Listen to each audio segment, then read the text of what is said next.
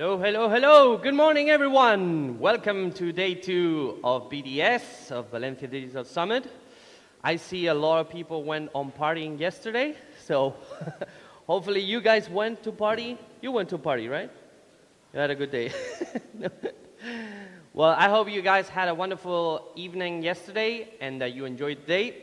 So today we're going to keep on going with day 2. So just some healthy reminders. Come on in, plenty of space over here. So a couple of reminders of what's going to happen today. We're going to have a couple of keynotes and panels here, and at the end of the day, we're going to have the award ceremony.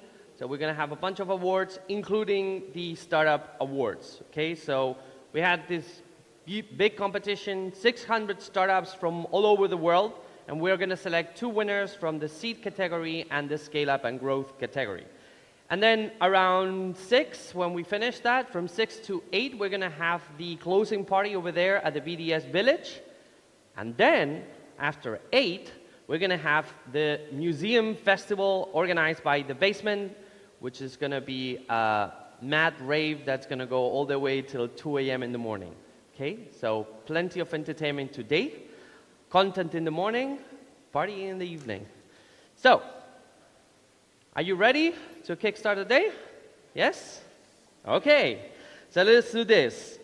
So our first keynote is going to be talking about the convergence of technology and creative adoption between Asia and Europe. And it's quite interesting because he has a very eclectic background. He's been working on marketing for a lot of years in different positions, all the way from, he used to be digital lead at Ogilvy One, and right now he works between Singapore, US, Japan, Europe in the marketing perspective, but also runs a software development company out of Vietnam. So if there's anyone that can talk about the convergence of what's happening between both places, that's our next speaker. So please welcome our first speaker of the morning, Adrian Roche, CEO and Strategic Lead at Adrian Roche SL. Big applause to Adrian.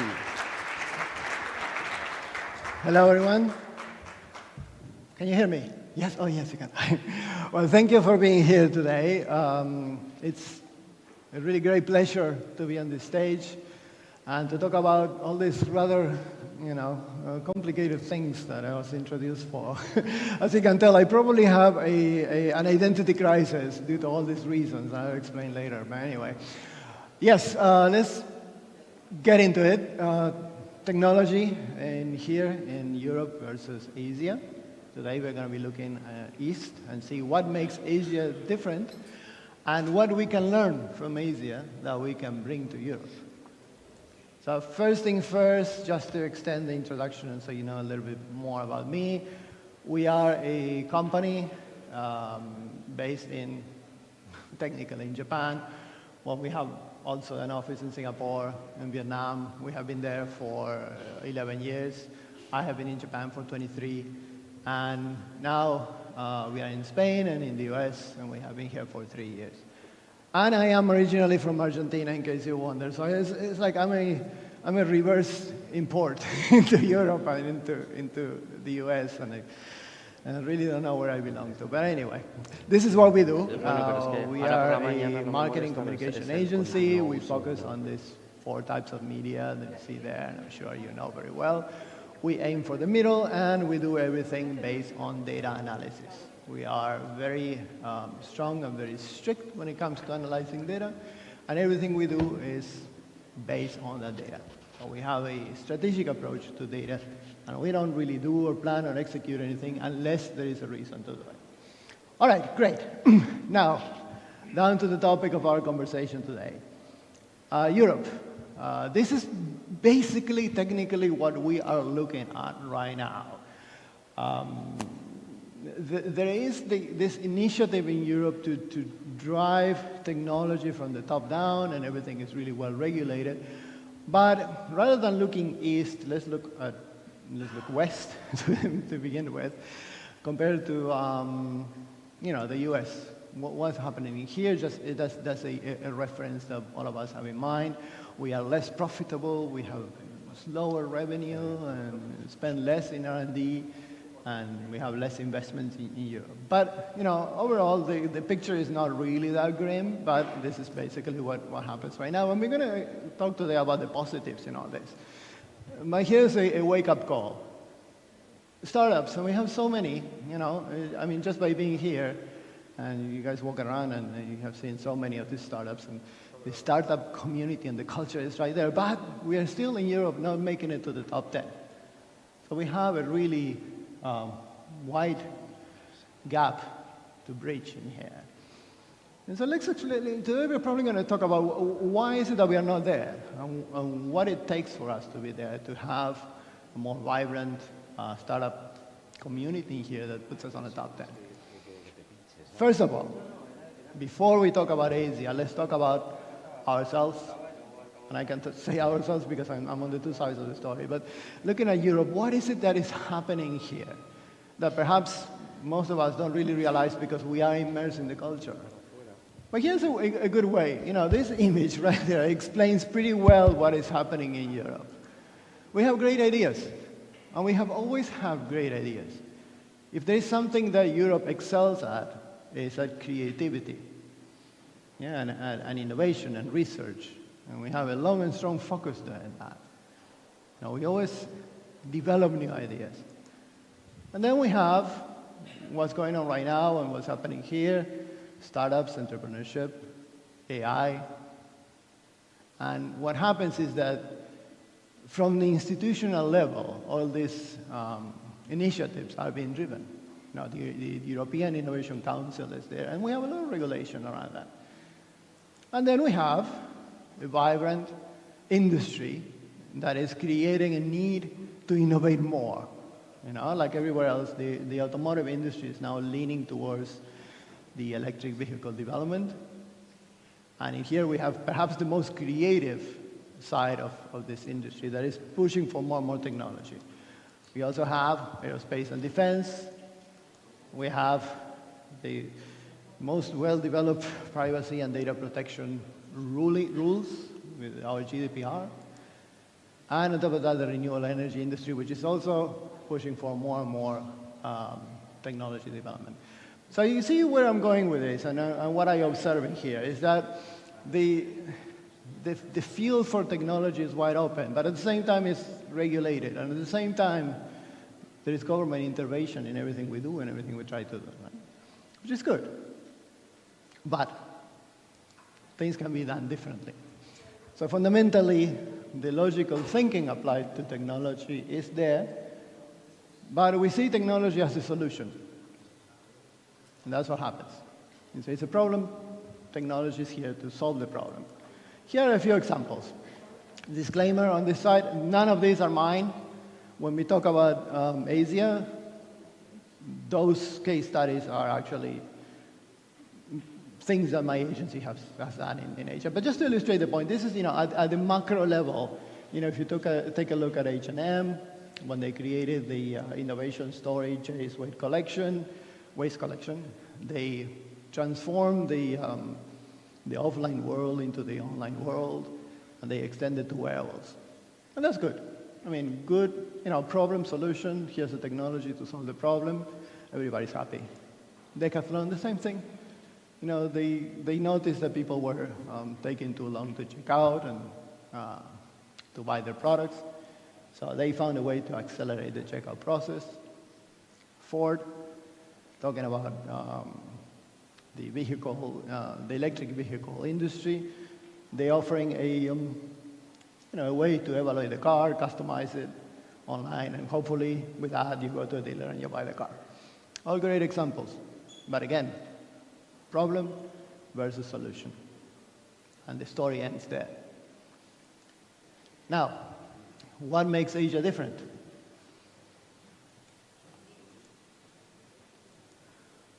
Well, first of all, we are the manufacturing powerhouse of the world. Everything technology related, especially, is created there. We have tech giants, just to name a few. This one is interesting. Innovation hubs, Tokyo, Seoul, Beijing. And the culture of innovation and entrepreneurship is there. But it wasn't like that before. This is relatively new. This is about 10 years old. especially Tokyo, you know. And entrepreneurship in Tokyo is really conservative, very limited. The government doesn't help. When you start a company in Japan, you are left to your own devices, like I was when I started 11 years ago. But it's picking up speed. You see the difference right there, yeah? We push for all this technology, but we don't have the regulation, we don't have the help from the institutions that should be helping us a lot more. So that's one difference right there. And then mobile and e-commerce dominance. Everything we have in our pockets today has come from Asia one way or the other, including the QR codes that we use today. That started in Japan in 1994. And by 2001, we were using the QR codes in much the same way we are using them now in Europe. Artificial intelligence, and this is also another major difference. It's being pushed from the government down, and the government is actually embracing AI in Asia, as opposed to questioning it like it happens in other countries. And of course, 5G and semiconductors and all that. So you see what happens here. The summary here is that technology prevails. It runs independently from particular interests, particular needs. It's there as a way to create solutions that can be implemented later, independently from the problem that they're there to address. Now, here are a few cases, and these are, mine, things that my agency has done, just to illustrate the point. Levi's is our client in Japan, and a few years ago, we found a third-party solution, a third-party technology that could bridge the gap between the online world and the offline world. And the brief was exactly that. Find something that can allow us to measure offline behaviors online. So we found this technology. The technology was branded because there was a need. I mean, the technology existed before it was branded. So we found the technology, we discovered it, we put discipline behind it, and then we implemented the technology. And what it does is basically, as a consumer, you go into a store. Obviously, we have our mobile phone always with us. And that basically means that when you go there, you're going to use it to check something out of the store, and then by way of doing that, you're tracked. And as you're getting tracked, then you purchase something, and then your behavior is recorded. Right? So then all the offline behaviors can be seen online. We can go to Google Analytics 4 and see everything that is happening offline as well, as online, right? Then this is another one. In Japan, we have an application called Line. It's a platform which is similar to WhatsApp. So we found a way to extend the offline behaviors to online. So basically, by creating or leveraging the official presence of Levi's on this application, then the staff can interact with customers, and then as they interact at the store, then the behavior continues online or wherever they are. And then at some point, somebody makes a purchase, and that purchase counts as if it was made at the store, and the staff earns the commission. You see, these technologies existed before. So because of the fact that they existed before, then we found a solution to a particular problem that we could pitch to the client. There's another one, Coca-Cola. A few years ago, this is not work that we did directly, of course, because this is a massive company, but through a third-party agency, we were called to address a problem that they had. Well, they didn't have a problem because, they always sell Coca-Cola products, right? But they said, look, let's make the purchase of our products more interesting, rather than just putting a coin and getting a drink. So let's extend the application. Let's make the application more interesting, and let's combine things. So we came up with this idea, a way to find vending machines around you, provide free Wi-Fi when you're close to one of the vending machines because they're all wired, find a way to utilize e-money, which back then it wasn't really that massively around in the country. And then by way of doing that, if people chose to use this, then we would give rewards. Again, no particular problem. The technology was there. We pitched the idea, and then we created a solution around it. Now, a bit more on this, just to solidify this difference between one way of thinking and the other. Here's something that also happened in Japan. I have nothing to do with this, of course.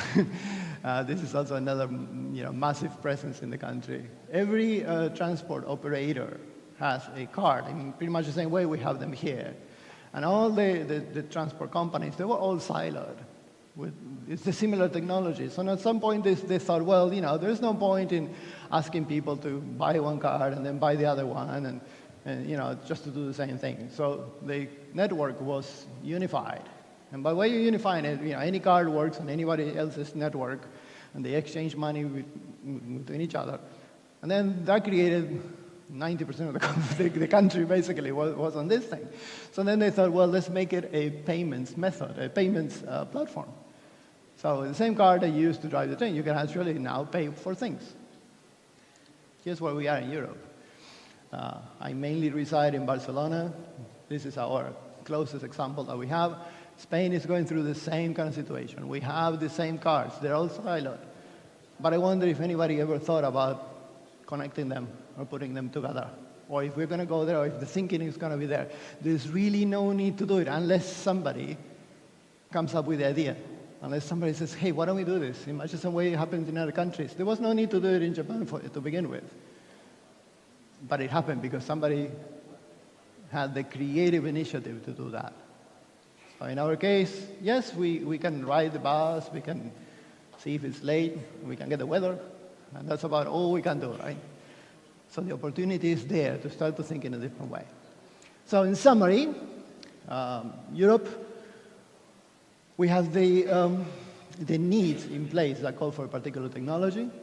And fundamentally, it's a one-to-one kind of relationship. There is a problem, we come up with a solution. We have a market-centric or need-centric kind of approach. In Japan or in Asia in general, the technology exists first, and this is what creates the need for a solution. So the technology is there, and then that creates the need to think about how we're going to use it. So the big summaries in here, and the big takeaways in here, is that I just simply read, well, Europe is about satisfying existing needs that call for a particular technology. Asia is more about creating technology and finding application later. And this means that the edge that we need to overcome the situation we have now is basically, like we say here, is to go back to these principles that have made Europe always better than the rest of the world. And looking at, advertising, for example, and the level of creativity that we have in here. And in Asia, we always envy Europe because the ideas are so much better here. Because the creative people here are so much better here, and they can think in a different way, and they are driven by no constraints. Whereas in Asia, we have the constraints. So it's almost like the opposite kind of situation. In technology, if we can do the same, there's no need for you to stop at that particular order when the order ends. When someone says, build me this kind of application, don't stop there. Keep going, challenge yourself, and then approach the client or approach a situation you're dealing with the extra bit of value that is going to make your creation excel for what it is a lot more. So it's time to innovate, to take risks and think the unthinkable, and think of it in a good way. We need to stick out. Going back to the QR code example I gave earlier, the gentleman who created the QR code, Mr. Hara, said once that for him it was not easy. He was fighting an uphill battle. And he didn't know if he was going to ever succeed at this, but he always believed that if he did it, if he believed in his idea, eventually success was going to come to him. And that has inspired many people in Asia to think this way and to keep going this way. So in my view, this is the kind of thinking that we need to go about a lot more in Europe. Let's push ourselves, push the boundaries, because eventually success will come our way. And thank you very much. This is me and my contact details. If anybody has any questions or wants to contact me for additional information or anything, I'm happy to answer. I was hoping to have a Q&A session here, but apparently we don't. So we can take this offline and continue our conversation later. Thank you, everyone.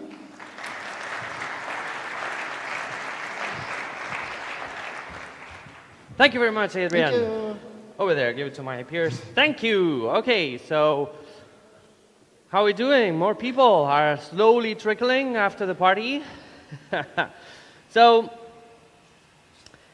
we're going to be moving now to a side that I personally like very much. I used to work for a lot of years in cybersecurity, and I mentioned it yesterday that cybersecurity is one of those fields that has been pretty much unrepresented, and you were praying in the desert when you were telling people, hey, there are consequences to these things, be careful how you do this, there are great risks.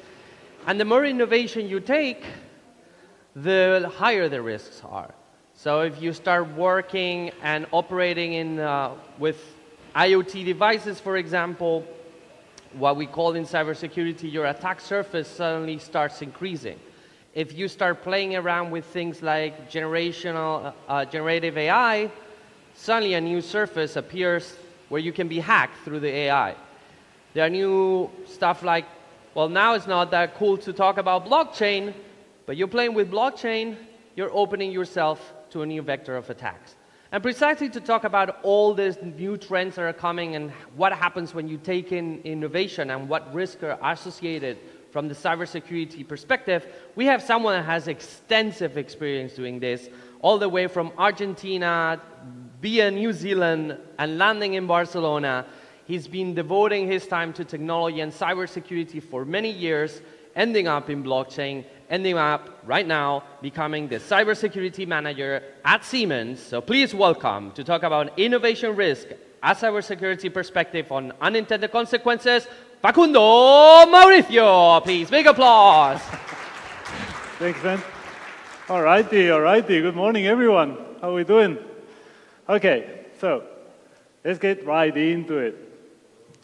So first things you need to know. When I'm referring here to cybersecurity, I came from a very different point of view. I'm not here to talk to you about cybersecurity thinking like, how should I protect my phone or how should I protect my notebook? I'm here to bring you a different perspective of what is cybersecurity in the context of the new reality. The reality is that every day we use technology more and more to, let's say, manage our reality, right? So we get our information through our devices, we are connected all day, and the reality that we live and we go through is defined to some degree by those devices and in the interactions. My specialty, my focus, is a more strategic cybersecurity. Is how do we use cybersecurity and how do we protect people and organizations from cybersecurity risks that are not just technical risk, but a strategic risk. And so, in the context of this chart, and in the context of this event, where probably many of you may have different companies or may have different startups, I thought it could be interesting to do a little bit of review of what are the potential risks that can happen in the future, in the near future. Some of those we're already seeing it. But I want you to take a moment to think on cybersecurity not as just as a technical issue, but really looking at cybersecurity as the boundary that we have with the reality that we live through our devices, and then how that affects the lives that we have. So let's go with the first one, which is maybe one of the most obvious one, that is the risk on ending privacy. So we are all very happy with the use of devices, but those devices has a consequence, and is that they usually require our data to work on it, which it provides amazing services, but the trend seems to show that more and more we're willing to provide our data, usually to get services that are for free. Then you may have heard this before, they are not free because we are paying those with our data. And the problem is, we have built an internet, we can build a number of businesses that are based on the premise that we are going to give our data for free in order to get a service for free. And the obvious example of this will be something like your Gmail account, your email account if you have a different company. But regardless, the problem is that you are giving all this information away in exchange for having free email or free WhatsApp or free Instagram. And then no one stops to think how amazingly complicated and expensive it is to run a Gmail service, a WhatsApp service, an Instagram service. And what we are not seeing there is the value of our information, how that information that we provide can be used to generate so much value that actually can pay for these kind of services. And what we're getting now, and this is the trend that we are seeing, and the main problem is that we all get used to having like a free internet. And we all get used to get services that are for free. It will be really hard now to get people to pay for the email service, to pay for the WhatsApp messages, to pay for their Instagram use. And what is the trend? The trend is we will continue in this line of business, if you want, of providing data, which is valuable to us, but that is sort of the end of privacy. In the sense that it's going to be really tough to change the mindset of the people so that instead they value more their data than they value the services that they get for free. And why is this an issue? Because if we keep this trend, it's going to be really, really tough to have some remain of privacy. And I'm not even going here into the issues with governments about privacy. This is just on the business sector.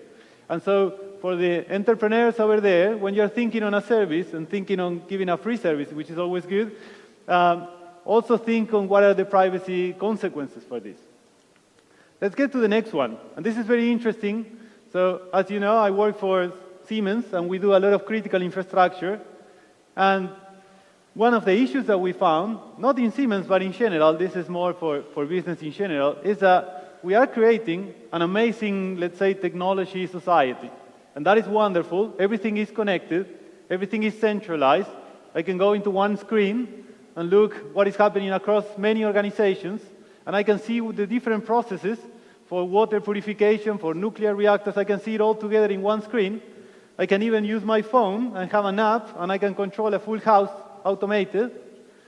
But everything is connected, everything is centralized, and this is an issue that we usually call resilience.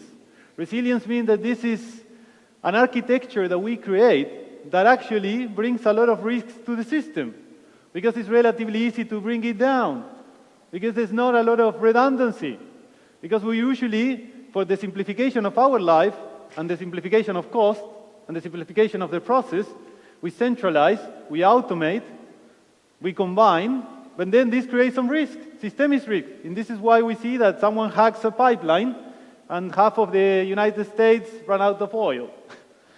So we start to see in the issues of like 10, 20, 15 years of centralization, of consolidation, of IoT to some degree, and how this is affecting some of the services and the infrastructure. So this is another big risk that we all should take into account.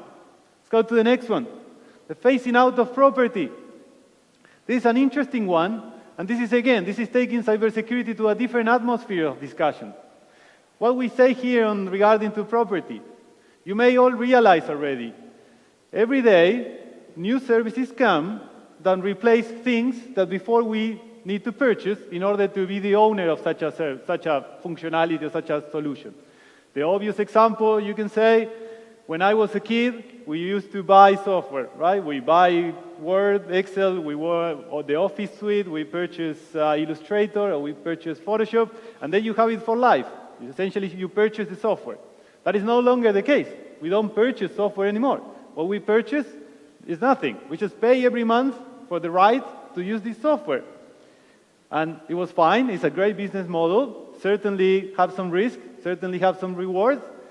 But this is a business model that was so successful in technology that we started migrating the business model to different areas. And now you may start having, like, you don't need to own your car. You can just pay a service every month to have your car. You don't need to. So this is very related to what some of you may be familiar with, the gig economy as well. Is this idea that the ownership of things will be replaced by a service. And one of the key elements of having a service, a recurrent service, is that you have to be all-time connected, you have to collect more information, and you have to be online. That is part of the premise of having like an ongoing service. You cannot have a service that you pay every month if such a product or solution is not connected to the mothership and informed that you're still using it within the terms of conditions. But what is the problem in cybersecurity, in strategy, with these sort of solutions? The problem is that you really do not own the software.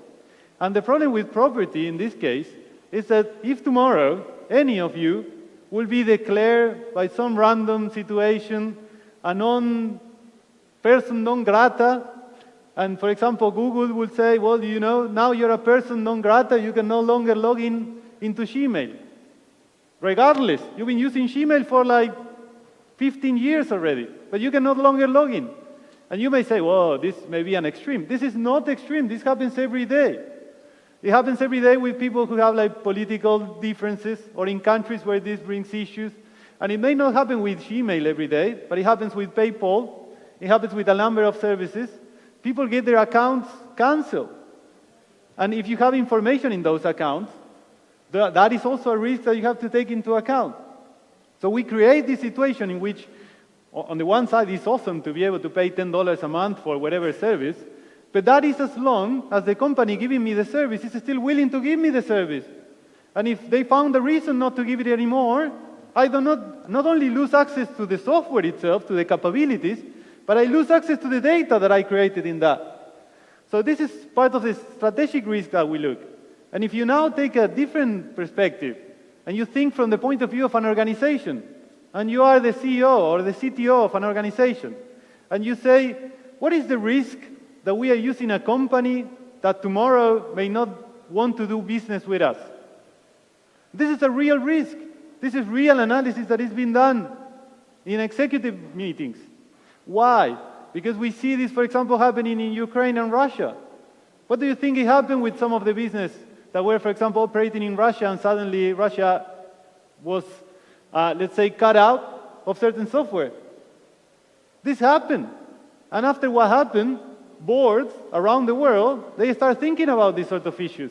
We've been saying about those issues for years, but thanks to the conflict, let's say, this became a real problem.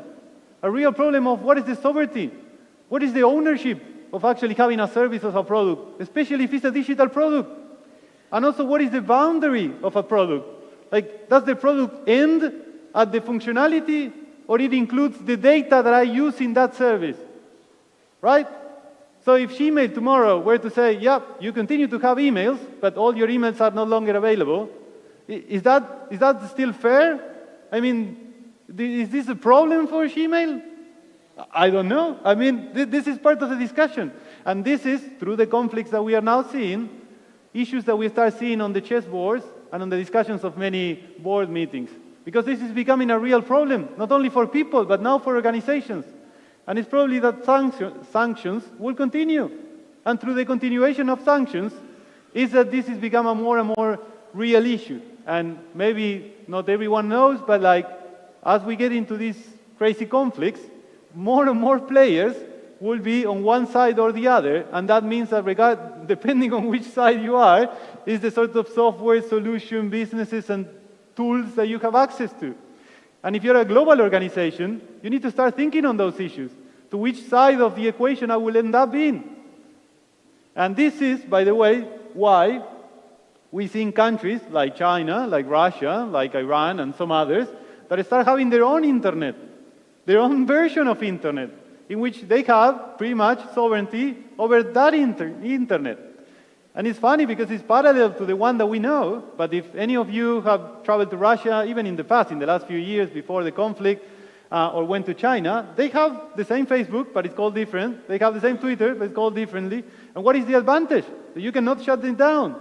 And if you want to enforce some sort of crazy measures over them, most of their infrastructure will continue working. And through conflicts, we are seeing the value of that. Get to the next one. Consolidation of options. This is something that we also see on the strategic sense, let's say on the board. What is the problem here? Every day, there are less available options to which to pick services. Services, I'm talking about technology services, or products, if you want. If I were to say how many editing software for images or video there are around, maybe 3, maybe 2 that you can mention. Why is that? Well, of course, we went through like maybe 20 years of amazing financial advantages, and then the big companies were able to purchase the small companies. And this is not try to make a political point, but the point is that if you've been following different technological markets, you will see that every year there is less and less potential partners for complex technology. And I don't want to say if it's bad or good. I personally believe maybe trending towards a bad solution. But what is the problem with this? Like if if I told you that now the discussion is like, how do we create a cybersecurity strategy? How to create a system that is resilient, reliable? How you protect yourself from different issues in the future? One of the ways you do it is through diversification. But the problem is, like every year, we see less and less partners and options and companies willing to provide those solutions. And so this is a real risk, because now you don't really have like a lot of options. So this is something that we look very closely, and it's a problem that is going to be happening, that also this consolidation of options, they are usually all clustered in the same countries, like the US, like in China, a little bit in Europe, I would say a little bit, minimum. And then we see these options. You either need to choose one side or the other. It's getting really tricky. Get to the next one. It's really be more tricky. We get into the social. As I say, we are looking at cybersecurity not from the point of view of like my phone was hacked, but we look at what is the impact of the technologies that we create. What is the impact that has in the life of people? And one of the impacts that we can actually see and measure is this idea of group thinking. Now, we create technologies, we develop solutions that try to maximize, to the degree that we can measure, the satisfaction of the user when they use our application. So if we are creating a tool that is, for example, showing you news, we want to maximize so the user feel like we want to spend the maximum amount of time. And what happened? We start to create tools that sort of re-emphasize what the user believes to be true. We are creating tools that actually make the users only relate with other users that think in the same way. And for this user, the experience is that everyone thinks in the same way. And the world looks like I see the world. There's nothing else out there rather than what I'm seeing. And I've seen a lot of startups going through this phase of creating products in which the idea is to try to bring satisfaction to the customer, which is amazingly positive for society, but also if you don't put some stops there, and if you just create an algorithm that will make people happy, maybe what makes people happy sometimes could be detrimental for the society on its own. And this is some of the risk of like just giving people the chance to just see a small portion of reality. And by creating these tools that facilitate that you only see what you believe to be true, or the version of the story that will help you, we facilitate this group thinking. And the problem is, we got so used to see reality through our devices that most people don't go outside to the real world to check if what the device is showing is the reality or not. So these kind of technologies, these kind of solutions that we create, and we see this a lot through social media, is what it helps to create this group thinking. Because people really think that that is the world that we have. And the next one is very related with this idea. So this is a lack of a unified reality. So let me bring you an example that I usually bring in many of my talks. When I was a kid, there were a few newspapers, and the family will purchase newspaper maybe once a week, maybe every day, depending on the family. But there was maybe 3, 5 newspapers, and among them, there was a general sense of a unified reality. That doesn't mean that the paper wasn't lying back then. That is not the argument by any means.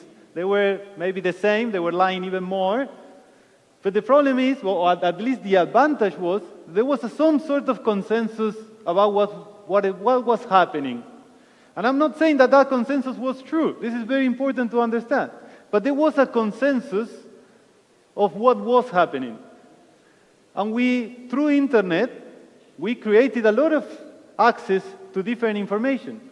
And we now created the tools so that people think that there's different, like completely different realities.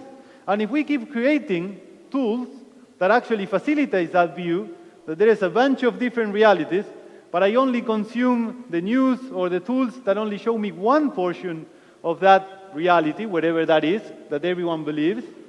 The problem is that when I'm talking to someone else that consumes something different, I'm no longer talking to a person that actually have the same view of reality than me. We live in completely different spaces.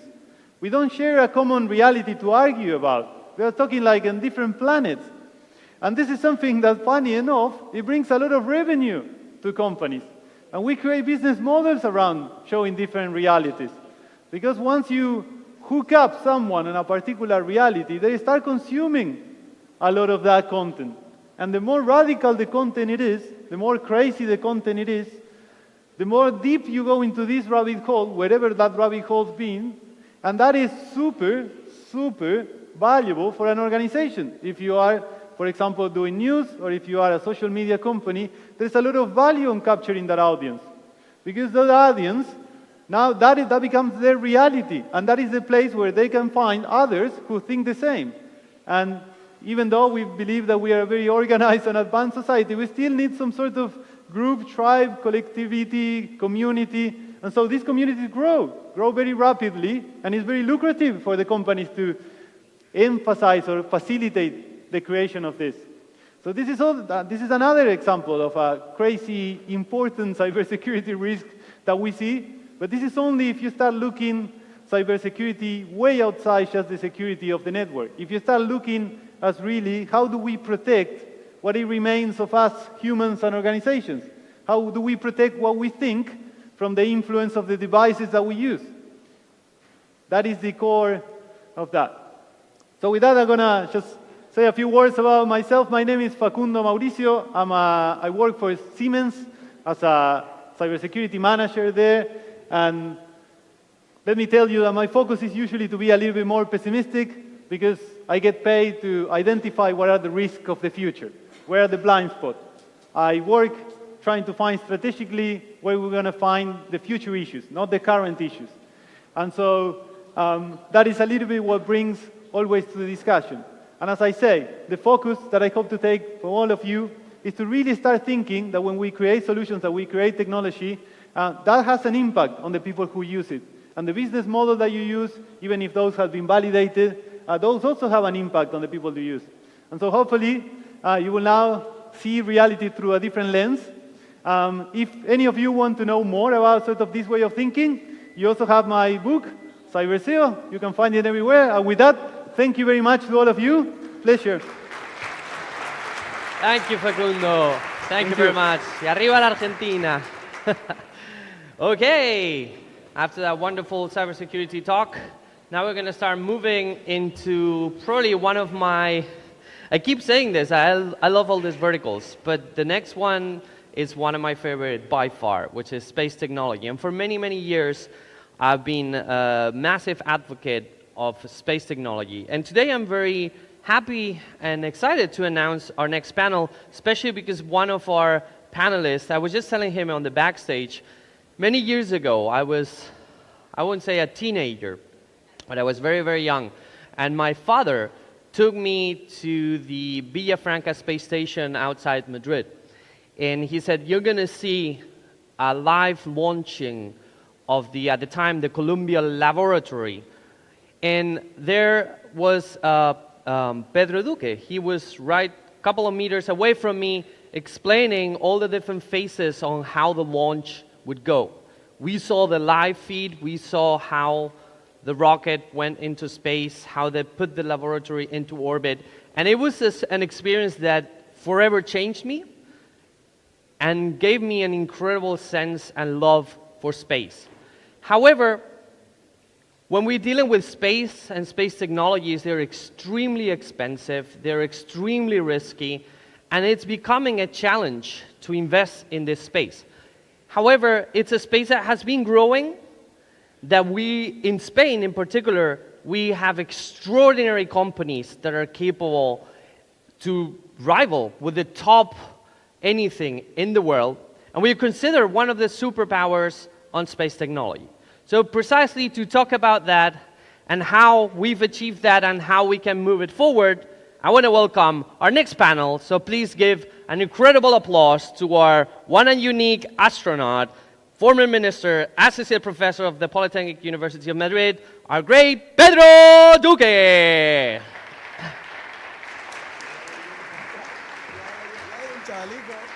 To join Pedro, I want to welcome a good friend that has been wrestling for a long time. He was a former member of PLD Space Rockets, which just launched their first rocket into space.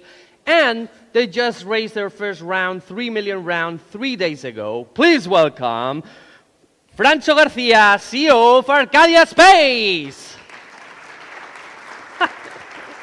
Don't lose yourself.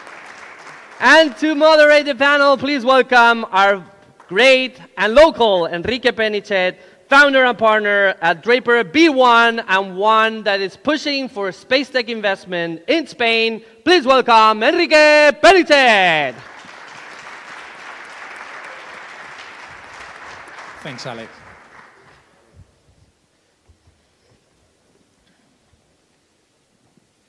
Well, hi everyone.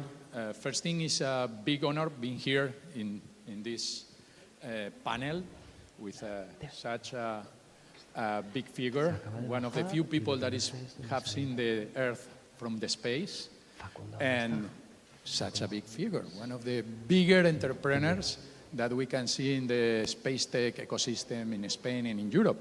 So it's a huge challenge to be here, I think a little bit small. But we are here to talk about space tech as the new horizon of investments. So the first thing that I wanted is, before starting, is entering in some numbers so we can then talk regarding this.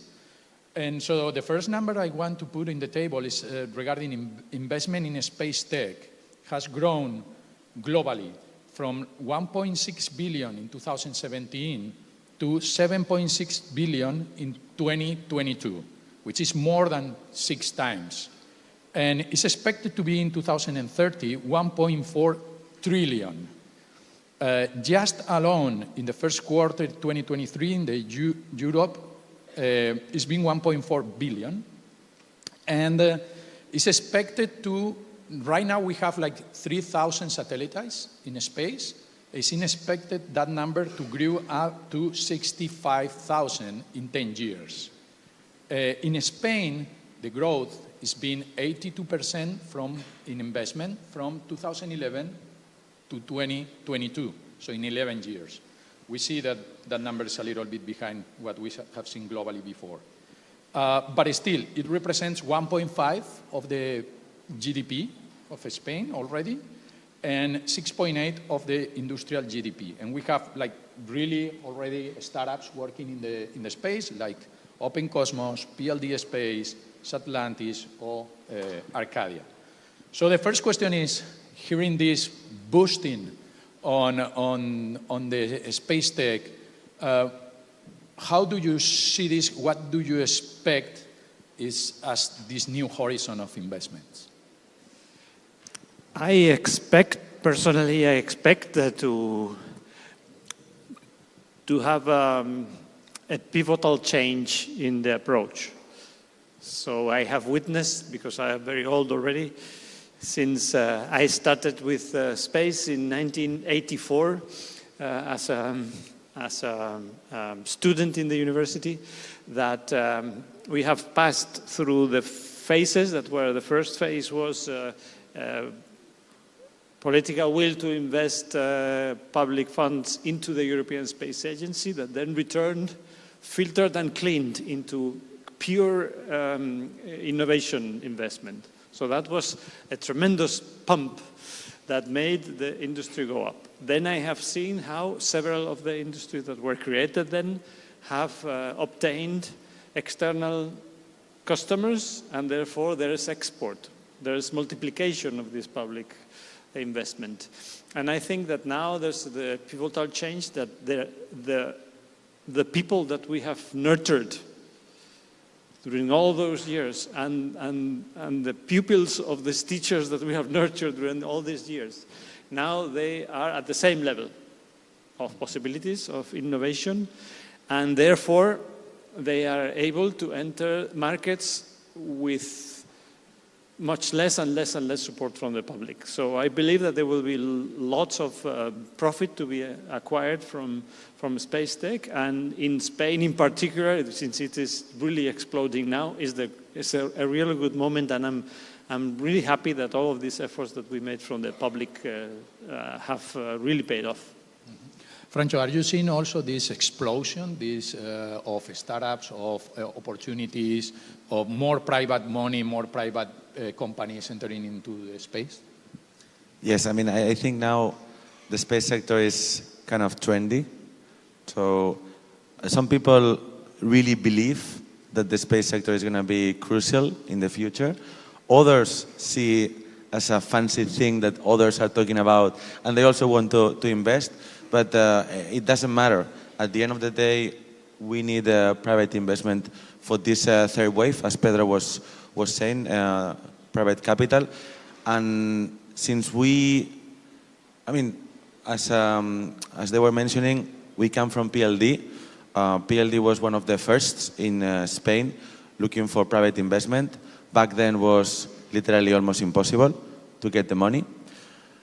And now we have seen that those barriers have lowered and it's easier. I'm not going to say that it's easy, but it's easier than before. Or less difficult. Yeah, or less difficult. And we see this happening for sure in the future. So every time we come to these kind of events, we see more and more VCs interested in space, interested in the applications that space technology has for solving problems on Earth, which is why it matters the space sector. And we expect that this interest and the investment will continue growing in the future, for sure. Pedro, you have been involved with the space agency for a while. You have seen how the support is been moving in the public part. But what is, in your sense, what is it needed? Because we were talking before that it's not enough. So what is it needed to increase, or how can we get help, or how can we help publicly and privately to evolve even faster the space ecosystem, the space tech and the deep tech? Well, one thing that has happened is there's been a lot of investment fostered by NASA, but private investment in reducing the barrier. So now SpaceX, we all know, Elon Musk, but now also PLD and also some other companies are going to make obtaining profit from space much easier.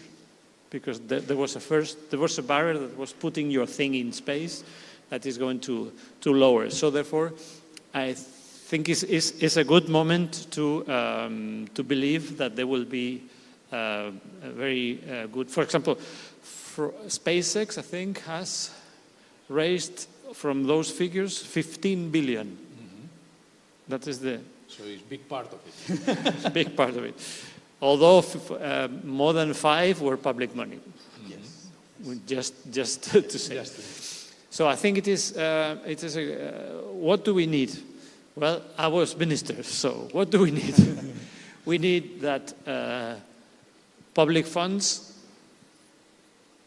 push the private funds into investing in the real technologies that are going to change the world and therefore make our area, Europe, or our country, have a thriving economy. And that we did. So we have put lots of money into investment in companies from the public that simply push the private money into having better confidence in the investment and doubling the quantity. So this we have done through CDTI, the Innovation Agency, and even though, we have even doubled the bet, and we created a 200 million fund that is now starting this year to start operating. That is for the very, very initial stages of tech transfer. So the public is actually doing as much as they can to foster the private investment. Now it's the time for private investment to understand that this is a very, very profitable area, not only space, but green technologies, chemistry for no plastic, all of these things.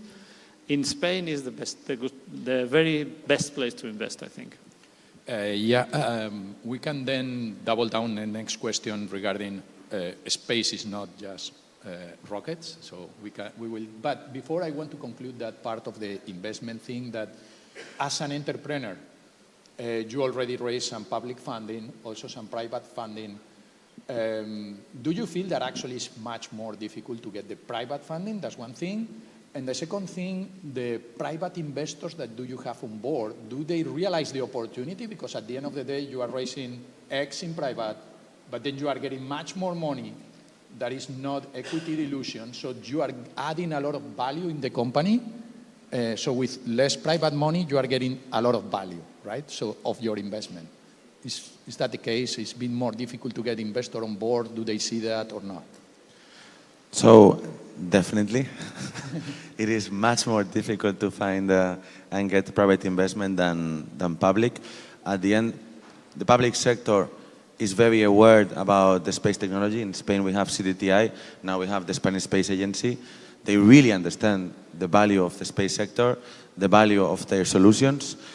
But the private investment, the thing is that we need to educate.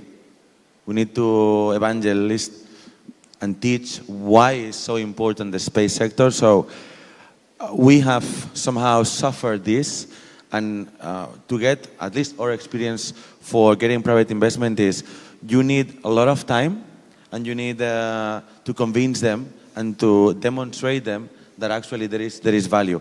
It's not like you go with some metrics and you say, hey, invest on me. You really have to spend time with investors to make them understand, especially if they are not space tech investors and they are agnostic.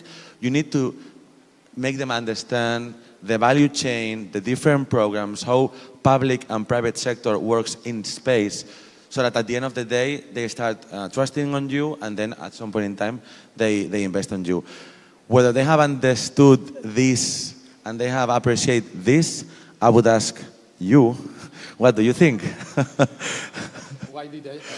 Why am I in Arcadia, right? Exactly. I mean, what you have seen in the space sector that you guys now want to be there? I mean, first thing, and as you said, I mean, we always that we invest is also long relation with entrepreneurs that we invested. I think that as you were like relating, I was thinking like, when did we meet, right? And I think it was more than a year ago. 2 digital summits ago. So 2 years ago, before investing. So we have been in touch for a while.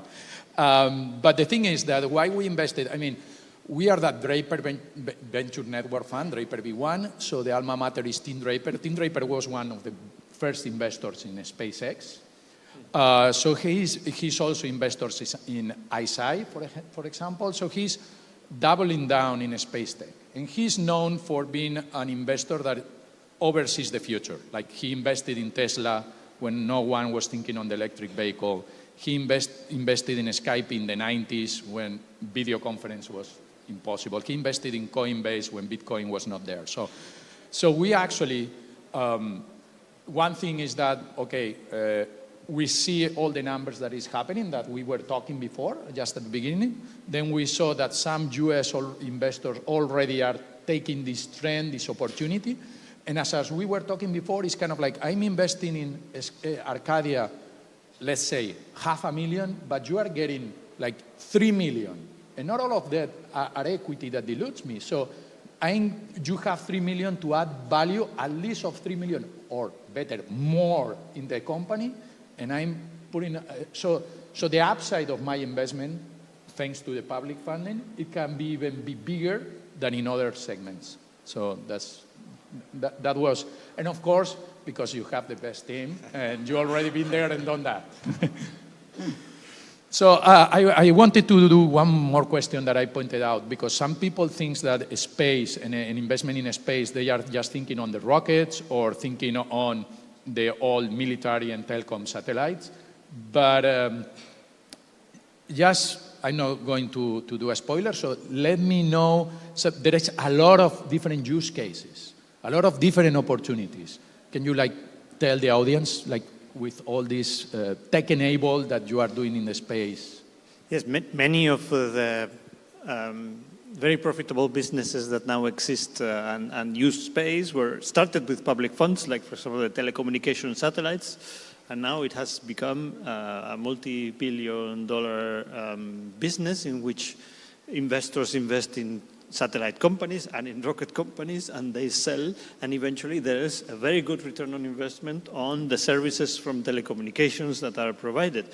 This has changed now with new low Earth orbit satellites. There's a completely new area in which space can be used for telecommunications with Starlink, Kuiper, and hopefully some that Europeans will do at some point,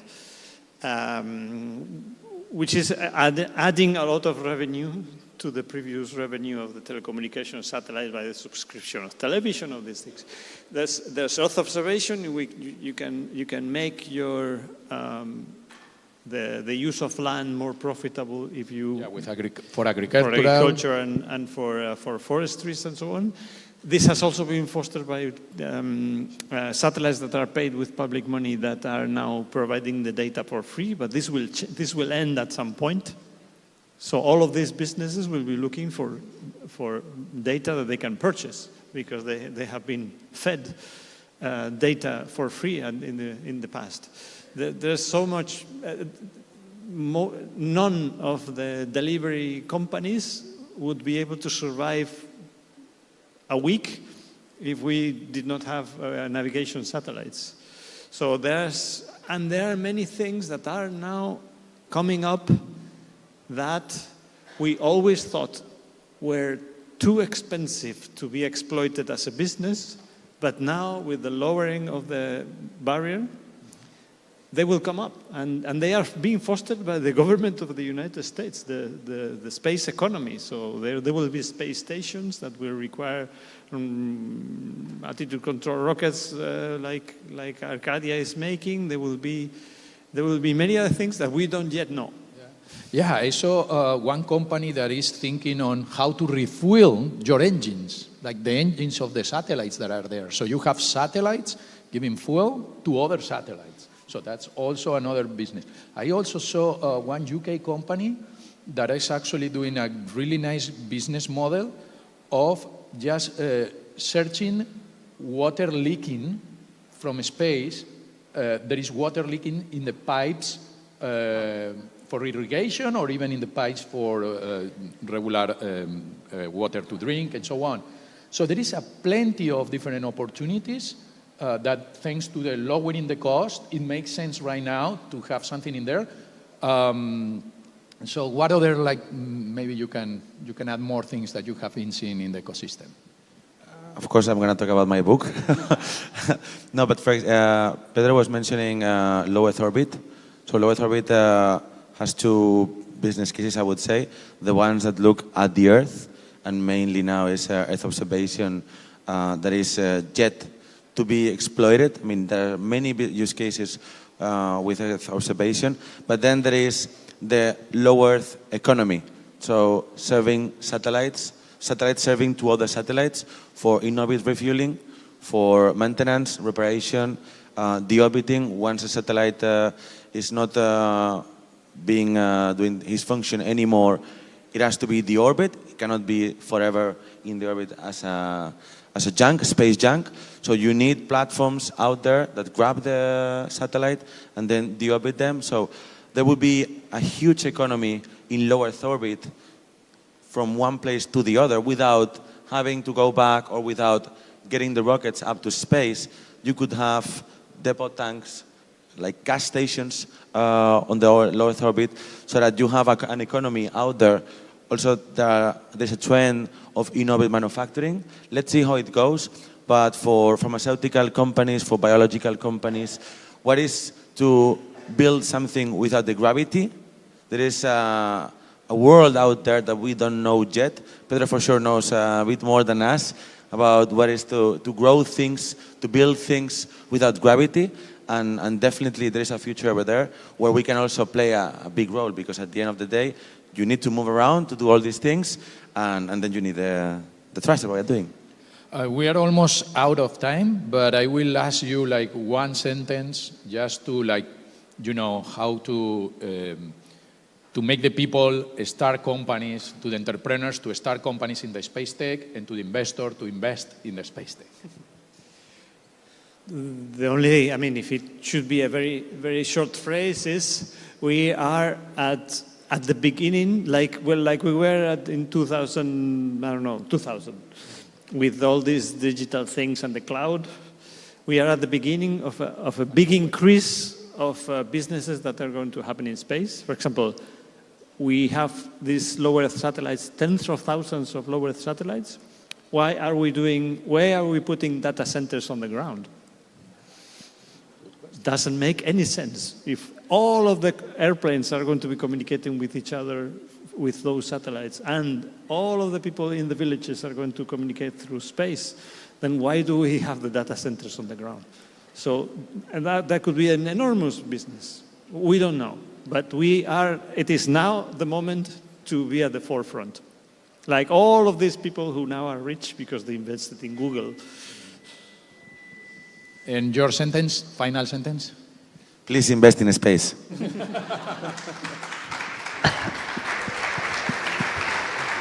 Big applause to these three geniuses. Thank you so much for spending your time with us, and best of lucks. And I really hope, sincerely hope, that we get more investments. Big applause for all three of them. Thank you very much. So we're going to move forward. In this case, yesterday we were talking about timing your exit right, and now we're going to be talking about the pros and the cons of taking your company public, right? Everyone has this image of what I want to do is I want to take my company public, and I'm going to be the most famous person in the world, and I'm going to be super successful. However, from those people that have actually done this, they can tell you, well, it's great, it's okay, but it also comes with strings attached, right? And it has some issues behind the curtains. I remember a couple of years ago, I met this guy that had just sold their company. And I was like, you don't look happy. I'm like, I am happy. Like, you don't look happy at all. It's like, no, yeah, I mean, I'm happy, but I sold my company and now I just don't know what to do with my life. So, well, these things might look really fancy, but they do have repercussions, and there are very good things about it, and some other things that you have to deal with. So to talk about that, with the benefits and barriers on taking your company public, I want to welcome our next panel. So please welcome our first panelist, François Derbois, co-founder and co-CEO of Indexa Capital. Big applause to our good friend, François. Thank you very much for joining, François. And to join him, we have Enrique Selva, CEO at Umbrella Solar Investment. Big applause to Enrique, please. Come on, we can do better. Choose these two are fine. And to run the show, please welcome the head of Orbing Capital Markets, Blas Simon.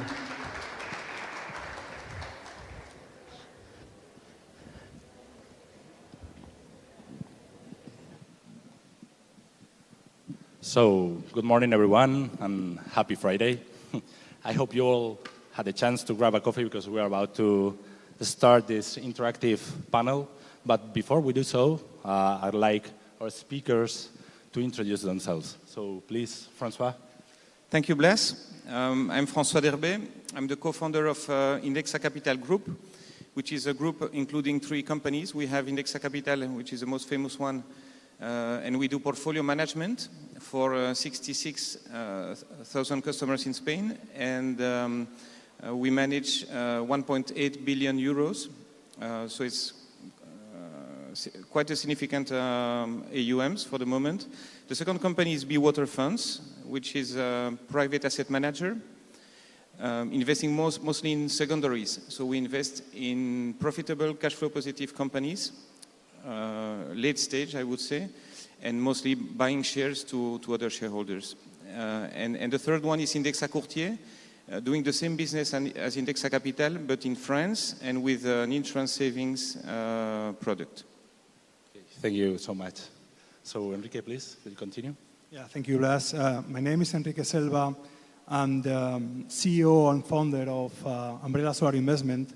Umbrella is a public company on BME Growth here in Spain. The company produces solar electricity and delivers electricity to our own EV charging infrastructure.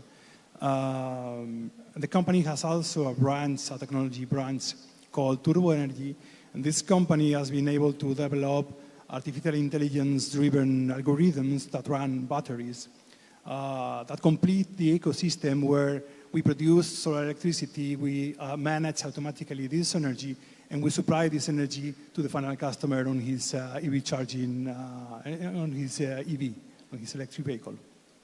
Okay, and I'm Blas Simon. I'll be moderating this panel today. I'm the head of capital markets at Orbin, and my role as listing sponsor of Euronext and BME in Europe and preferred partner of OTCQX in the United States is to take companies public. Among other things, I also help companies with their financial planning and help them execute the fundraising. So today we'll be speaking about the benefits and the barriers of taking your company public. But before we do so, as our speakers have their companies listed in a junior capital market, I'd like to give a quick overview of what junior capital markets are. So junior capital markets are mainly created for SMEs, fast-growing companies, and startups. And they help these companies to raise capital, to improve their rating, to improve their growing through inorganic operations, to help them grow geographies and also professionalize the companies, among other things. And that's why several years ago, the European Union created something called Capital Markets Union in order to promote, to move the savings to investments in companies. Within this Capital Market Union, there is a directive called Listing Act, which is really important for these junior markets because they are trying to decrease the barriers and the requisites in order to list the companies. So now that we know a bit more about what junior capital markets are, let's begin. So please, Francois, could you let us know why did you decide to take your company public? So Indexa Capital Group went public on July, a few months ago. We did a listing, so it's just listing the shares. We didn't increase the capital. It was not an IPO. We didn't have to do a roadshow to investors. And many people are asking, so why did you do a listing? If you don't raise capital, why go public?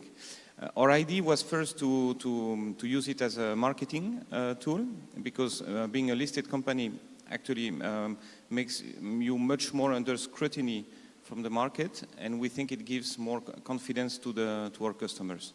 So as an asset manager, we think it's a good validation for our customers. We are more controlled and more transparent. The second reason is that we would like to stay independent on the long term. So it's not, we didn't build a startup to sell it in 5 or 10 years. We have built it for the long term, and in order to stay independent, we think that that the market will allow some shareholders to sell, others to invest, but will allow each shareholder to have his own investment period, I would say. And the third one is that we would like to do some acquisition. We would like to grow buying other companies in Spain or France and Belgium, where we are active.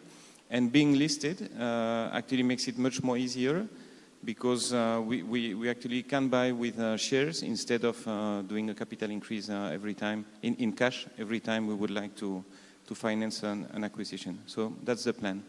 Okay, really interesting. Thank you so much for sharing. So please, Enrique, could you tell us your reasons? Sure. Yes, we do have two experience, because I talk about two companies. One is called Umbrella Solar Investment on the Spanish stock market, and the other one, it's called Turbo Energy. We IPO with this company 1 month ago on NASDAQ, on New York. So we have both experience, both of them pretty interesting, but there are two separate reasons for two different IPOs of the companies. First one, for Umbrella Solar. This is a company I founded 20 years ago as a small startup, started doing business on solar, and it performed quite well through, of course, a lot of difficulties, but we were able to deploy our activity not only in Spain, but also in South America. We do self-consumption projects for companies, but especially for investment funds. So the reason for IPO was with an increase on the capital, which is a different option that listing the company, as Francois was explaining, was a major change on the strategy. We changed our strategy from producing photovoltaic plants and selling to investors to keep those assets ourselves. So to keep those assets on our balance sheet, we structure at the same time of the IPO and increase on capital a project finance. So now we have the complete pieces of the puzzle. So we have the projects, because we develop projects ourselves. We have the EPC company within the group, and we do also asset management for our own projects. So the reason for IPO is to be able to grow on that strategy. So this change has been done in Spain, where we keep all our projects, we produce electricity, and we create also EV charging infrastructure where we supply this electricity. But now we have to perform this change on our Chilean branch, which is still the old way.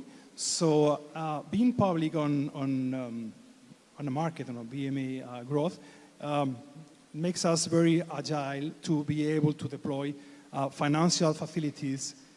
This is a very tough time, everyone knows.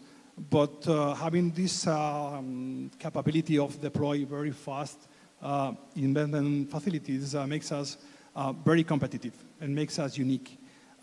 Because my competitors doesn't have, they don't have the technology branch, but this is another history. They also don't have our speed to move, and this is very important. And the other company, Turbo Energy, to give you a complete overview of the corporate situation on the companies, IPO on NASDAQ 1 month ago, so it's very recent. NASDAQ market is quite different. It's very challenging compared to the Spanish stock market, which is also challenging, but the NASDAQ is very, very aggressive, for good and bad. We have a very ambitious plan of growth. Our technology has been very successful. We developed smart batteries for homeowners, C&I. Those batteries, long story short, help to optimize, to enhance the solar energy production on an economical approach. So this company needs a lot of capital to raise because it's challenging major players as Tesla with these batteries, or homeowners batteries. So the reason for the IPO is not to structure a change on the strategy, is to push the strategy to make the company more aggressive on the road growth. And for that purpose, we decided to go on NASDAQ. Okay, thank you so much. This is really interesting. Like we've talked about the Spanish stock market, NASDAQ. We also know about the existence of Euronext. Like I have a question right now. Like Francois, how did you choose like the appropriate market to go public? So when decided to go public with Indexa Capital, we thought about Amsterdam, which is a kind of leading stock market in Europe since the Brexit. Much larger, much more liquid than the Spanish stock market. But as a B2C company, we are mostly famous or known in Spain and not so much abroad. So for that reason, we thought that the marketing objective or the credibility objective would be, for us, it would be better to be where our customers are. And that's why we decided for BME. BME is Bolsas y Mercados Españoles, so it's a Spanish stock market. And we decided for the small market, I would say, the alternative market, BME Growth, because that's where we fit for the size we have. So Indexa has a market cap of 150 million. And the BME Growth, I think it's for companies from 10 million valuation up to 300 million, maybe 500 million. When you reach 300, 500, normally you move to the continuous market, which is our objective, but in a few years. So we've seen the BME Growth as a step toward going to the continuous market in Spain. And once we grow more international, maybe we will consider another stock market in another country. Okay, thank you so much. And Enrique, you were speaking about two of your companies. One of them you decided to go in Spain, another one in NASDAQ.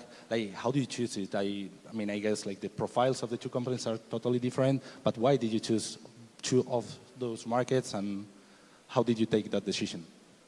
The idea with Umbrella Solar was the decision was not between stock markets, but between stock market and venture capital.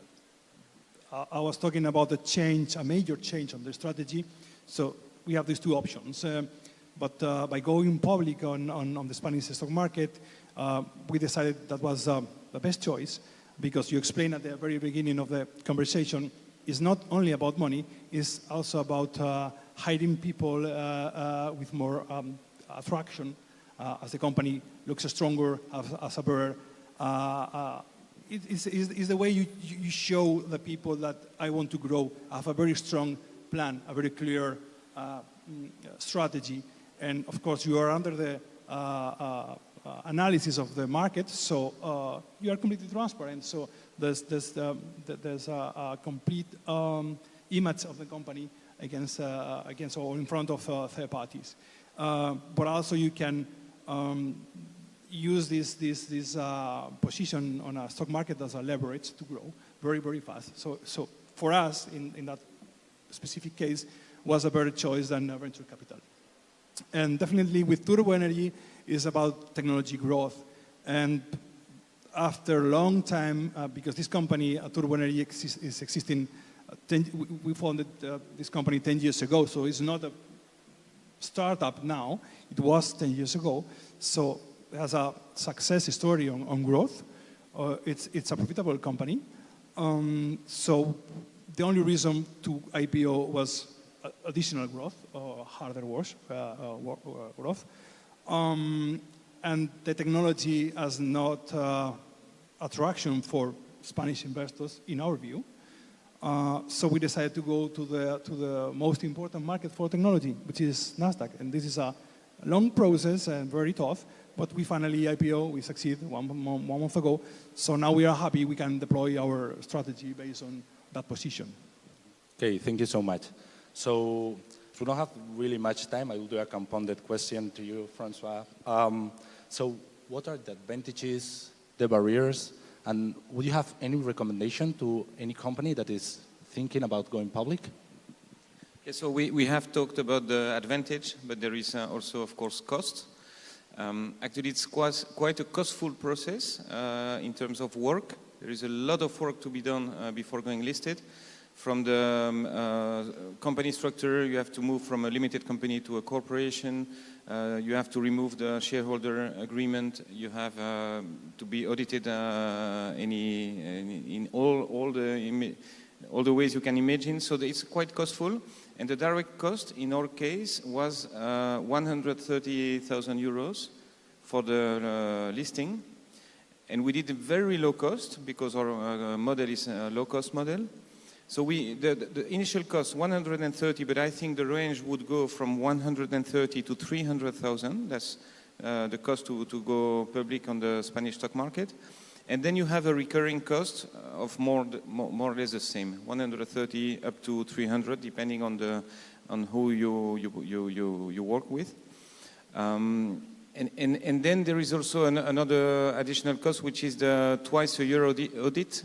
So we're already an audited company once a year. That's normal. On the stock market, on the BME growth, we have to audit twice a year. And I mean, you know what an audit means in terms of work for the financial team. And now we have to do it twice as much as before. So I think my recommendation would be bear in mind the cost and be sure that your company volume makes it worth to make this investment. Okay, thank you so much. I mean, you explained really well the external costs and also the internal ones, that are the ones that no one sees. And Enrique, do you have could you give us some thoughts on the barriers and any recommendations also? Yeah, I agree with Francois. The cost is an issue, so you have to be very sure that this cost helps you on your strategy or on your business. Otherwise, it makes no sense. But I would say that apart from the cost, on the barriers, on the problems, let's say, you have more exposure to what happens to your company. You are under the analysis of a lot of people, including analysts, but also journalists. So everything that happens, good or bad, will be impacting. And this is not good or bad, it's just happening. So you are under the scope of the people. And my recommendation is to anyone that can think about this for his company, There is nothing cool, nothing fancy on that. I mean, it's a lot of work, it's a lot of effort, a lot of lack of focus on the team. So you have to allocate some resources, and this is impacting, of course. And don't think about this about something like the movies. It's not. There's no red carpet, no violins playing sounds. No, this is not happening. The only thing you get after you IPO is a headache and an extra cost and a lot of problems. So, I mean, it's true. It's just like that. You're exhausted about what happens after the IPO. At least this is my experience. Both IPOs, I was really exhausted, and also the team. So, think about the reasons for the IPO, but this can be stupid to say, but some people approach to me because of the fancy thing. I mean, there's no any cool thing here. I can assure you that. Okay, thank you so much for your honest answer.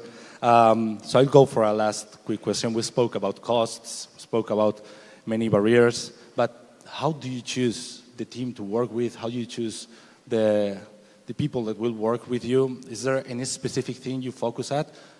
Of course, in costs, but is there anything else you look for in the team you select to go public?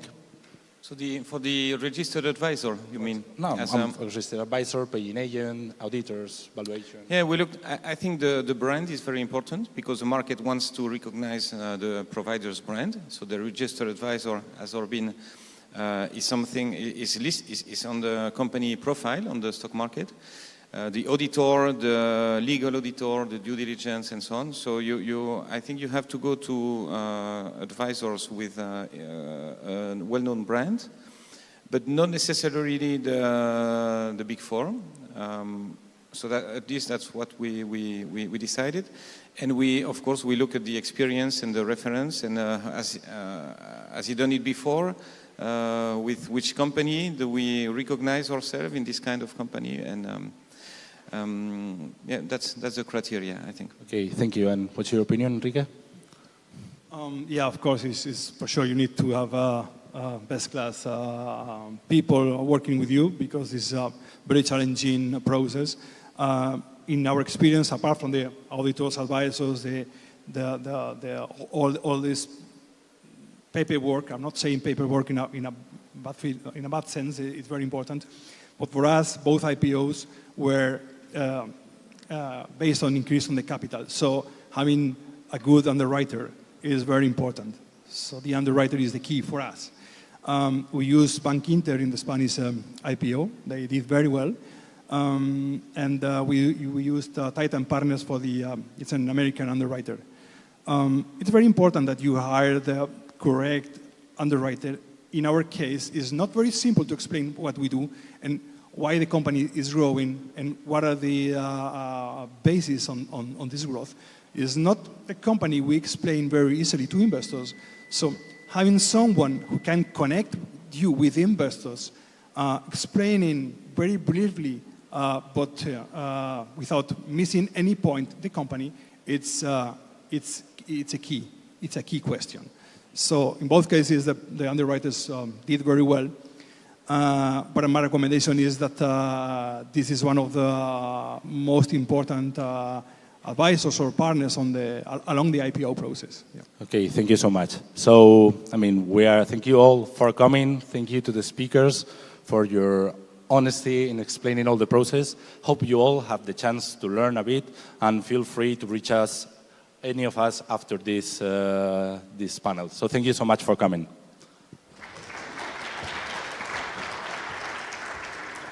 Thank you very much, all three of you. It was a pleasure having you. I hope you enjoyed. Thank you, guys. Okay, we're moving on, and in this case, we're moving into the smart city, smart future terrain, and how to deploy AI startups to provide urban innovation. And honestly, I don't know how many of people here actually know this, but we are living in a world where more and more people are going and living in urban spaces and urban areas. So we are getting to the point where most of our cities are going to become mega cities. right? And this brings a lot of challenges to how to deal with that. How do we scale major resources? How do we scale the urban planning? How do we do all those things? And there's an increasing amount of innovation that's happening in that space that hopefully is going to help us deal with that challenge. So to talk about that, smart cities and smart future, please welcome our next fireside chat with the first speaker, Sabine Schorl, Senior Partner at Lumo Labs. Big applause to Sabine. Thank you for joining. And to moderate the chat, please welcome Natalie Nevelius, Senior Relationship Manager at Tonic. Thank you, ladies. Thank Floor you is very yours. much.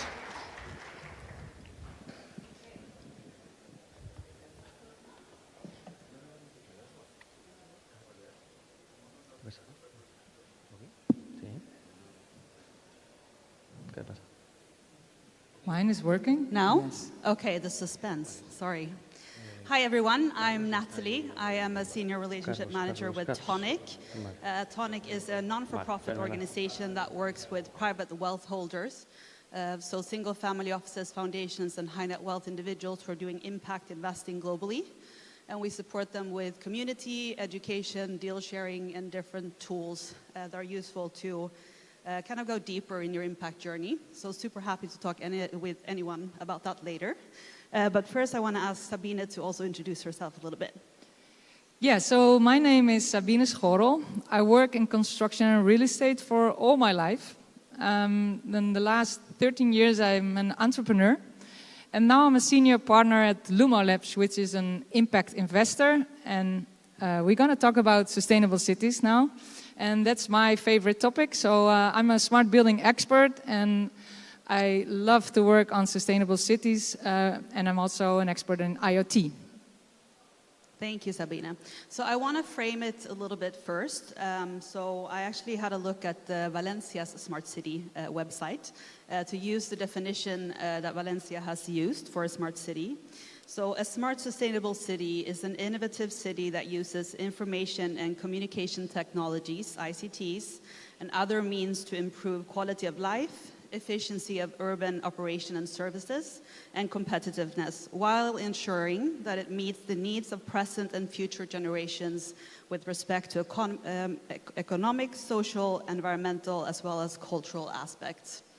And I also want to mention that Valencia has actually put in a lot of work in the past 10 years in regards to smart city development. And it's been very focused on defining criteria and self-assessment mechanisms that are used as KPIs to quantify ICT contribution to achieving a smarter and more sustainable city.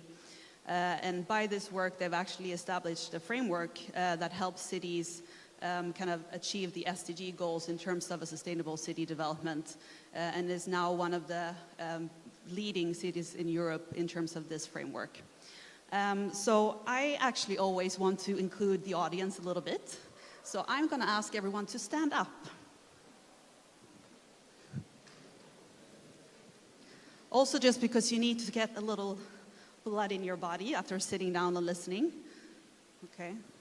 Most of you are standing up. Thank you. Okay, so I'm going to pose 3 questions. If you agree, you keep standing. If you don't, you sit down. So the first one is, do you live in a city? Do you live in a city, you keep standing? Carlos, you live in Valencia. Okay. Do you believe that your city is a smart city? Whoa. You have to stand, yes. And then last question is, are you actually active in anything related to smart cities? So that can be governmental, any type of agency, innovative company, investor. Wow. Are there any PropTech people in the house? No? Okay, so hopefully you'll learn something here then. That's the goal. Okay, so there's obviously a lot of factors that goes into building a smart city or a smarter future, and we cannot talk about all of it today. So we have chosen a few topics that I'm going to ask Sabine to talk a little bit more about. And we're going to start with renewable energy microgrids.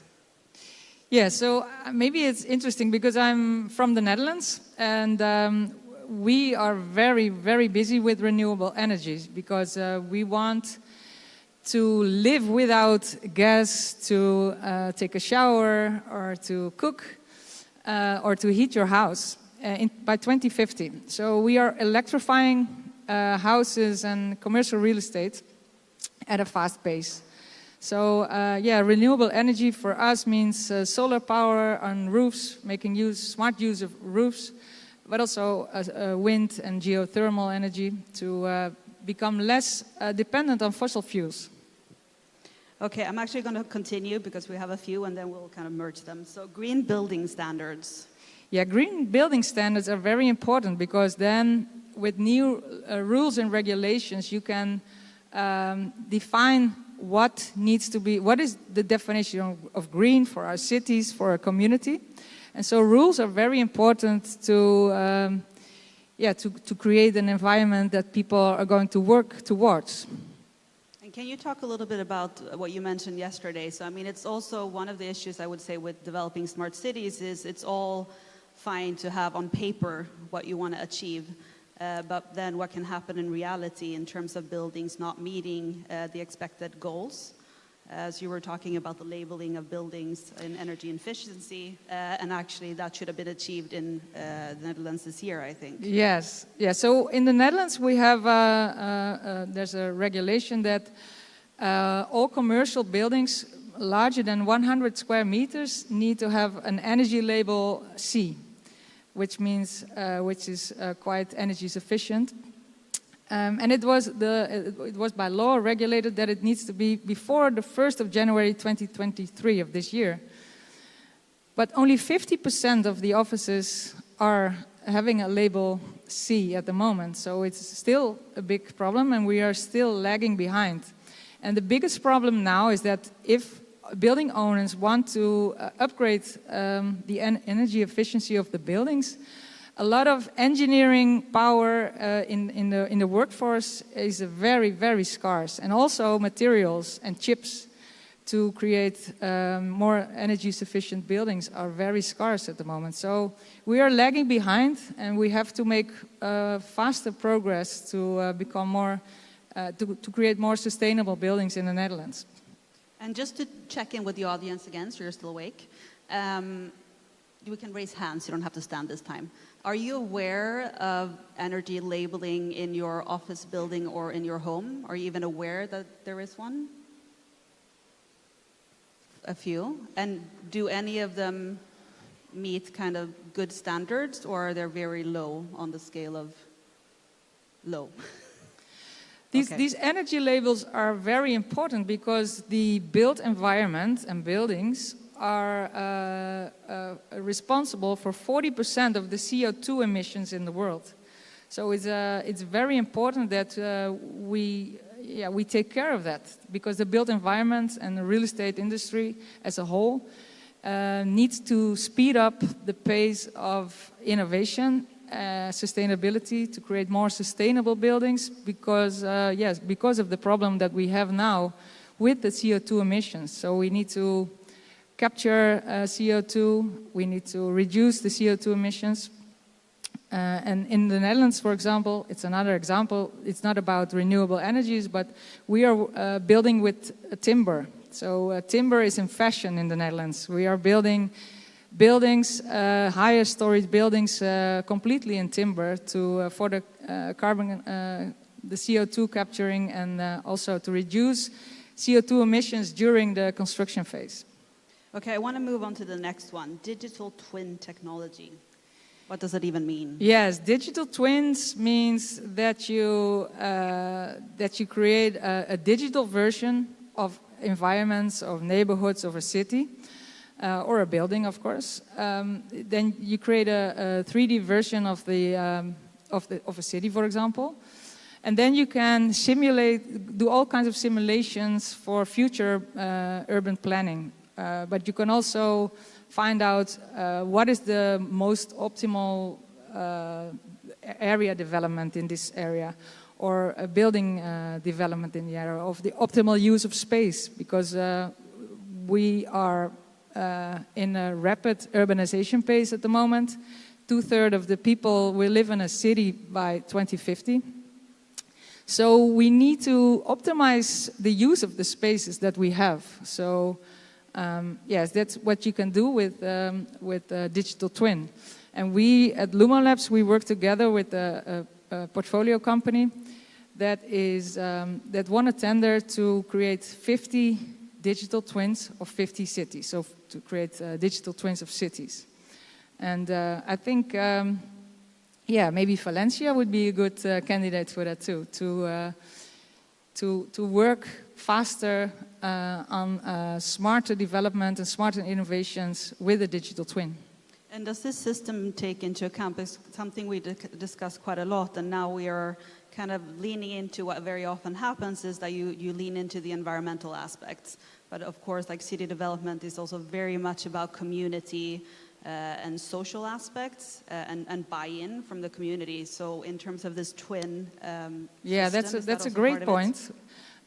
With a digital twin, you can also engage community members with this urban developments. So I think it's a very important tool, not only from a technological standpoint, from the technological development of a city, but to engage the community members and the inhabitants of areas.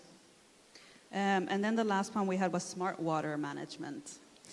Yes, that's also an interesting one, because we have a lot of concrete in the Netherlands, and we get a lot of periods with heavy rains, and also very dry periods. So we need to manage the water. We need to capture water when it's raining very, very hard, to use it in dry times. We can use trees in a city to manage the water, to use the water wisely, but also to create more healthy environments with the water and to reuse the water.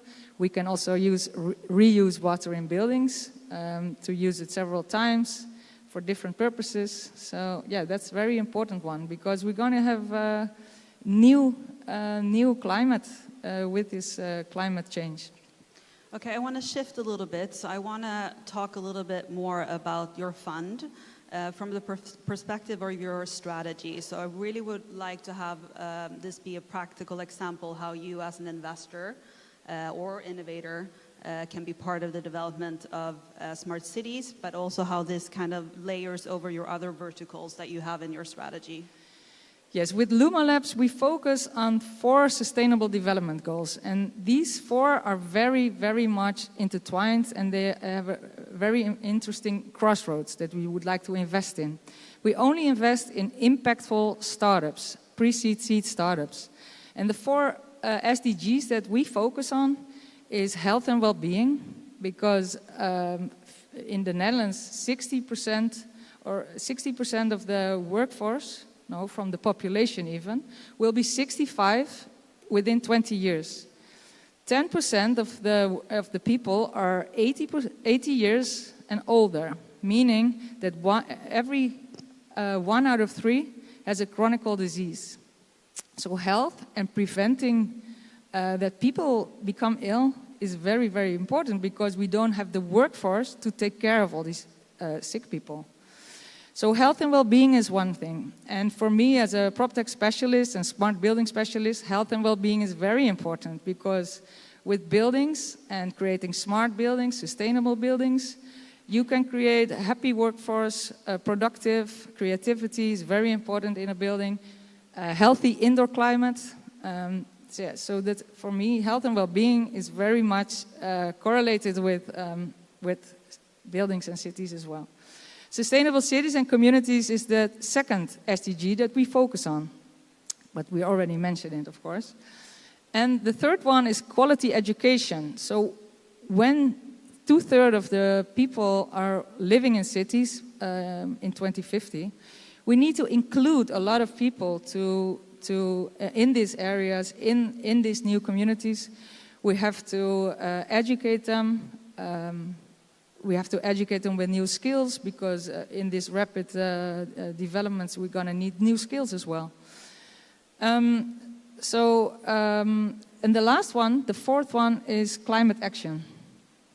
And climate, yeah, well, almost every VC is investing in climate maybe, because the climate is one of the biggest business opportunities of the century, of our lifetime, I would say. Because the biggest problems are the biggest opportunities as well. So I think climate action is very, very important for us, for a lot of people. And I'm very hopeful that with a lot of money flowing into climate solutions, we will hopefully will be right in time for to prevent disasters. And in terms of the smart city vertical, do you have a specific focus within that? And then also maybe talking a little bit about kind of the role of AI across the board in all of these innovations. Yeah, AI is of course another enabler to speed up. So AI will help us with developing new technologies, with developing all kinds of solutions. And AI is just, well, now it's a buzzword, but AI will be in everything. So you will find it everywhere. But you have to find the right ones. So we have AI experts in the team. We have actually a tech focus of AI, IoT, as in smart buildings, blockchain, AR, VR, and data security. And we have AI experts because not every AI is the same. So yeah, you have to have the right knowledge to find the right people and to find the right solutions. But do you see those innovations? Are they pure AI innovations, or are they more part of another innovative solution? So it's kind of like a component within something else, or it's standing free of? Both, but I think the convergence of technologies is where the magic happens. So you can combine several technical solutions and to create better solutions. But it has to change people's lives. So a solution or a startup solution is only a real success when it changes people's lives. So you have to think of, okay, what's the use? How do you want to use it? And then change people's lives. I think that's very important. And since you have been in the building industry for many years, a specialist, it would be interesting to also hear a bit about what you've seen over the years. You know, like how has the space developed? Because I guess maybe when you started, it was less tech-driven, less driven by environmental needs, but also social needs. So maybe just a little flavor of what you've seen. Yes, well, I started in PropTech in 2015, and then I saw so many opportunities for the real estate industry because real estate is lagging behind, and it's still the last industry in the world that needs disruption, that needs to innovate faster. And in 2015, I thought, okay, now it's going to happen. Now we're going to see this explosion of innovation. But now it's 2023, and I think it's coming. So I think real estate needs a seismic collision with technology, and I feel that it's coming now. The momentum is now. And I think we have to work together with other industries and sectors to learn from each other, but also to engage everybody in these big challenges that we are facing.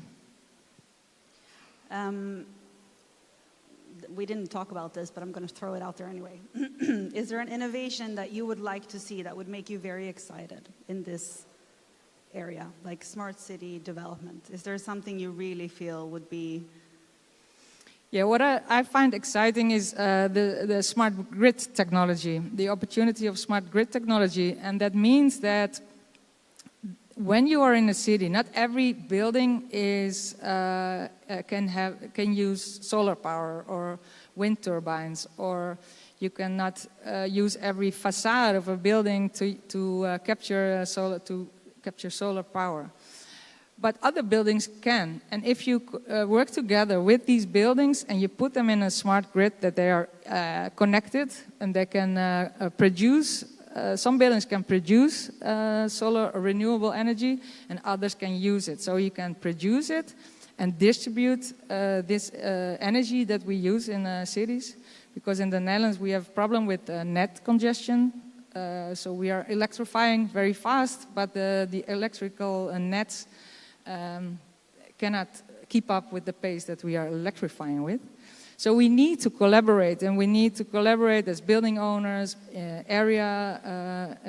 people living in the area. And I've seen a lot of interesting examples in the Netherlands already, in co-living spaces, that people work together as a group, as a community, to create a more sustainable future. Okay, I think so. We are out of time, but I hope we gave you some nuggets. It's a very, very broad topic that could have spent a lot more time on, but hopefully gives you a little bit of an understanding also how environmental aspects, of course, is a huge part of this, but also social aspects, looking at can't say this word, demography, age groups and so on, you know what I mean, and a lot of other aspects when you're developing a smart city. So hopefully we will all feel soon that we're living in smarter cities. So thank you. I forgot to tell something very important. Okay. Yes, we're currently fundraising, and we would like to meet people who are interested in prop tech and climate tech to work together, because we are very interested in the Spanish region. Very important point. Okay, thank you so much. Big applause. Thank you very much, both of you, for joining us today. And yes, the ask for fundraising. Yes, everyone is fundraising. Interesting moments to do the fundraising. It's getting hard, but it's not impossible, and good projects, good funds will get the money. Now, I'm very happy because this year we are putting an increasing attention here at VDS to the LATAM ecosystem. I think we have a lot of sisters and brothers that come from LATAM. It's become an incredible ecosystem, one that you have to reckon with. And it's sometimes very hard from a country like Spain to understand what the LATAM ecosystem is. We keep thinking, most people keep thinking, oh, because they speak Spanish, you can just go there and, you know, do business, and nothing more far from the truth. So to talk about that, today we have someone with an extensive experience there. I'm very happy to say that he used to be associate professor at UC Berkeley, which, by the way, is also my university, so go Bears, my friend. And he's right now shifting his time between being the new director of VC and Tech at the Global Private Capital Association out of New York City, and he's the director of venture capital at LAVCA. So to talk about the strongest insights of the LATAM ecosystem report, please welcome our next speaker on stage, Carlos Ramos de la Vega. Alex. Thank you so much, Alex. Thank you, everyone, for being here. Thank you so much to Juan Luis Hortelano, Patricia Pastor for the invitation. It's great to see this level of involvement and interaction between the Spanish and Latin American ecosystems. Like I was previously introduced, my name is Carlos Ramos de la Vega. I head the efforts of venture capital and technology for the Global Private Capital Association and for the Latin American Venture Capital Association, two collaborative sister organizations that together have around 300 venture capital investors investing across global markets from Latin America, India, Southeast Asia, Africa, Middle East, and Central and Eastern Europe. So for the next, like I said, 20 minutes, I just want to share with you some of the insights that we're seeing in the Latin American markets that actually map very well into the development of the Spanish VC tech community here in Madrid, Valencia, in some of your cities. First of all, high-level overview here. There's no surprises here about what's happening in the ecosystem. This is not a Latin American story. This is not a Spanish story. This is a global story of how the markets have been restructured since 2021 and 2022. Again, I'm not going to spend a lot of time here, not because it's not important, but because it's very self-evident what the public markets have actually done to private markets. How have interest rates actually impacted the availability of capital how institutional investors are actually deciding how to restructure their portfolios whenever they consider how rising interest rates can have a lower spread when it comes to the return that some of the fund investments can have for them and for their own constituents. So this is something that I would call more like back to normal rather than a recession or like a cold winter in VC. Again, this is specific to the Latin market, but we're seeing the same sort of development across other geographies. A lot of the capital that we've seen can also be breaking down also by stage of interaction. And there's two very important points that I would want to make here. Well, three actually, but let's call them 2.5. The first one is the importance of having a very strong and resilient local ecosystem that is fueling seed stage, pre-seed, and even Series A investments in the region. Here in Latin America, you can actually see it for the green colors, so the light green and the dark green, which are the ones that are supporting the cushion of all of these new batches of startups that are being created in the past, let's call it a year and a half, around the last 18 months. What we were calling the global tourists of capital, and not even the global tourists when it comes to the regions that we cover, but also the regions, but also the types of private capital investments that they were actually doing, which we call crossover funds. They're kind of taking a break of these types of investments. And they were predominantly fueling the Series Bs, Series Cs, and Series Ds in these types of ecosystems, in Latin America specifically, for example. That is the orange part of this breakdown. But what is very interesting here is actually the development and the rise of alternative forms of financing across the board. Call it venture debt, additional lines of credit, warehousing facilities, or even some other forms like revenue-based financing. Why? Well, on the one end, there's a restricted supply in the equity markets for capital. On the other end, of course, founders don't want to get diluted, and they sometimes, if they can actually avoid having a down round in these markets, they much rather do so in accessing these types of alternative forms of financing.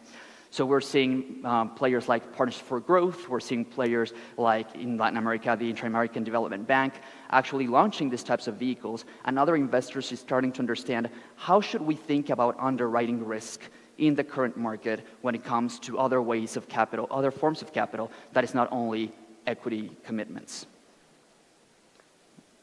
There we go. So this is a very interesting story about geographical diversification within the Latin American market, and why is this relevant for the Spanish-LATAM connection? First of all, because when Spanish entrepreneurs actually thought about expanding into a region like Latin America in the past, let's call it decade, Idealista, Global, Cabify, they thought about their gateway market into Latin America being Brazil. Significant population, technology and digitization and internet penetration is in all-time highs. And they thought it as an opportunity for them to build up on the experience that they already had in the European market. Well, that story is actually increasingly shifting. Of course, Brazil is still the lion's share of the pie when it comes to attracting VC investment and entrepreneurial talent. But this year, well, this first half of the year, we actually saw that Spanish-speaking Latin America, so all of the other countries of Latin America except for Brazil, now actually account for 51% of all VC capital and actually startups being launched in the ecosystem. So that level of diversification, this is the first time that we're seeing it in the Latin American market, and we expect it to continue moving forward in that regard, not only with Brazil, Mexico, and Colombia, but also like countries like Argentina, for example, and Chile, who are like in the 4th or 5th place right now in terms of this talent attraction, but continue to be predominantly great places to start and build a company. This is exactly one of the points that I was making, not only from a geography perspective, but also from a sector perspective. Notice, as in all of the other developing markets, we don't like to call them emerging markets, but because we don't really think they're emerging anymore. But in all of the other developing markets, what we see is fintech is still the king of the hill, right? The possibility for financial inclusion, the possibility to bank the underbanked and the bottom of the pyramid is a great opportunity all around, and investors, of course, recognize that. But if you just double-click for just a second and you start looking at what is the country-level delta between these sectors of investment, you find that there is a significant sophistication, below that fintech layer. So while in Brazil we have fintech and e-commerce, In places like Colombia, we have fintech, and then we have super apps, and then we have prop tech, and then we have health tech. In Mexico, the story, for example, is great in last mile delivery services and mobility services as well. Last mile logistics and delivery services. So this level of sophistication also comes with the level of ecosystem maturity that we're seeing at the country level.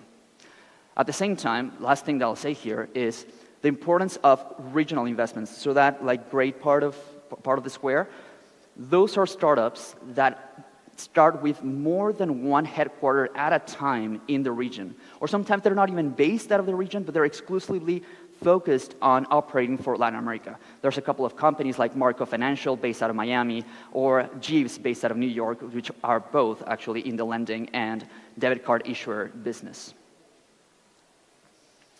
This is another part of the geography story that is very interesting, that I can actually map very well into the Spanish ecosystem.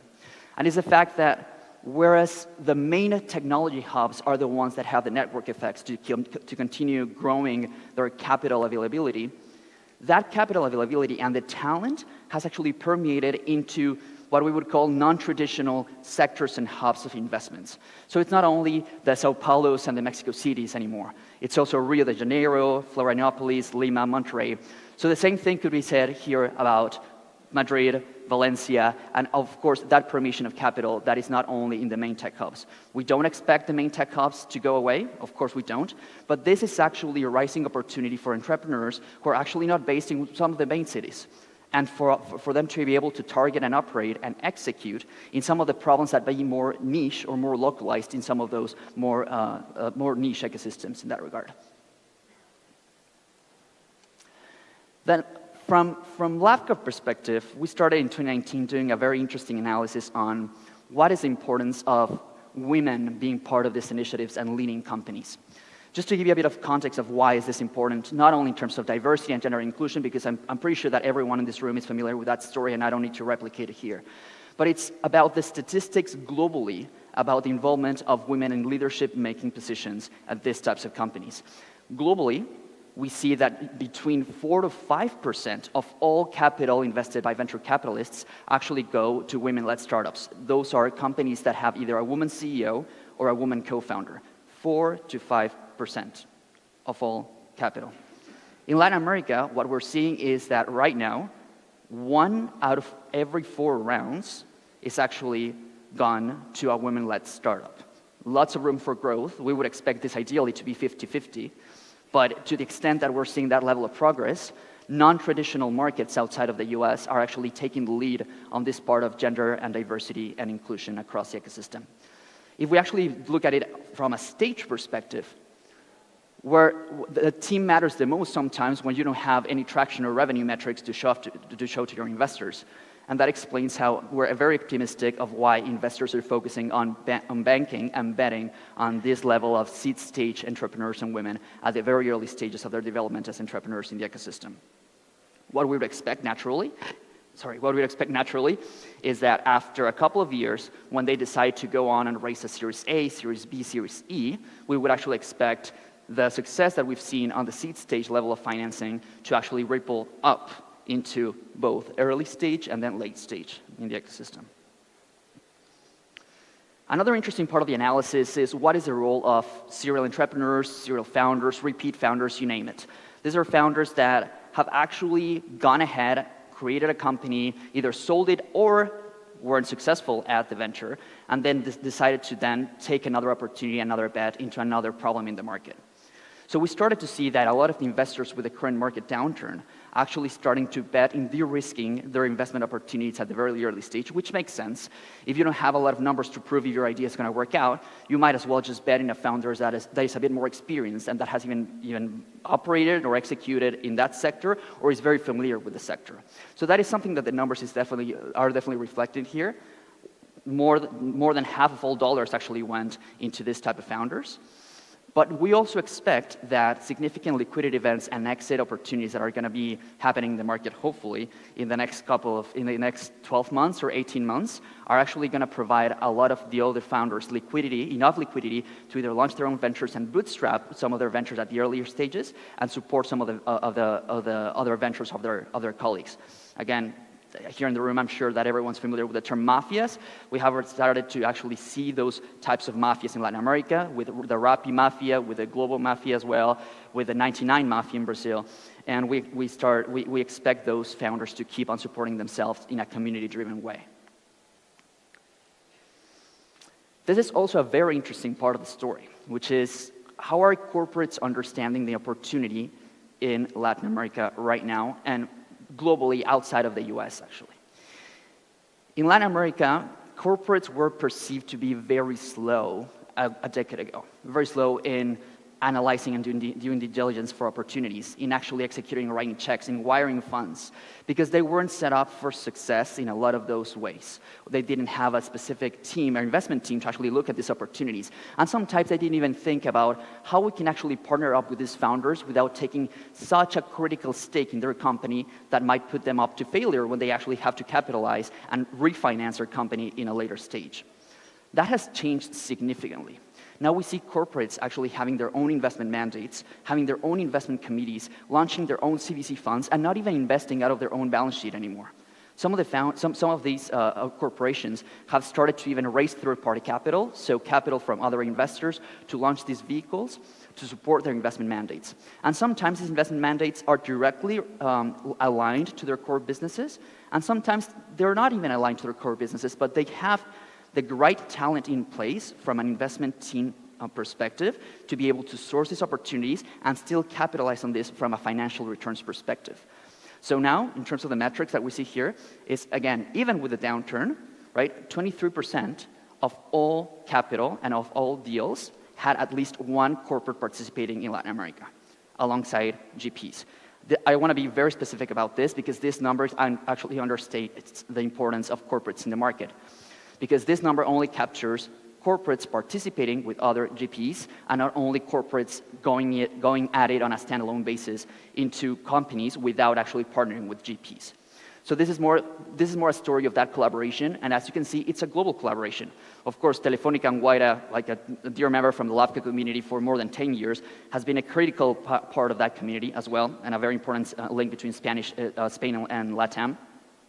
But we're seeing part of this story, again, very importantly. And some of those corporates, which in the past had a very strict, maybe like ownership-focused mentality within the companies that they invested in, they have decided to shift that mindset as well and maybe become minority stake investors, but with a critical perspective of actually having access to proprietary technology that might be helpful for them, for their board, for their shareholders, at the same time that it's helpful for the startup that they're actually capitalizing.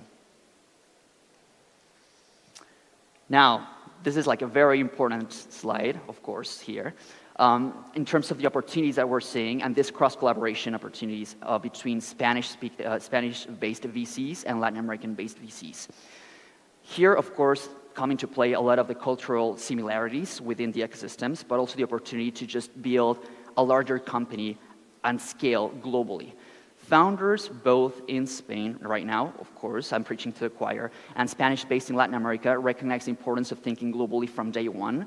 And whenever they talk to investors, some of them don't even think about just saying, well, I'm going to expand from Mexico to Chile and Argentina. They just say, I'm going to start with Latin America, and then I'm just going to go to Hispanohablantes, expand like Iberoamerica, and they're just going to go and think bigger from day one. So this is a clear opportunity that not only the VCs and the general partners are actually understanding, but this is an opportunity that global institutional limited partners who invest in these GPs are understanding more on a day-to-day basis. The opportunity to not only back global talent, but also diversifying these types of opportunities. So, of course, GoHub, Seaya, Colonia, K-Fund, very, very well-known names here in the community that we're seeing them here increasingly with this opportunity to bank in these entrepreneurs. One of the things that I believe that is very important to highlight as well is how these funds have a very clear thesis about how the Latin American market can have an exposure, can have an implication to the companies in their own portfolios. So from a business development perspective, from a financing perspective, they're not only thinking about LATAM because of LATAM. They're not thinking about just a big market. They're actually thinking and taking the time of understanding what are the different nuances of expanding to Latin America versus to the rest of Western Europe, for example, which is something that in the past it would have been more like, this is a global play, let's try to expand and let's try to just, with all the capital that we raised in 2021 and 2022, try to replicate the story that we had in Spain in other markets more generally. So right now, what we're seeing with these founders and this GP specifically is also the importance of just refocusing their thesis into being more invested in profitably first companies instead of growth at all cost companies. The growth at all cost growth at all cost mindset is over in Latin America and at least in the other markets in Southeast Asia, in some of Western Europe, and of course in other markets like China. That mindset is not poised for success for the next decade, in our view, because of the complications that all of the entrepreneurs can have when raising additional sources of financing, or even when accessing other types of markets. It's not the right way to operate, and sometimes it can even be a curse, the amount of capital they might be able to raise to prevent the focus into their core value-add businesses. So again, we're very optimistic about the opportunity here. We are still very realistic of what the market is right now and how founders need to sometimes listen to their boards and their investors about the opportunity to restructure their businesses and refocus. But at the same time, this regional pathway between Spain and Latin America continues to be at the forefront of some of the key priorities when we think about global expansion. So I think if you want to learn more, of course, I'm available. We have a lot of open source resources and everything as a regional organization for you to be able to understand more about the ecosystem. And I believe I have like a minute and 30 seconds. I don't know if anyone has any questions. I know that we're not poised for questions, but I'm just taking a leap here. No? Awesome. Well, thank you so much, everyone. Try the questions. Thank you very much, Carlos. Yeah, Placer, amigo. Okay. So, how are we doing so far? Good? Yes? Enjoying? Ready for the party tonight? Yes! That was very clear. Yes, looking forward for it. Okay, so we're going to have a very special panel because I'll tell you this, you don't hear this very often, but we're going to have a set of investors sharing the kind of tips and tricks on how to talk to them and how not to spook them. And it's really interesting. A lot of these people are friends of mine, and we go on a lot of dinners and things like that. It's interesting sometimes to hear like, oh, look, they told me this, and then I said, no way, I don't want to keep talking. So it's very important and I think very useful to listen to how they perceive things, how you sound from the other side, right? Sometimes we are only on one side. Well, it's good to see how the other side receives a lot of these pitches and things that you tell the investors. So to talk about that and a panel, which I love the name of the panel, which is Investor Confessions. So please welcome our first speaker of the panel, Samuel Gil, Managing Partner at GME Ventures. Big applause for Samuel, please. Ça va? Très bien. To join Samuel, please welcome Nico Goulet, Managing Partner at Adara Ventures. Big applause for Nico. Pleasure having you, my friend. Then to join them, we have the wonderful partner at P101, Giuseppe Dombito. Big applause for Giuseppe. And to run the show, please welcome the Head of Investments at GoHub Ventures, Pablo Perea.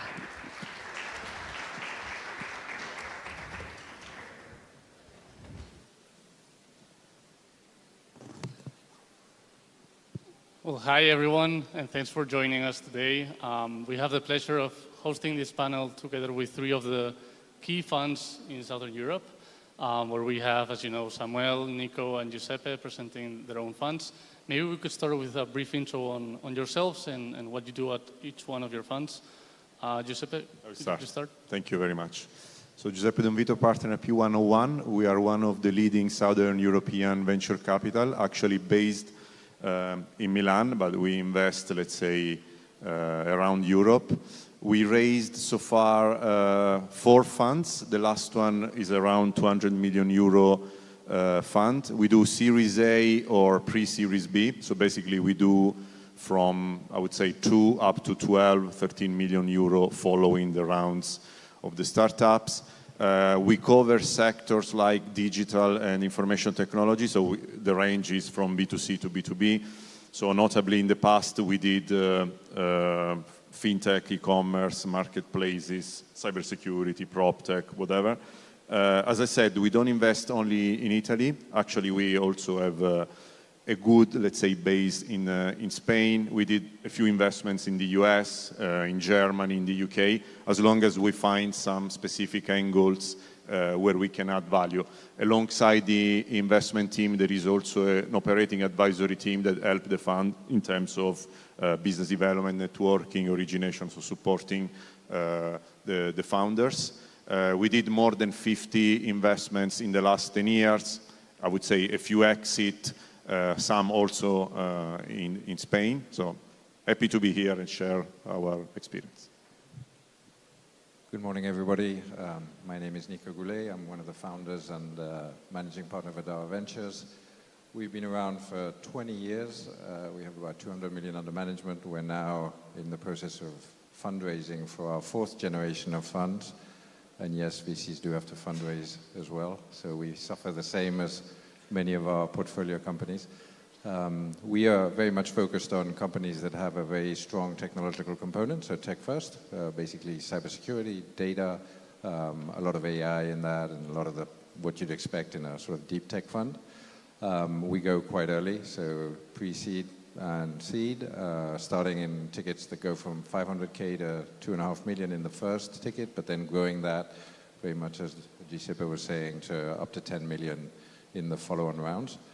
We invest in Spain, but also in Portugal, in Italy, in France, and in the UK.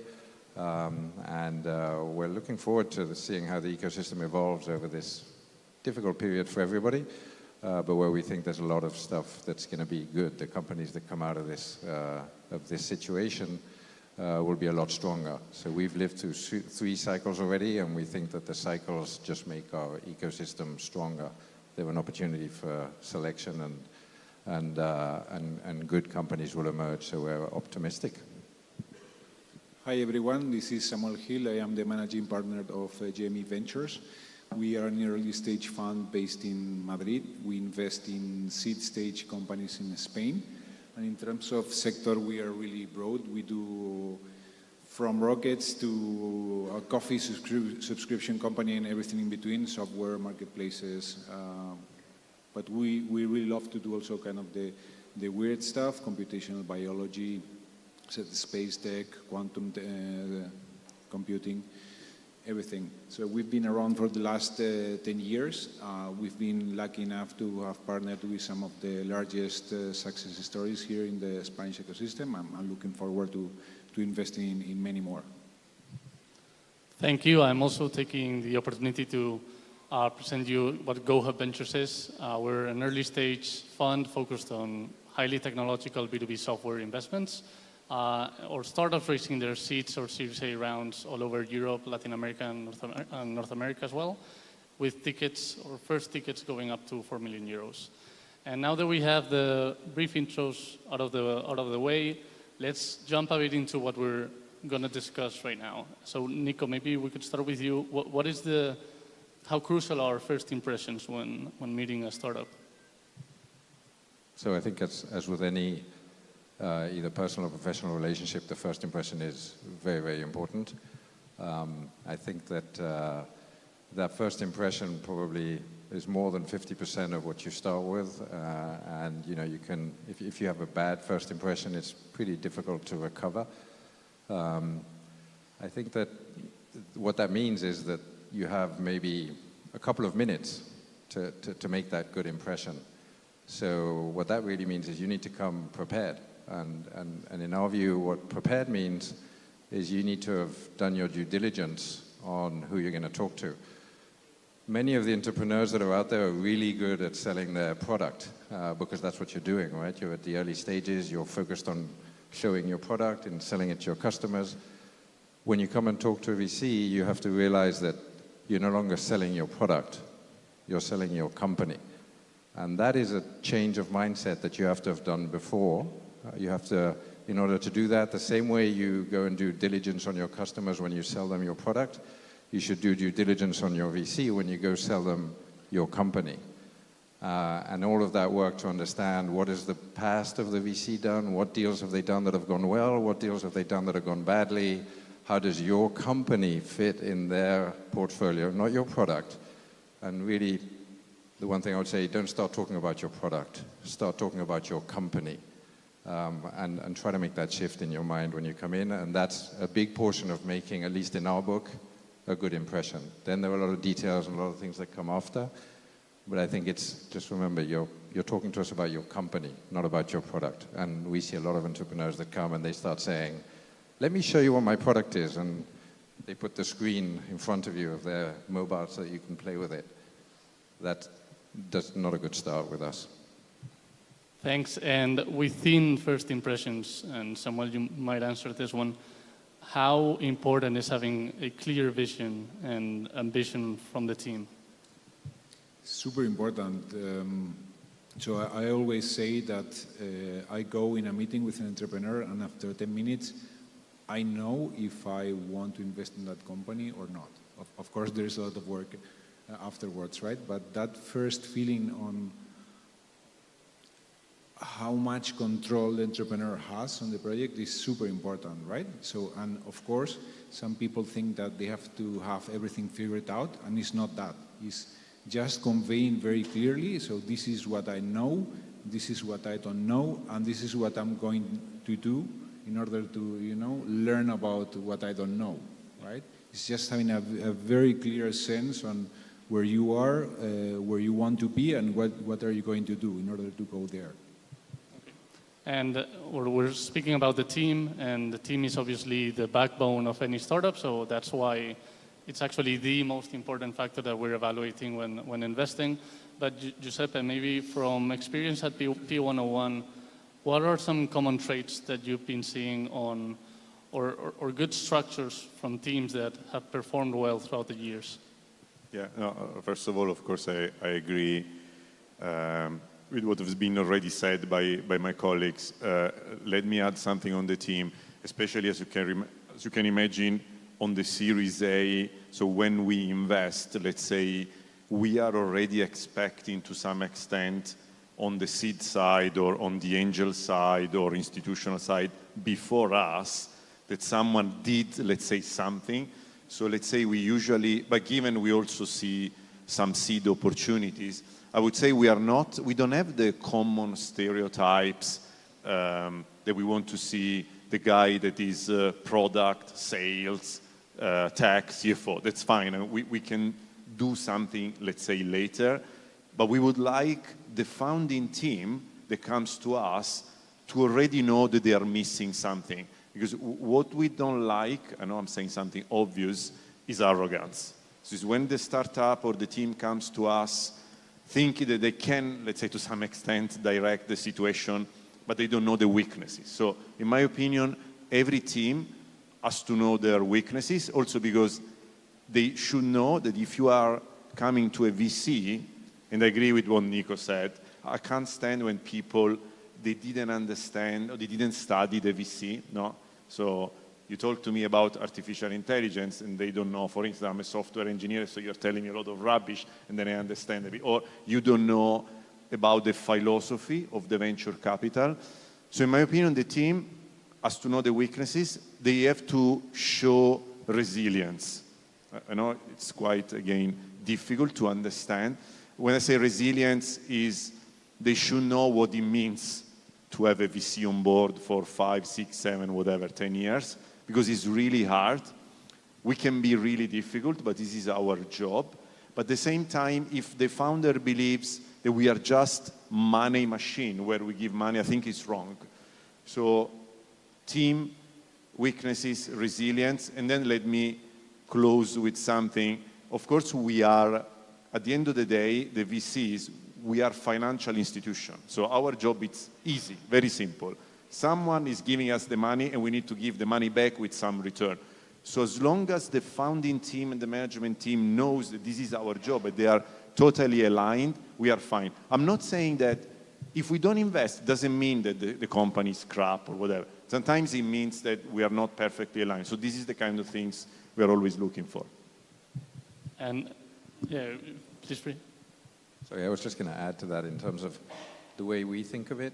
If you go to Wikipedia or to Google and you look for investment criteria for VCs, you're going to find 100,000 hits, and they're all going to talk about the market, the product, the differentiation, the team, blah, blah, blah, blah, blah. All of those need to be true. So they're all necessary but not sufficient, in our book at least. And we sort of summarize, I think, some of the stuff that's been said here in 3 things. One is you need to have a vision that can create a big company. And for us, vision is not just, I'm going to change the world. It means I'm going to create a company that's going to be worth more than $100 million or $200 million. Why? Because our model is to make money for our investors. And how do we make money for our investors? By investing in a portfolio of which certain companies are going to die, and those that are successful have to return. In order to make that model work on an Excel, we need companies that are going to exit for several $100 million. And that's what we call vision.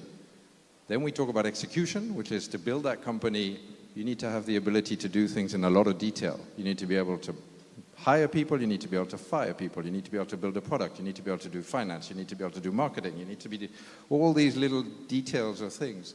And that's the capability of executing, which is different from the vision. And sometimes some people are good at the vision and some people are good at execution. So the team has to have the mix. And the third that for us is super important and probably the most important is you need courage. Because you are going to fail at many things in that process. We will fail in maybe half of our investments will go to zero. That's the data for us. Half of our investments end up in zero. Obviously, we hope when we invest that everybody's actually going to be in the positive ones. But we need people that have the courage to approach their business understanding that that's the statistics of the game and that are convinced that they're going to make things work. And that's basically courage, right? Not selling when you get a 30 million offer because you believe that you can make the company worth several $100 million. And this is not a technical, it is a very specific point. If you're building a good company, you will probably get an offer for 30 million for your company at some point. We really don't like it when you come back to us and say, I want to take that offer. Because we agreed we're going to build a $100 or $200 million company. So that's a change. And that's where courage comes in. If you're out to build a big company, you have to have the courage to uphold that vision and execute on it. I agree. And Samuel? I wanted to add something really quickly regarding the founding team, because in VC, sometimes we hear that being a solo founder is a red flag, or being too many founders is also a red flag. I can tell you that this is the world of exceptions. The only rule is that there are no rules. We have invested in companies with solo founders, with founding teams of 6 members. Two founders were married. So, and all 3 examples are companies that are performing extremely well. So just find your path, whatever it is, right? And don't try to comply with weird rules, right? Forgot what I was trying to say. Yeah, but that's my point. So it's much better being a solo founder than having a crappy co-founder, right? So you have to, guys, find your path, because everything works if done properly. So there is absolutely no rules here. I want to add something. I agree with Samuel. All these sometimes books or blogs, whatever, in my opinion, this is rubbish, yeah? And there is another point, because we have sometimes this concept in Italy, this link between venture capital startup and the young guy with the jumper in a garage. We have founders, also we have a co-investment, myself and Nico, that are 55, 60. Age doesn't mean anything. You can find the same resilience, the same, I would say, power, no creativity from a 60 years old and vice versa. So there is no written rule. Like you can find also a 40 years old that is not anymore motivated. So it's up to us, as Samuel was saying, to find which one is the best team, but don't, let's say, adhere to the rules or whatever, because it's totally wrong. I totally agree with all three of you. Something quite key that Nico mentioned is that when we invest, we're not actually risking our own money. We're investing with the best of interest of our LPs, right? So, and each fund, at the end of the day, they have their own approach, their own thesis, right? But what should a startup have in mind, and how should they approach a VC? Is it a cold email? Is it just asking for a warm intro, let's say? What would you recommend a startup that wants to speak with Adara, for example? Don't send a cold email. Don't just write to, nico@adara.vc. Find somebody who knows us, because that just gets you much further up the pile right from the beginning. And it's difficult to believe in today's world that you can't find somebody close to you that actually ends up knowing us. It's not that we know a lot of people, it's that you know a lot of people. And you guys have huge networks. You should leverage those networks to get close before you make that cold call. So find an introduction, super important. And again, do your diligence on what we, go and ask people that are in our portfolio. Our portfolios are public, so you can go look on the web. You can see which of the companies in the portfolio. If you do a bit of research, you will quickly realize that there are companies that are not on the web. Those are the ones that didn't go well. So go find the founders of those that didn't go well and ask them how the relationship was when it didn't go so well as the obvious successes. The obvious successes, people will say it was great. Find the failures and find out what happened there. And then go and try to talk to some of the younger members of the team. Don't try to get to the partner at all cost. It's good to go talk to the junior people in the team, because they will be open with you. They will tell you what it takes to go through the different steps. And they will have more time for you than maybe the partners. Don't obsess with getting to the partner level. Of course, if you can, it's great, and if you have a relationship, that's great. But don't be obsessed with who you talk to. We are small organizations. Information flows really quickly. By 1 week later, everybody, if you're an interesting company for us, in 1 week, everybody in the team knows we're talking to you. So you don't need to worry about how the information disseminates within the team. It'll go really fast if we like you, if anybody in the team likes you. And now that they've scheduled a meeting with one of your funds, what should be the main objective for a startup for this meeting? Because they're not actually going to have the meeting and then the investment, right? They should have their goal on going to the next phase within the analysis. So how should they approach these first meetings at any of your funds? For example, Giuseppe or Samuel?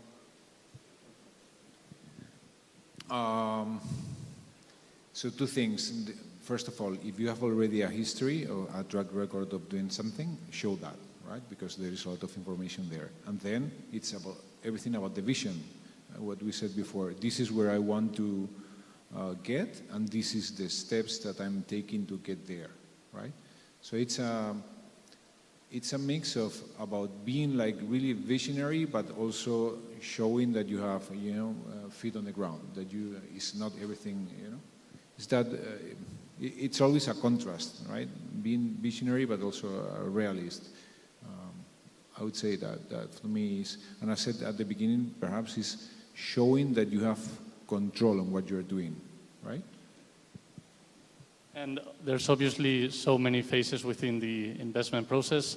And sometimes it gets to a moment where you connect on a personal level with the founding team, and you might be personally super convinced on the startup. However, it goes to the investment committee or the other partners, and they are not in the same page as you are. So how difficult it is for you personally to discard an opportunity where you might have a high internal conviction? Giuseppe? Oh, you mean in terms of relationship with our partner inside or with the founders? No, with the founder. Even if you're super convinced that the startup could have the potential, but not everyone in the team believes it. Yeah, let me go back. I agree with what Nico said. First of all, when the startup approaches the fund, it's always good to have several, let's say, contact points. So, I mean, we have an investment style where every investment. If I'm a partner and I sponsor, let's say, the investment, of course I try to convince my other colleagues and partners, everybody, including the junior people, to be honest. So it's a good idea sometimes for the startup to come, let's say, from the bottom to some extent, because this is my personal philosophy. If I'm looking at a company and I have, let's say, 2 of my junior people saying, hey, we don't like whatever, and they are able to explain blah, blah, I'm not the kind of person that is so stuck to go ahead, whatever. So I tend to have a very open and frank and honest conversation even with the founders. So if there is a huge disagreement inside P101, I tend to talk with the founders and say, look, we are not, especially if there is a specific rational reason. Say, look, there is a problem, blah, blah, blah. Either we sort out this problem or I'm not going to be able to do, let's say, to sponsor the investment. And so it's always open and honest. Then, of course, if I'm sponsoring the deal, at a certain point, I need to be really convinced, let's say 80%. So maybe it might happen that I missed something, or maybe my other partner knows something and for whatever reason, it comes out during a meeting. It's not common, but let's say because our structure is such as that you sponsor the deal. Because for us, it's more the value adding on the portfolio side than the decision on the investment side. We invest only if we believe that we can add value.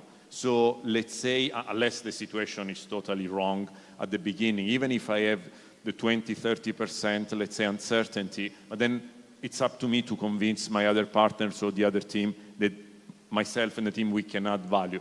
But going back to your question, it's just open conversation with founders, say, look, we have doubts here, here, and that, and then, it's up to me to convince my, say, investment committee or whatever. And jumping a bit into negotiation, let's say, we're often considered to be too harsh when, negotiating valuations, especially in the structure of the round. But we always, in a way, try to preserve the best interest of the team, not only with valuations, but also regarding next fundraising stages, right? How should we try to convey this message to the startups that are present here, Nico, into how we might pressure too much on valuation sometimes, or how we evaluate a startup while also preserving their interest regarding dilutions and next rounds? Tough question, I know. Do I have to answer this? Okay. We are in this to make money. And we want you to be in this also to make money. And we want to be in it to make money together, right? And so that means that when we discuss evaluation, the key number is not the pre-money valuation. It is not the post-money valuation. It is 2 times the post-money valuation. Why? Because that is the valuation you're going to need to justify within a period of time. We can argue whether it's 1 year, 18 months, 2 years, etc., in which you're going to need more money, or in which we may exit. Depends at what stage we've done the round. But if you and us are focused on what we need to achieve to get to the next step, then we can have a rational discussion about the valuation. If the whole discussion is just about you having a sort of little signpost that says, I'm a unicorn, then we're going to have a bad discussion. We do not look for unicorns. We don't necessarily like unicorns. We think that the whole unicorn searching thing has done a lot of damage to the industry because it's pushed founders in a way to do things that they shouldn't have done. I think the VC industry is responsible for that. In more than half of the responsibility falls on us here at this side of the table.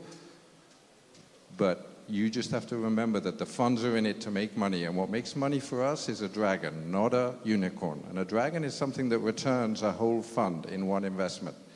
So a founder that comes to us and talks to us about how together we are going to return one whole fund to our investors, you have our attention immediately. And if we can relate that to the way we're discussing the valuation, we have a good conversation. If the conversation is about how you get a little name on a list of unicorns or soonicorns, or what are they now? You have sort of pentacorns and ectocorns and whatever it is that's out there. Centaurs. Okay, well, with us, that's not a good conversation. Not a good valuation conversation. The valuation conversation is a conversation about how we make money together. And if you can get that into your head, then we will have a good conversation about it, and it'll be productive. We may agree or we may disagree, but it will be a good conversation. Sorry for being so... If I can add on this one, I totally agree. I think there are periods in the history where you can do something, some periods you can do something else. I agree there is also our fault to some extent, maybe more on the US side or in Europe, but I don't want to mention. Anyway, the reality is, I agree, when the startup approaches the VCs, it's really unpleasant sometimes where all the conversation immediately goes to, valuation or whatever. At the end of the day, we don't have, at least it's our case, but I believe my colleagues share, we don't have any interest to screw people, whatever. It's a joint journey where at a certain point, if something doesn't work, it will go against us. So there is no need. Sometimes it's also some advisors' fault. They advise the startups to go there in the fund and facing the situation. I think there always must be a friendly approach. Then, of course, the startup has to know that the funds, unfortunately, we need to have something like the veto, the drag along, whatever. This is something, it's ingrained. But when the conversation only goes around that, it really is not the good start, in my opinion.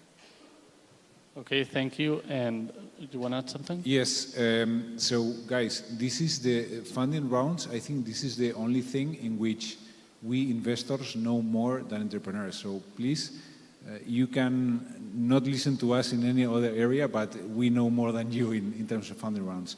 So, a good investor will never rip you off, because in the end, he or she is shooting himself or herself on the foot. If you are diluting too much a company, you are actually making it unfundable for future rounds, right? So if you don't trust the investor, first of all, don't approach him or her, right? So if you trust the investor, you have to think that you are going to find a common ground, a common valuation, which might be slightly uncomfortable for you, but also for the VC. And I think that's where the magic happens, right? But guys, trust me on this one. And if you approach only VCs that you like and that you trust, and they will find a deal which makes sense mostly for everyone. Well, thank you, all of you three. I think we've shared some key aspects regarding this relationship between startups and funds. And I hope we've managed at least to help you a bit into your next fundraising, or if you're trying to approach a VC. These are some things that you should take into consideration. We're speaking with 3 of the key funds in Southern Europe, so I hope we've helped you in some way or another, and thank you all 3 for your participation. Thank you. Thank you. Thank you. Thank you all 4 of you. It was a pleasure having you. Thank you very much for sharing your thoughts. Merci. Enchanté. Thank you. Okay, we had a full house. Amazing. Some people are moving here in the front. So those of you in the back, there's some free spots here on the first row. So if you want to move around, that's cool. Now we have a stellar fireside chat. I must confess that they had to push me away because we were just chatting there at the backstage, and it's like, oh my God, this is so interesting. I think that it's not surprising to anyone, the new wave of AI and how that it's, shh, please keep it quiet, and the new round of disruption that AI is bringing in so many different fields. Well, to talk about that and how to be successful on this new era that's coming up, and there's so many topics that we could touch here. I'm actually really sad that we don't have more time to listen to them, because it's going to be really interesting. We have 2 people that are extremely well versed on this. So let me welcome our first speaker first, that he's going to be talking about this. So please welcome the co-founder and CEO of VoiceMod, Jaime Bosch. Please big applause for Jaime. Thank you for joining, Jaime. Pleasure having you. And to follow with the questions, a veteran, someone we need to congratulate because he finalized one of the largest deep tech funds in Spain. So please welcome our dear friend, Miguel Mike Arias, General Manager at K-Fund. Big applause. Enjoy, guys. Hello, everybody. It's so good to be here, particularly with Jaime. I mean, VoiceMod is one of our investments, one of the first investments in the new fund. So I'm, of course, totally biased, but they're building an amazing company. Actually using AI before AI was as a thing, right? Like a few years ago. So, Jaime, I think the first question for you is, what is about all this hype around AI? Is this going to stay? How long have you been using AI at VoiceMod, and what do you think is going to happen next?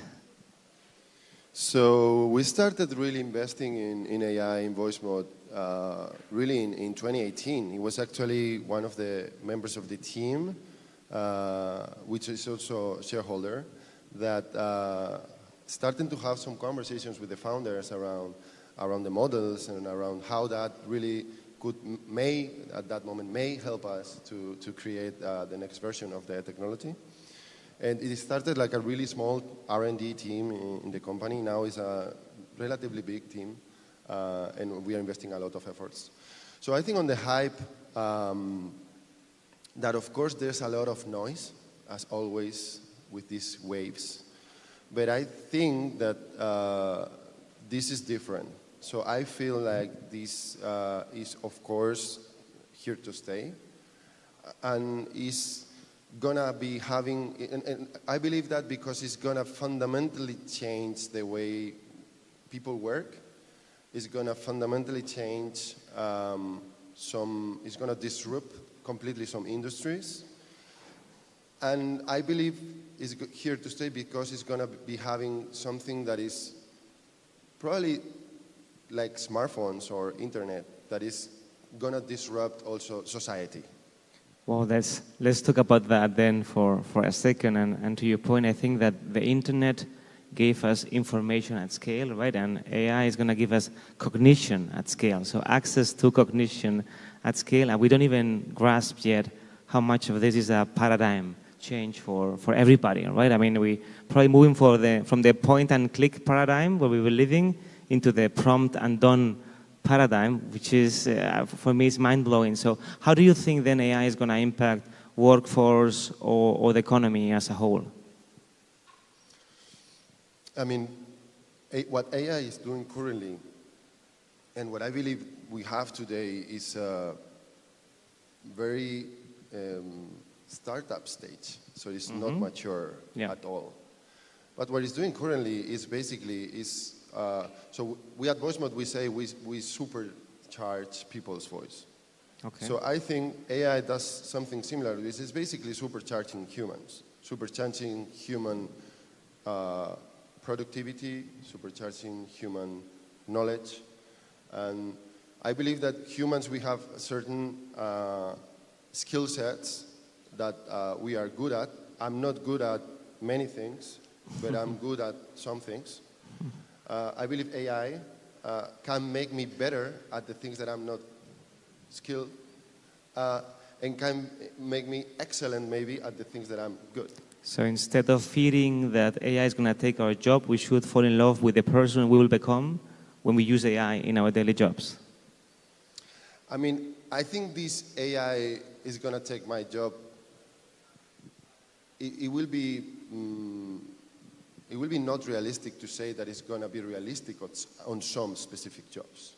So on some jobs, on some tasks, definitely, yeah, are going to be completely disrupted by AI. But I would say that in general, AI, what it's going to do is going to make people skills better, faster, and more productive. And since we have many entrepreneurs here in the room, how are you using AI? I mean, you use AI at VoiceMod in two places, right? One is part of the core product, and I would love to hear more about that. The other one is for the content marketing and any other tools or tasks that you have. How are you using VoiceMod AI in voice mode, and how do you think it could be used by startups as an advice for everybody else? Yeah. So at voice mode, as you mentioned, we have two main roads here. So AI fundamentally changed our main asset and one of our modes, which is technology. So we've been from a world where our technology were basically, it was basically the technology that you can find on a music studio. So you like not really inventing the wheel, like something that has been doing for 100 years. It was at first doing via analog devices, then it was digital. We were doing the same, but in a really small amount of time, so we were doing that real time. What AI did to our business is we fundamentally changed our technology towards changing voices based on trained data and models, which essentially creates a new category and a new generation of technology, which is more realistic and have many different use cases and different opportunities. So on that side, completely evolved in a step function change way our technology. On the other side, when it comes to day-to-day, we mainly use AI at voice mode for creative purposes. So a lot of the assets that we create for marketing, a lot of the assets that we create for our own products. So our voices, for example, they have iconography. So every voice has an image attached to it. So we are using a lot of AI to create those images. Maybe not to create 100% of them, but we start with some AI tool and then we put some human behind creating art on top of that. So what I mentioned before. So augmenting the skill set of the person by using these tools to really enhance the way we do things. We also use it for, of course, coding is an important part of it. This is probably being a little bit more slow on the way people is embracing AI on different sectors of the company, on different spaces. But I would say that overall, if we look, for example, 1 year behind, the use of AI has been growing like crazy. Like, for example, last thing that we are using lately is for the meetings to have an AI doing a summary of the meeting, for example, which is not working exactly well yet, but it's going to be super interesting when this works really well. Absolutely, absolutely. One of our portfolio companies called TLDV does that, but sometimes translation gets a bit convoluted, right, to your point. So, I mean, there's one thing that we didn't mention with all this advent of AI is that the lines of competition are getting a bit blurrier. I mean, the incumbents, the big companies, the big corporates, or the big scale-ups who have the access to the customers and distribution, and you could be put in that place because you have got access to millions of users every month. So you have got access to the users, you have got a product with market fit, so you should be way ahead to being able to implement AI and win against the competition. But then we also have all these new startups coming in, and they have their new models, or they're doing things quicker, right? It looks like the windows of opportunity are getting in a bit smaller now with AI than before.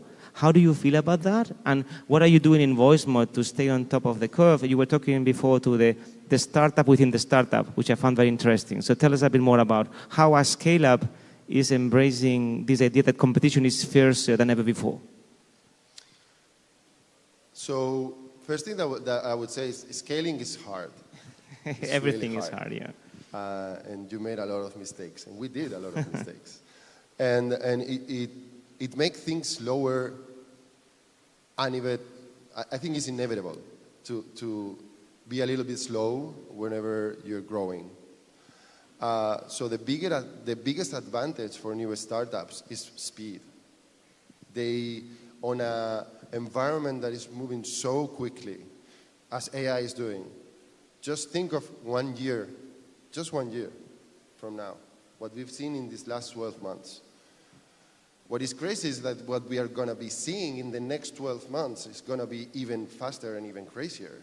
So speed is now, it's been always, but speed is now more key than ever. And I believe that small startups has had a huge advantage in terms of being able to have the latest state-of-the-art models and technology and productize them in a very quick way. What we did at VoiceMod and what we're trying to do at VoiceMod is try to not to lose this soul of small startup and have teams, small teams, testing technologies and bringing to market with MVPs. While we have bigger teams taking care of our main products and main revenue streams, we try to keep this startup mindset within small teams, but believe me, it's really challenging. So then you have like your own like innovation teams within the innovative startup, like almost like in the corporation, because you need to have people focusing on tinkering with AI to then add this to the main product. Yeah, we've been doing this over the last year, both putting to market our own technologies that we have been developing inside by creating like MVPs, and also taking technology that is existing state of the art. Because one of the things is that you could be on your R&D team building the magical recipe while out there is already problem solved. So you have to keep one eye down and the other outside. Not to be solving a problem or try to crack a problem that is already being solved, which is, in this moment, is really, really important. Yeah, so we cannot just give the advice as investors, be heads down, execute, because you need to be looking at what's going on outside all the time, which was not the case probably 3-4 years ago. That's a big change now on the paradigm. There's one thing we were discussing also before is with AI, it looks like there is magic everywhere. Now we are getting used to seeing things on TikTok, on Twitter, that are like impossible 12 months ago, right? And that is changing a lot the user perception. But you have a business that is serving amazing real-time voice-changing technology for millions of users every month. It's very different to do that than to do one video with a voice dubbing of Chiquito de la Calzada, right? So how does this compares, and how do you see that as a founder when you see all these changes in what users expect from you, from changing from one day to the other? Yeah, I think for us, it's like a two-sworded weapon, I would say. So it's, in one hand, it's an amazing opportunity. We are in the space. We're building AI technology, which is always it's exciting. Yeah, being pioneer on a space. At the same time, it's getting more complicated to explain value proposition to users, because in our case, user perception is like, okay, I see one video of a guy talking with a voice. That video may have behind, I don't know, 4 hours of rendering and work on a machine and training with 100 hours of data and whatever things have behind. What we do it in real time. You don't see that. You don't see any of that. You don't see any of that. It's transparent, yeah. So what we do it in real time. We do it in 70 milliseconds. Yeah. That's the amount of time we take to make the ML works. So that's completely transparent for the user. So it's our job to really be able to fulfill user needs at the same time that we are keeping expectations. Because expectations of the user is that we offer the same experience, but we sound like the voice that has been trained with 100 hours. Yeah. So it's challenging, but at the same time, I think it's exciting. And you will be there soon, so it's hopefully. So good. So I mean, being here in beautiful Valencia and talking a bit about the Spanish and European ecosystem related to AI, how do you feel about the ecosystem of AI startups in Spain, and what do you think is missing in the ecosystem from a talent perspective, investment perspective, regulatory perspective? What do we need? I mean, since we started VoiceMod, so we started VoiceMod a long time ago, but we started really VoiceMod as a startup in 2014. So we've been almost 10 years already. Next year will be 10 on the startup space. The startup has evolved a lot. I mean, the startup world or the startup ecosystem that we saw 10 years ago compared to today, the maturity is amazing. I think that we're doing things pretty well. So if I think of the main advantages of other ecosystems like the US, for example, is always the reference, right?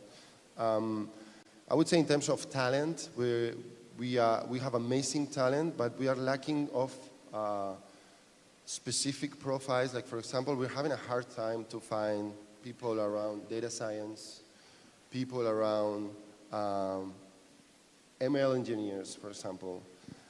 So these relatively new jobs, my feeling is that the time we spend here from this job being outside to really have a proper system, education that can fulfill those roles here in Spain, the gap is getting shorter, but the gap is still very big.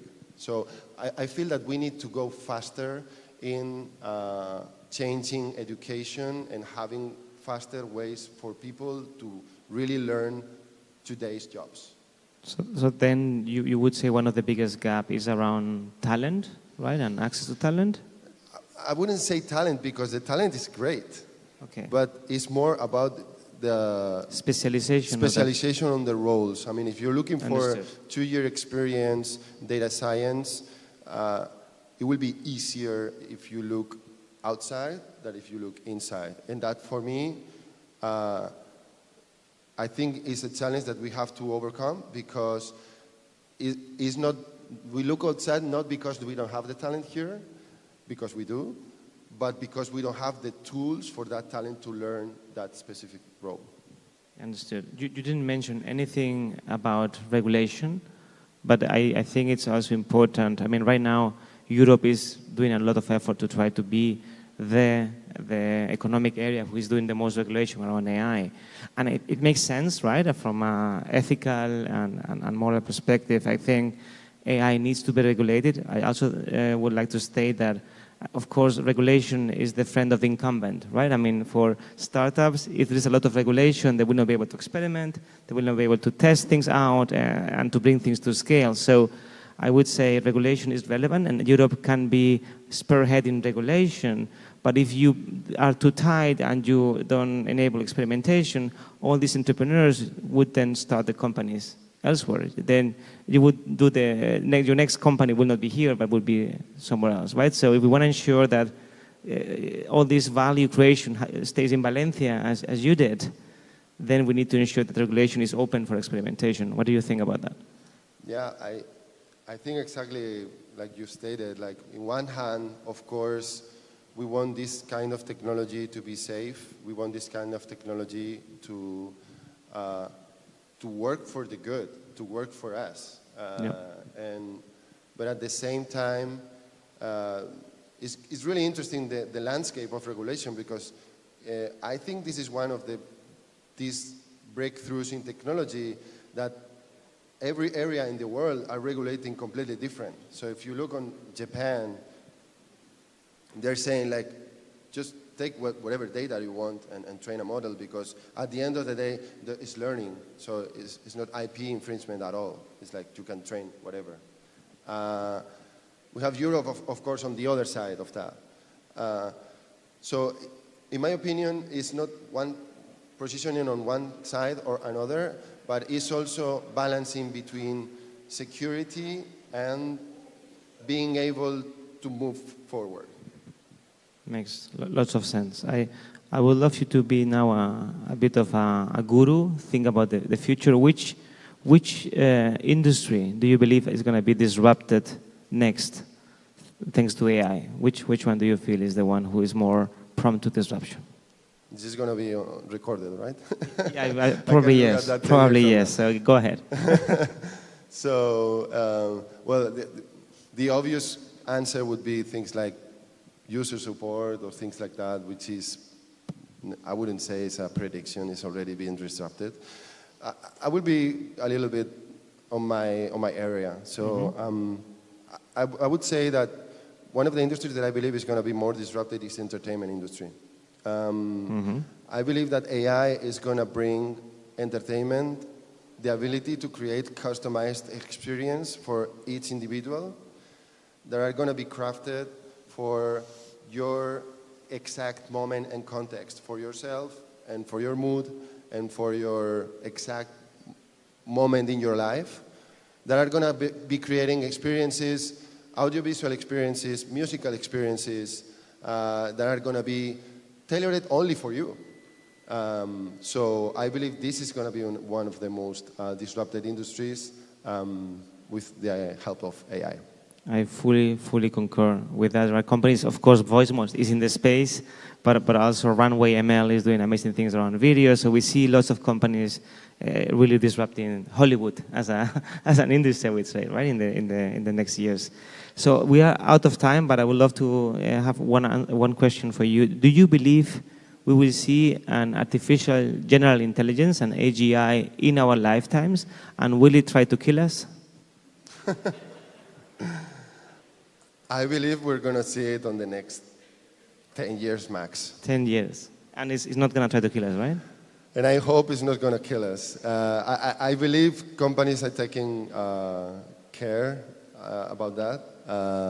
We don't really know what's happening behind the scenes. But I'm pretty sure we're going to see it relatively soon. So see you here in 12 years then. Thank you so much, folks. Thank you. Thank you so much, both of you. You were talking about entertaining, adult entertainment too, right? Yeah. Okay, thank you both. It was a pleasure having you. And now we're moving back to the VC stage to talk about what we call VC exit strategies. So one of the key components of venture capital is that to a certain degree, they're also startups. They have a series of investors in the fund, and they have to make sure they return as much of their investment as possible and create as much value as possible. And trust me, when you see the actual data, not all the funds, not all the VC funds are built in the same way. Some of them have much better strategies for long-term success than others, and eventually it shows.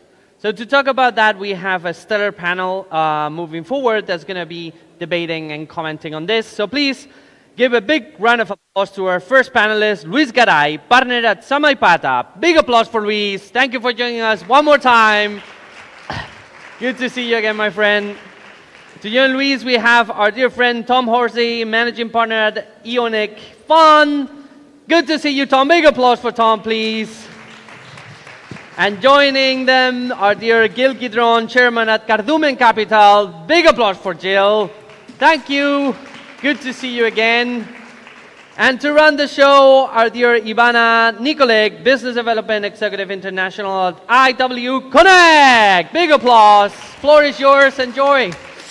Muchas gracias, Alex.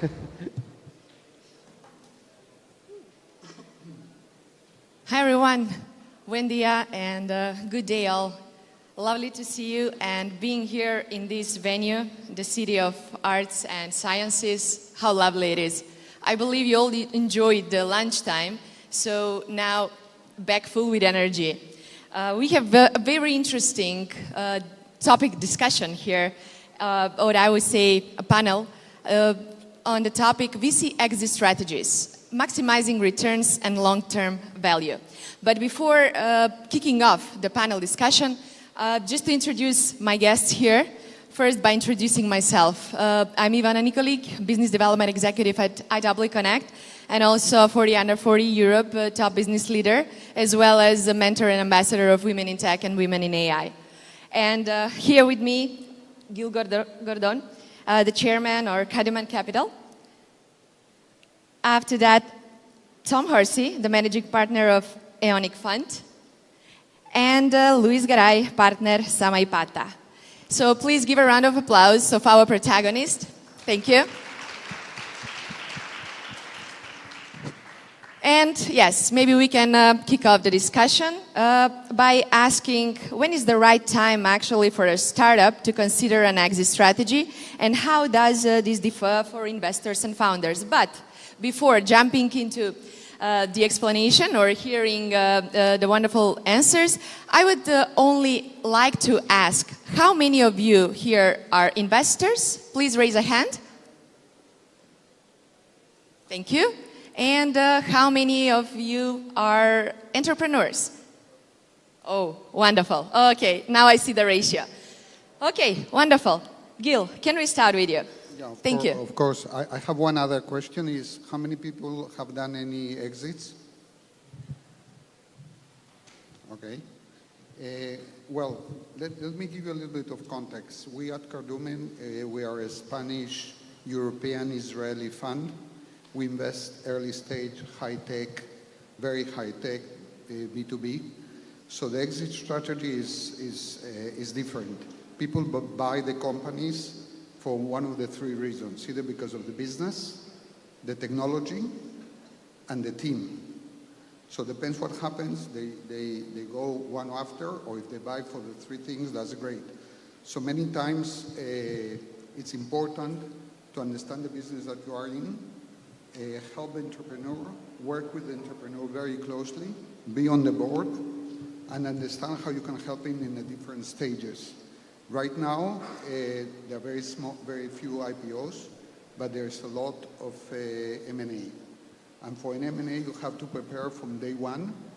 When you go in, we as Cardumen, we bring investors, co-investors, both financial co-investors worldwide, but we also bring industrial companies that they are the ones that many times they invest at the beginning, they invest with us, but then they ended up buying that company.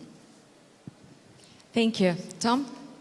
Yeah, so this is an interesting one because as a founder myself, I found myself in a situation more than once where you had a company that was doing quite well, but it wasn't really possible to sell, right, for multiple reasons. Might be because you're at the center of the company, and if you sell, normally it's with an idea of being able to leave the company relatively soon after the sale. And if you're at the dead center, that's what are they buying? You know, what's the universe without the sun, right? But on the other hand, you as a founder, you need to focus on obviously building a business, and I think without losing the final objective. You know, if you bring an investor on board, an investor's there to do an exit. Of those that raised their hand when Jill asked who's done an exit, you know, I think 90%, maybe there was one that was a founder, but the rest of us were funds, because that's what we're here for. So if you bring an investor on board, you have to realize that the implicit understanding is that there's going to be an exit, and if there's going to be an exit, you have to a certain extent organize everything that you do in the company around the idea that there's going to be an exit. And part of that is not being such a center of gravity as a founder that you know the entire business is dependent on yourself. You know, so when should you start thinking about this? Well, a lot sooner than you probably realize, and a minimum of 2 to 3 years before it actually happens. You know, the accounts have to be right. You have to be able to go through a due diligence. You know, most companies, the accounting in the first few years isn't quite as good as it would be later on. You know, all of those things, you know, all the ducks have to be in a row. So much sooner, I think the answer to the question would be much sooner than you think. Now, yesterday. Yeah, for yesterday. Very interesting and wonderful. Thank you, Tom. I would then, just in a correlation to this, ask Luis, how can investors in startup work together to maximize the value of the company before an exit? Yeah. From your experience, Luis. Yeah, so at Samaipata we invest in early stage companies. So usually in VC investments at seed stage will take around 10 years to bring an exit. Mm-hmm.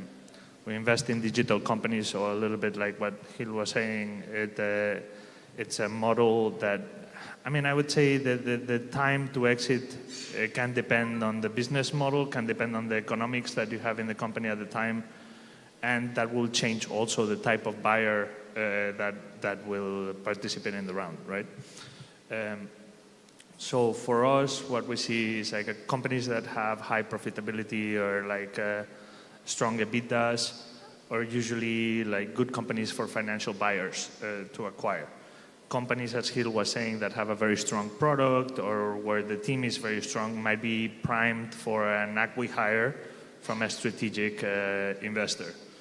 So there are multiple variables, right? And from the side of the investor, you're always looking at the timeline, but also at the time in the market, right?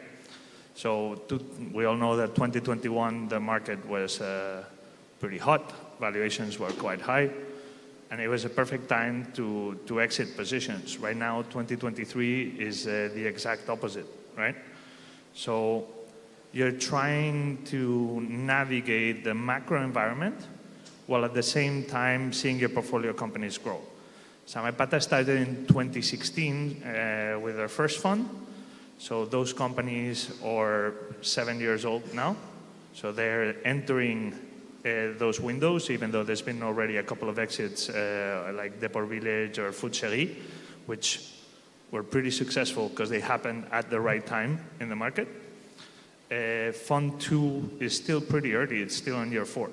So we're not really concerned about the macro environment right now. We're more concerned about what does it look like 5, 6 years from now. The predictions, actually, yeah. Can I just on that in terms of maximizing and going back to preparation, it's you build a company so that your income's higher than your costs, right? That's the end game, and you have your product, or you have your technology, or you have your team, or you have your markets that will help you maximize that profitability. But within those criteria, if you have clear that you've got to sell, and as I say, that's an implicit understanding when you bring on a financial investor, or at least a VC investor, because most funds have got a limited amount of time that they can buy and sell, or invest and sell stakes in. But if while you're looking at what you should do in terms of a company, if in advance of even thinking about preparing yourself formally for a sale, you have a little bit of an idea of who might buy your company and what they might be interested in buying in 3, 4, 5, 6, 7 years' time, it's certainly going to help. Again, it's not something you have to worry about in the day-to-day, but it should be there. It should be something that this 80% of your mental capacity, which is your subconscious, is connecting dots without you even realizing in your day-to-day activity. Can I add something? Yeah. I think it's very important, like what you said, Tom, to be very clear from moment number one. And when we do a due diligence, we look for moment number one before we invest. What are the possibilities of an exit, and when and how? And we have created in Cardumen Capital a whole team that supports the portfolio companies. But not only in business development, we bring, we'll talk about examples later, but we bring possible investors and possible acquirers from day number one. And this is in business developing, this is in M&A. We have people specialized in M&A. So when you guys choose who to go to, don't choose only on the terms. Choose on what is behind, and this is very important for all of us. For you as startups, and for us as investors. And the type of investors, the type of co-investors, give to this a lot of thought from day one, like Tom said.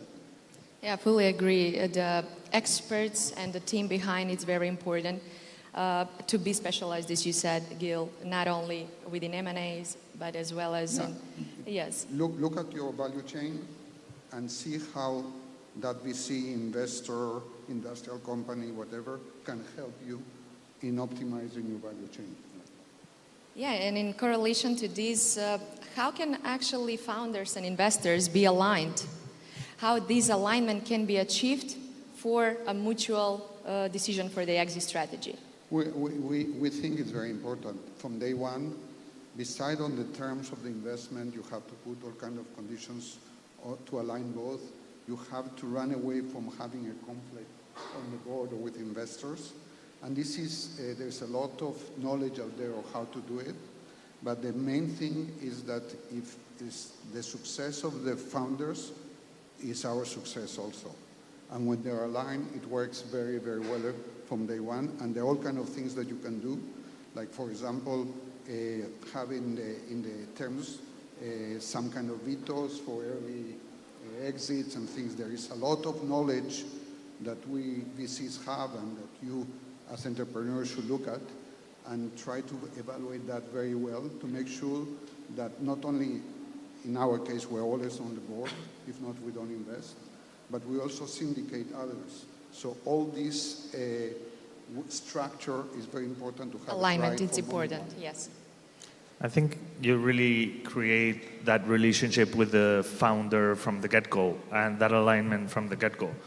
When I talk to founders and when I'm looking to invest in a company, I want to see what their vision of what this company, what they think this company looks like in my investment horizon. So usually that alignment is built pre-investment and is maintained throughout the life cycle of the company within the portfolio. And as Gil mentioned, you support the founder with a network of operating partners, of commercial talent intros that help build value for that portfolio company. And there is a point where opportunistically you can say, okay, like now we should start thinking about this because we have reached these certain milestones that we talked about. And this could be a pretty good strategic time to start planning, as Tom was saying, because it's not instantaneous, right? So to start planning, it looks like this window that we're entering might be the right time to consider some options. And you discuss that with the founders. This is not enforced by the investor by any means. Obviously, we have our own investment timeline, so that the founders know from the get-go. VC funds cannot be invested in a company for 20, 30 years. So this is like a contract, so to speak, that is there from the beginning, no? That you create over time, like that strategy as a team. Yes, absolutely. Actually, nothing can be done tomorrow without a plan. So as you said, Luis, it's important this to be planned and it's not an ad hoc decision, but a previous plan, investor together with the founders, and then to be aligned on the exit strategy. Interesting. I would like to hear from each of you a success story. If you can share with our audience, it will be very good to hear from your experience. We have been investing since 2013, and we have unfortunately, quite good stories. But the most important, I think, is our relationship with the founders. And one case, this case is, for example, an Israeli company that developed the lenses and the cameras behind the smartphones. So we invested very early. And then we bought in Samsung Ventures at a later stage, and they ended up buying the company. So when you look at investors, don't look only to the money. Look to their network, how they operate, who they can bring in, how they move in an international arena. This is not a business of geographic limitation. This is a global business. And if you want to be successful globally, you have to start with day one with a global mentality. And this is a very clear success story, and we have some others. We even have worked with companies to do IPOs. IPOs today are closed, But M&A is right there, and secondaries, which I think is going to be what we're going to see the next few years. Yeah, so I started as a business angel originally in 2010, but full-time in 2015. The fund only started investing last year, so we don't have any exits in the fund. But you know, the work that we do and the way we do it is the same. We followed the same investment thesis. We try to support the companies in the same way. There's just more of us now, so hopefully we're supporting better and more effectively than I did when it was just myself and I. One of the success stories, but just before I jump into that, you were saying it's a geographic business, and we just talked about alignment. And I think I'd just like to reiterate, and there's a lot of people that fall in love with technology and with the products and all the rest of it. This is a people business. It's people that are center of everything. Technology is just a tool that we use to get there. And if you're bright and smart and creative and agile, then you'll use that technology as a person and you'll take it forward. And as investors, we're just people too. You know, maybe with slightly larger checkbooks, but we're just people, and here we're to work as partners within the company. And I think, you know, not all investors are the same, but the three of us that are here, you know, we're socios, right? We're there as socios. We're not the strange alien types that are there. No, we're here to roll up our sleeves and get involved as best we can. But anyway, just going back to an example, I think possibly the best one. And I won't go into all the details because it was a bit of a culebron. But the best one that we have is one called G2G Algae. And it's probably the best example because initially it was a company called Algae Yield that we're invested in. During the years that we're invested in Algae Yield, the CTO disappeared. The CEO disappeared. We suddenly got a phone call. I got a phone call from somebody I'd never heard of going, I'm working at the company. I go, okay, great, really nice to speak to you. And they say, yeah, the CEO's not here anymore. And I said, what? And so we had to really get hands-on that one. And so we organized a merger with another company. And as a result of the merger, at the same time, we organized a sale of in that instance, is 51%, but to a strategic investor that bought out and then put a lot of money into the rest of the company. So it's been very successful for the founders. It ended up being very successful for ourselves with a lot of blood, sweat, and tears, but it ended up being very successful for ourselves. And we still got another 49% with a pre-agreed sale price. So let's see what happens. That all happens next year if we've hit objectives. So it might end up being even better. But yeah, I think as an investor, I don't know your guys' experience, but at least in my experience, we've worked a lot with the founders and for the founders, sometimes in the background without them even realizing, to generate the exits that we've done, and also to generate the co-investments that we've done. I think sometimes founders don't realize how many conversations go on about, hey, look, this is a great opportunity, but we're doing that in the background without you realizing. Wonderful, Tom. And as you said and shared the success story with us, I think that it was really important or crucial to act agile, right?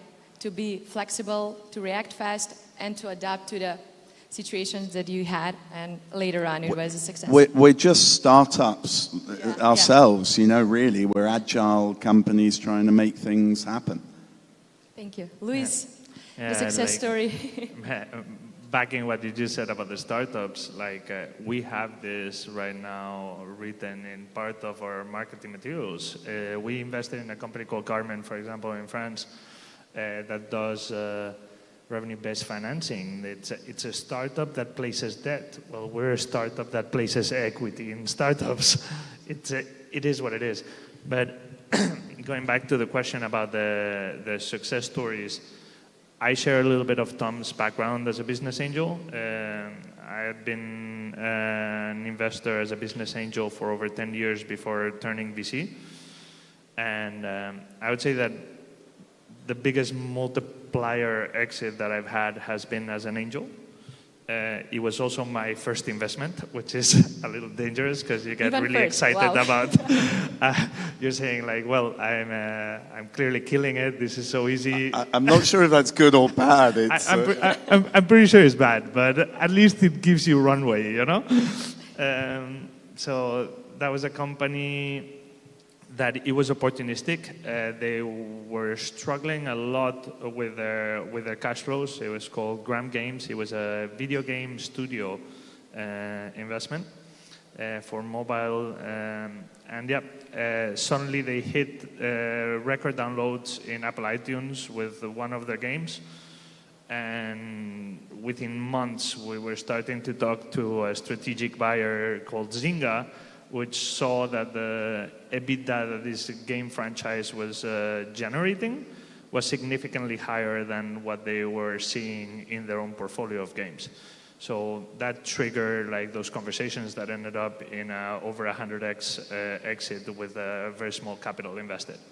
In terms of Samaipata, I think that we've had, as I mentioned, Deport Village and Food that were very successful exits. I think also timing-wise, they were at the peak of of this last market cycle. So that helped. But I think it is important to mention what gave birth to Samaipata, which is the exit of José del Barrio with La Nevera Roja. No? This was a company where the exit was driven by a consolidation of the market from international players, and the importance of being a leader in your local market that drove that appetite for acquisition from much larger, much more capitalized players that were international players. No? So very, very different approaches to exits, but both very successful, and the second one being key, of course, for Samaipata, because it was what led Jose to start this new startup. Wonderful. Thanks for sharing both of the success stories. Yeah, we are about in 1 minute and 30 seconds to close. So I would say we have here Valencia Digital Summit. So I would like to raise one interesting question related to artificial intelligence, and maybe Tom can give his thoughts. So what is the role of AI with VC? Either it's evolution or replacement. How is AI impacting the VC exit strategies, and how or which AI tools can be used just in order to secure a success or a failure? Yeah, okay. I mean, there are so many parameters at play when you make an investment, and so much is uncertain. You know, like Luis was saying, we're looking at 7, 8, 9, 10 years into the future. You know, I'm not Rappel, and I don't try to be. I hope I'm better looking as well. But anyway, you know, I'm certainly younger, but a little. But you know, it's really difficult to look into the future. But AI is certainly here to improve processes. We use we use it a lot in terms of our processes and improving our productivity and how we're working. But I think generally, I would probably, and the tool that we're starting to use, I won't mention it, but there is a tool that we're starting to use, which does a psychological analysis of founders and tries to find the best psychology of person. As I say, this is a business of people. Tries to find the best person to fit the project and the vertical that we're actually investing in. So that's possibly where it's most useful at the moment, at least. Very simple, very simple. Yeah, interesting. And maybe because we've touched base earlier on predictions, So maybe also AI can play a really crucial role within the estimations and predictions for the future. Thank you so much again. I hope you all enjoyed. Thank you for our lovely panelists here. Please give a round of applause to them and enjoy the day. Thank you. Thank you. Thank you very much for joining us on Thank you, stage. Alex. Big round of applause to them. Thank you very much. Okay. And we're hitting the final panel before the lunch break, and with very, very interesting final panel. Pretty large, but it's going to be really fascinating. You know, we talk a lot about sustainability and SDGs and all that stuff, but the reality is that it's challenging to make a lot of profit at the same time you're doing good for the planet and good for human society. So there's strategies and there are ways to do this, and that's exactly what our next panel is about. Sustainable business strategies and how to navigate this path between profit and planet. And to talk about that, I want to welcome our first panelist. So please give me a big round of applause for the one and only Iker Markaide, founder and executive chairman at Thubi Group. Big applause for Iker, please. Hello. Looking nice, my friend. Hello, Valencia. To join Iker, please welcome all the way from Lumo Labs, Dagmar van Ravenswaay, advisor and Are you okay? Okay. Advisor and scientific board member at Lumo Labs. Big applause for Dagmar. Thank you for joining. To join her, please welcome Lynn Cecile Linneman, CEO at Catapult Group. Big applause.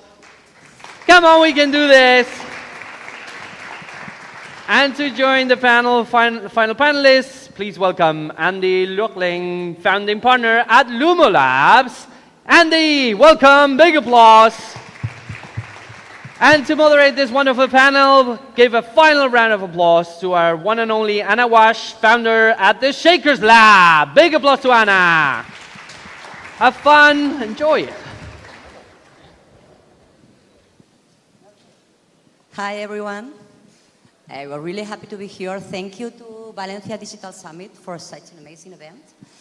I think before the kickoff, I think the best thing is if you can introduce yourself, okay? Okay, so it's your turn, Andy. Okay, thank you for being here.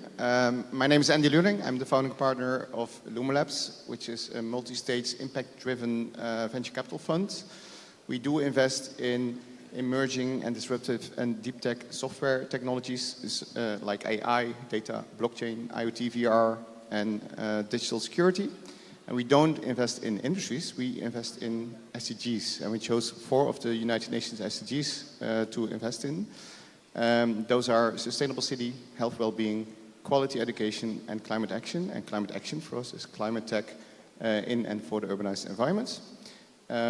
We do pre-seed, seed, Series A. We will announce 100 million fund officially, because I say it now already, in April, May. And we anticipate to invest 10 million of pre-seed and seed tickets in Spain with that fund. So it's amazing, yeah. Thank you very much. Okay, Lynn, Cecile, can you introduce yourself, please? Thank you. My name is Lynn. I work with Catapult VC. So we are also very much into impact investing, and we are investing into climate technologies, ocean technologies, and companies that are improving the health of the planet.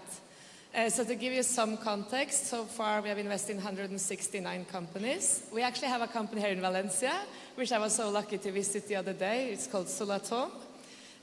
We are very much focused around renewable energy and also around decarbonization solutions. So far we have produced 4 unicorns, which we are immensely proud of. So for us it's impact because of profit and not instead of profit. Thank you very much. Dagmar van Ravenswaay, sorry about my pronunciation. Yeah, so this is the connection that I have with Lynn, because that's a bit of a Norwegian name. Yes, I am within Lumo Labs senior partner and also responsible for the technology with regards to blockchain solutions that are impactful. So very curious also to learn more about this at this event and to tell you a little bit about what we see in that field. And last but not least, Iker Marcaidi. I know most of you know Iker, so can you make us a brief introduction, please? Perfect. So I'm Iker, so I'm based here in Valencia, and I founded and lead Zubi, where essentially is a platform for solving through companies some of the social and environmental challenges that we live. And we do this by creating companies with our venture builder, that's Zubi Labs, and we do that by investing in companies, in third-party companies, and we do that through Zubi Capital. And we have kind of various strategies from, really early, like creating companies to through our venture debt fund, which is kind of more Series A's and B's. And we like to think that kind of we're a platform for attracting talent that kind of will link up in the different companies. And also we act as catalytic capital in terms of anchoring our strategies and these companies that we create and leveraging co-investors to scale up. Okay, thank you. So let's begin with the topics or questions. Can we begin with you, Iker? What does sustainability, means to a VC company or ecosystem? So I think when we think about like sustainability and we like to kind of use impact, I think it links a lot to kind of the purpose, right? And we find we have very diverse initiatives, and those are built around talent and what they care, right? And I think like for people to align kind of their personal purpose and not, be happy with a horrible job they're not, kind of excited about, but really leverage their work and their companies to solve things they care about. That's kind of, I think, the big goal and like the chain of mindset that you can have sort of different companies you create or you work for. And I think that takes us to very diverse things. People care about that biodiversity or like natural capital or, building efficiency and retrofitting buildings or like, climate change or circular economy, et cetera, et cetera. And that kind of creates for us a very diverse set of companies that we started thinking about the ideas ourselves and many times building from the synergies of some of our group companies.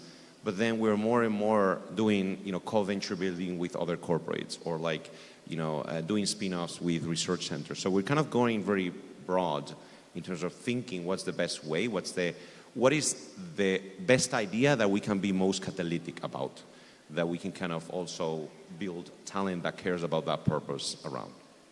Okay, thank you. Lynn, what does sustainability means for a VC company in your case or under your scope? Yeah, thank you.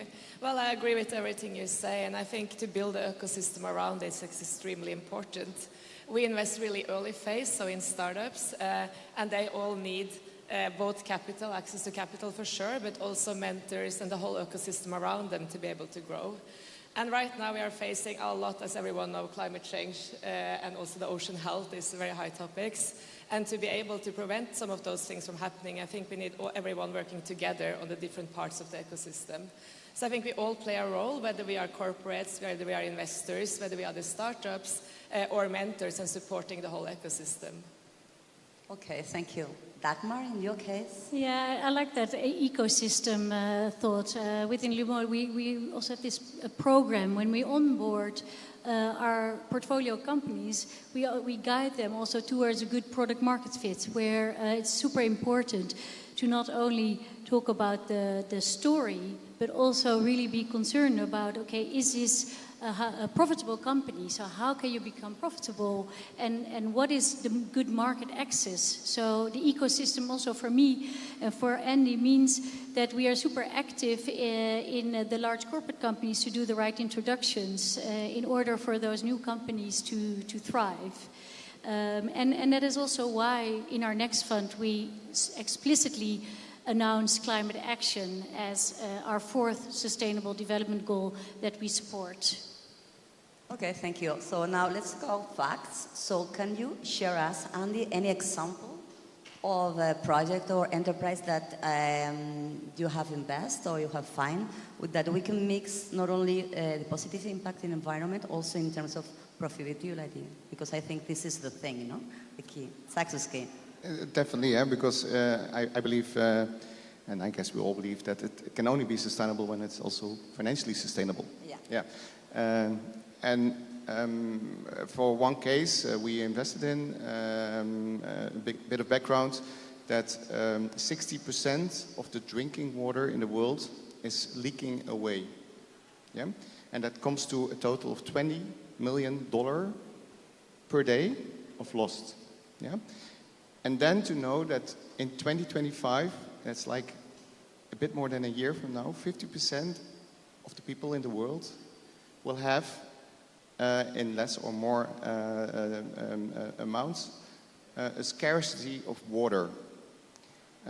So we invested in a startup, Hulo, they're called, and they can determine based on AI and the sensors between the pipelines of water on 1 square meter exactly where the leakage is. And currently, the cities are not taking any measurements. They just leave it alone because it's too expensive to open up all the street to see where the leakage is. This company now really changes this systematic, and the beautiful part is that besides the first clients in the Netherlands, the Ethiopian government now gave them an assignment for the total infrastructure of Ethiopia. Great. Where is it based, this startup? It's based in the Netherlands, yes. Okay. And it's working, I mean, it's working right now and It's really, working. really hard. It's been a Yeah, long they did time. the first pilots in the Netherlands, but now you see that it's such an important topic that, like on national governmental level already, the company, they approached the company for working together. Thank you. Also in your case. Yes, thank you. We have a lot of different companies as well working around the same topics as water scarcity and also ocean health and climate change. And some of the companies are quite concrete. They do renewable energy solutions, so the impact is obvious. It's reducing carbon emissions, producing clean energy, basically. Other ones are a bit more science fiction. We have one company who actually produce energy from air. It's an American company, and it takes, of course, years to refine and make that solution work, and maybe it will not work or maybe it will work. But I think what is representative is that some of those companies, if or when they succeed, they will be a total game changer within their industries. And since we invest really early phase, we need to invest in a lot of companies and take a bet on which industries that are going to grow and which one will succeed. And when they succeed, it will be a massive impact on that. And I think, again, like we talked about with the ecosystem, I think we need all those kinds of solutions. And I don't believe like there is, I often get asked the question since I'm from Norway, like what will replace oil and gas in the future for Norwegian government, for example, or as an industry. And I truly believe it's not going to be one industry that it will replace it. It will be maybe 15 industries, because we need all of those different pieces of the picture to make this work. Okay, thank you. And in Fubilab Seeker, any special project that we can find? Yeah, so I was going to mention, so a company we created from scratch, co-circular, kind of tries to create a more circular kind of economy, avoiding the waste, connecting with what Andy talking about waste, but starting with construction and real estate buildings, and how thinking that, typically, at least in Spain, 70% of the waste ends up in landfills, and that kind of doesn't make a lot of sense. And it's really the only company that enables just to turn it around, that, like more than 80% of the waste actually ends up in second use. And that's over 1 million tons this year that they've enabled. And I would say kind of 2 points also to that is that I don't really like the word sustainability, and I'm sorry, I might disappoint someone, but that kind of entails like thinking we can continue doing things as we're doing. And I like more the word of regeneration and like impact of like we've actually screwed up. How do we kind of take some steps back? And that's kind of how we think about circular economy. It's like, we're like, it's not about sending less. It's about like changing how we design, how we think about the economy. And then also, I think another peculiarity I like about kind of this company is actually female-led. And I'm actually very excited today because I think, there's few panels we as men are underrepresented, and I like that. We actually just launched, so become kind of the first Spanish fund, angel fund, to focus on diversity, social equity, and inclusion. And Paul is an amazing founder, like really kind of driven. And that's kind of an extra reason why maybe I like the company. Okay, thank you. So last, also, I think it's going to be the last questions because we have a little problem with the time. There is a question that, under my personal vision, is quite important for me.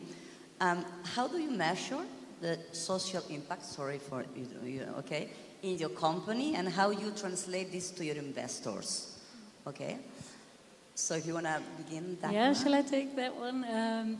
So measurement is, of course, something that is sometimes super difficult when you invest in early stage companies because they might even pivot their business model.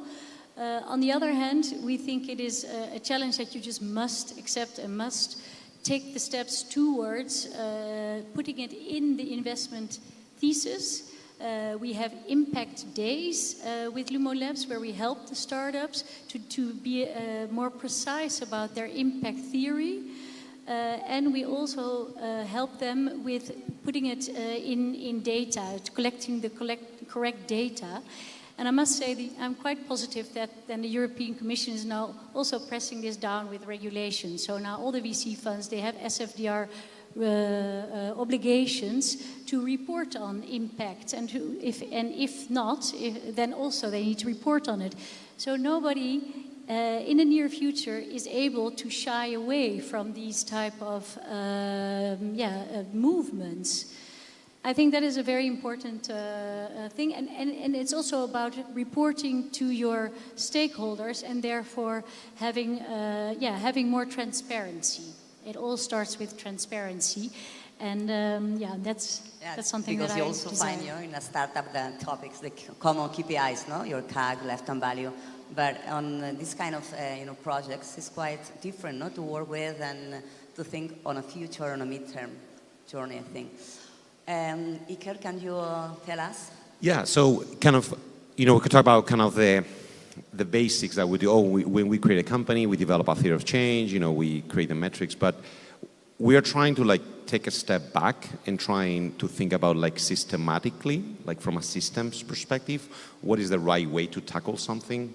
Not just, I thought about an idea, how do I justify this impact and create a fantastic story, but it's let's look at the system. What are the missing levers, the points of action here? Does it actually make sense to create a company if there is a gap?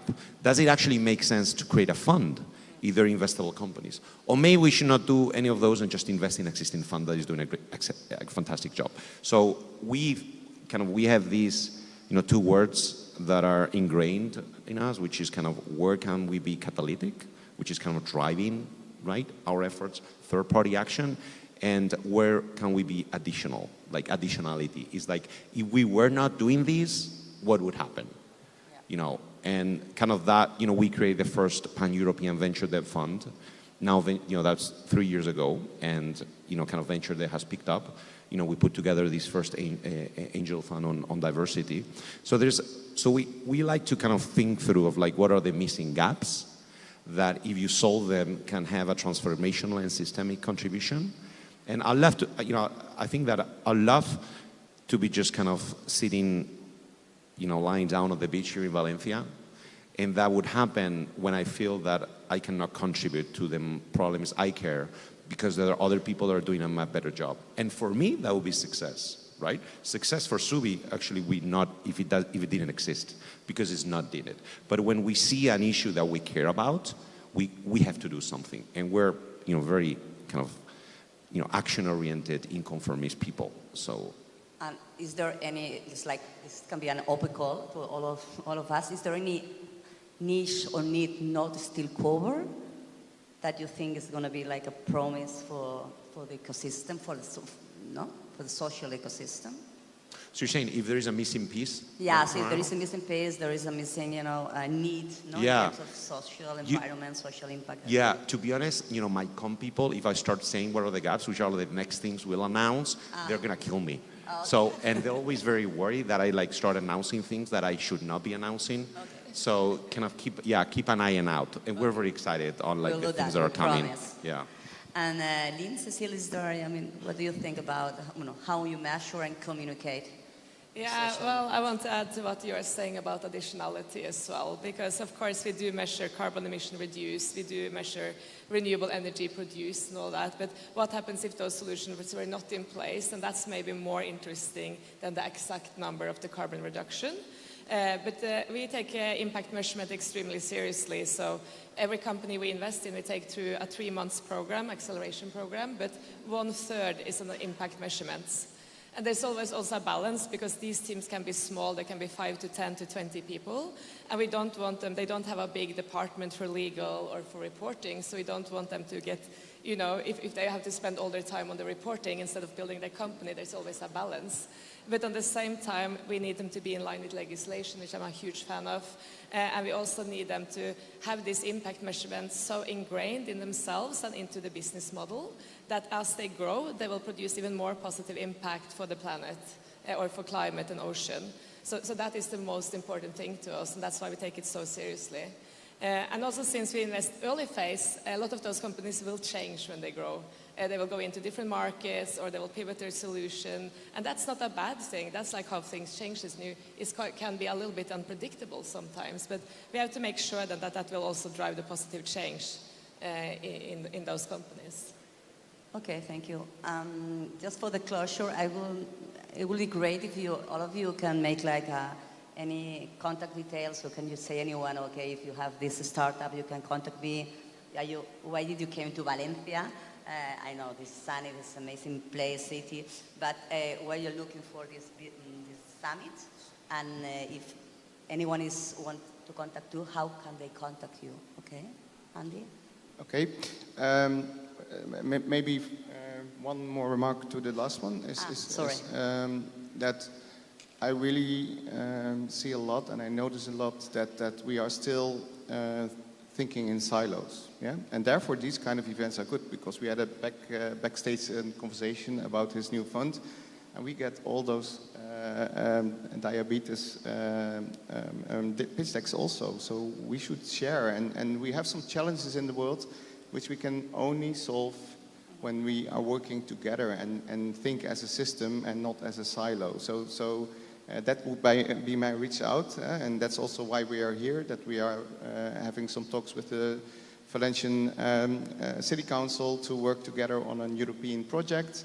And of course we are looking always for cool startups, if you're an AI startup, blockchain startup, etc. I mentioned it before, what we are investing in one of the 4 SDGs. Feel free to contact us. You can find us on LinkedIn, we are very approachable. I will not give my mobile number if you don't mind, okay. but please reach out on LinkedIn, and we are always ready there for collaboration, also with Catapult, which we're already doing, and we're starting to collaborate, I would say. So in that sense, that's what we are here for. Thank you. Lynn, can you give us some details or? Yeah, I will say I'm quite impressed with Valencia and the region. And someone told me it's the region with the most startups in all of Spain. Mm-hmm. So I think that's amazing. And also that the ecosystem is quite young. It's only like the last 10, 15 years it started really rapidly to grow. So I think there's huge potential in the region. I still think we also need to bring in players, not just like us, but also other players, and have everyone working together on this. And I think there will be a lot of potential for also the startups coming out of the universities here, also for the whole system around it.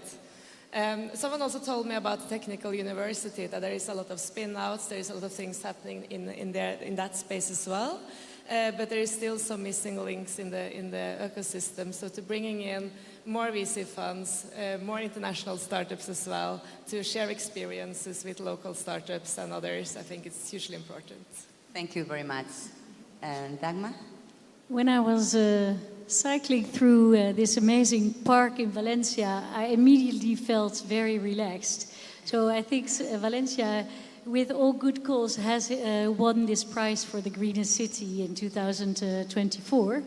And I think that is a very great mindset to get into these new models, new systems, new ways of financing, also to really thrive. So very pleased to be able to meet all new contacts that I've made here. Ike? So first of all, I think I'm kind of very excited of like things that are happening here, like this one. And to be honest, I take a global approach, right? I mean, for me, it's not about, everything has to happen here. It's like how, or like, all the investors need to be based here. I think it's like how you connect elements, right? And I say that you can start a company anywhere in the world, anywhere, as long as you're connected to the world. That means like being in the right events, in the right conversation, talking with the right partners, etc. And I think things like these kind of help, kind of creating those bridges. And in terms of like us, we're super motivated of like finding purpose-driven founders that want to align kind of their work with, the things they really care about. And we're happy to take kind of initial risk of funding. We're also happy to invest in kind of existing startups and companies through these different stages that, from our angel fund, from our venture debt fund, and kind of other things that we're working through. And I think really kind of thinking that with your work, you can do much more. You can kind of contribute to a much greater purpose that kind of the individual work. And I think that's kind of assuming that you don't have to you're satisfied with something suboptimal in your day-to-day. I think it should be kind of eye-opening for people and say, well, why not, right? I mean, I started my first company, to be honest. That was created between Boston and Valencia. I was like me, 26 years old, with $40,000 in my bank. That's kind of what I used to fund, and I, and eventually kind of grew, and went public on Nasdaq. And to be honest, like I look at like I didn't really have much, right? Young guy, barely knows anything about startups, but I had this kind of secret ingredient. If you like Kung Fu Panda, this is like the secret ingredient of the secret sauce, which is kind of our passion. It's our passion. It's like, we get down, we, stand up again. We are exhausted at the night, we wake up full of energy. And for some reason, that kind of drives everything around us. We're able to recruit talent that we never thought we would, selling our dream, we bring great investors, like the ones that are standing here, that would never maybe have dreamt of having. And that's kind of, Iker, shut up. So that's kind of what I think, confidence and passion is these fundamental ingredients that makes the world move, at least our world move. And I think as investors, kind of putting our hand on when we find like people that are like driven, passionate, that's kind of the founders that excite us, right? Those that would say, oh, this is like someone I want to spend time with, that I'm going to help out, and they're going to take that and like really push ahead and benefit from the work, the time, the money that we put in. Thank you. It's been really inspiring, lovely. Thank you for your kind approaches. I expect you next year, of course, okay? And thank you to all of you for coming today. I expect you enjoyed. Thank you. Thank you very much. It was a pleasure having you. I hope you enjoyed the wonderful city of Valencia. First time here, by the way? No, I love it. Thank you very much.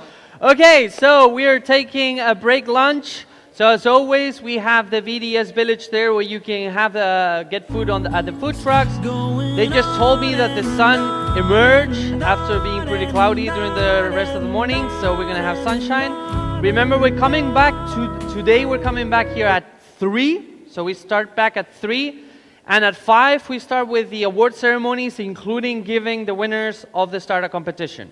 Okay, so enjoy your lunch and have a good afternoon, and see you in a jiffy. Thank you.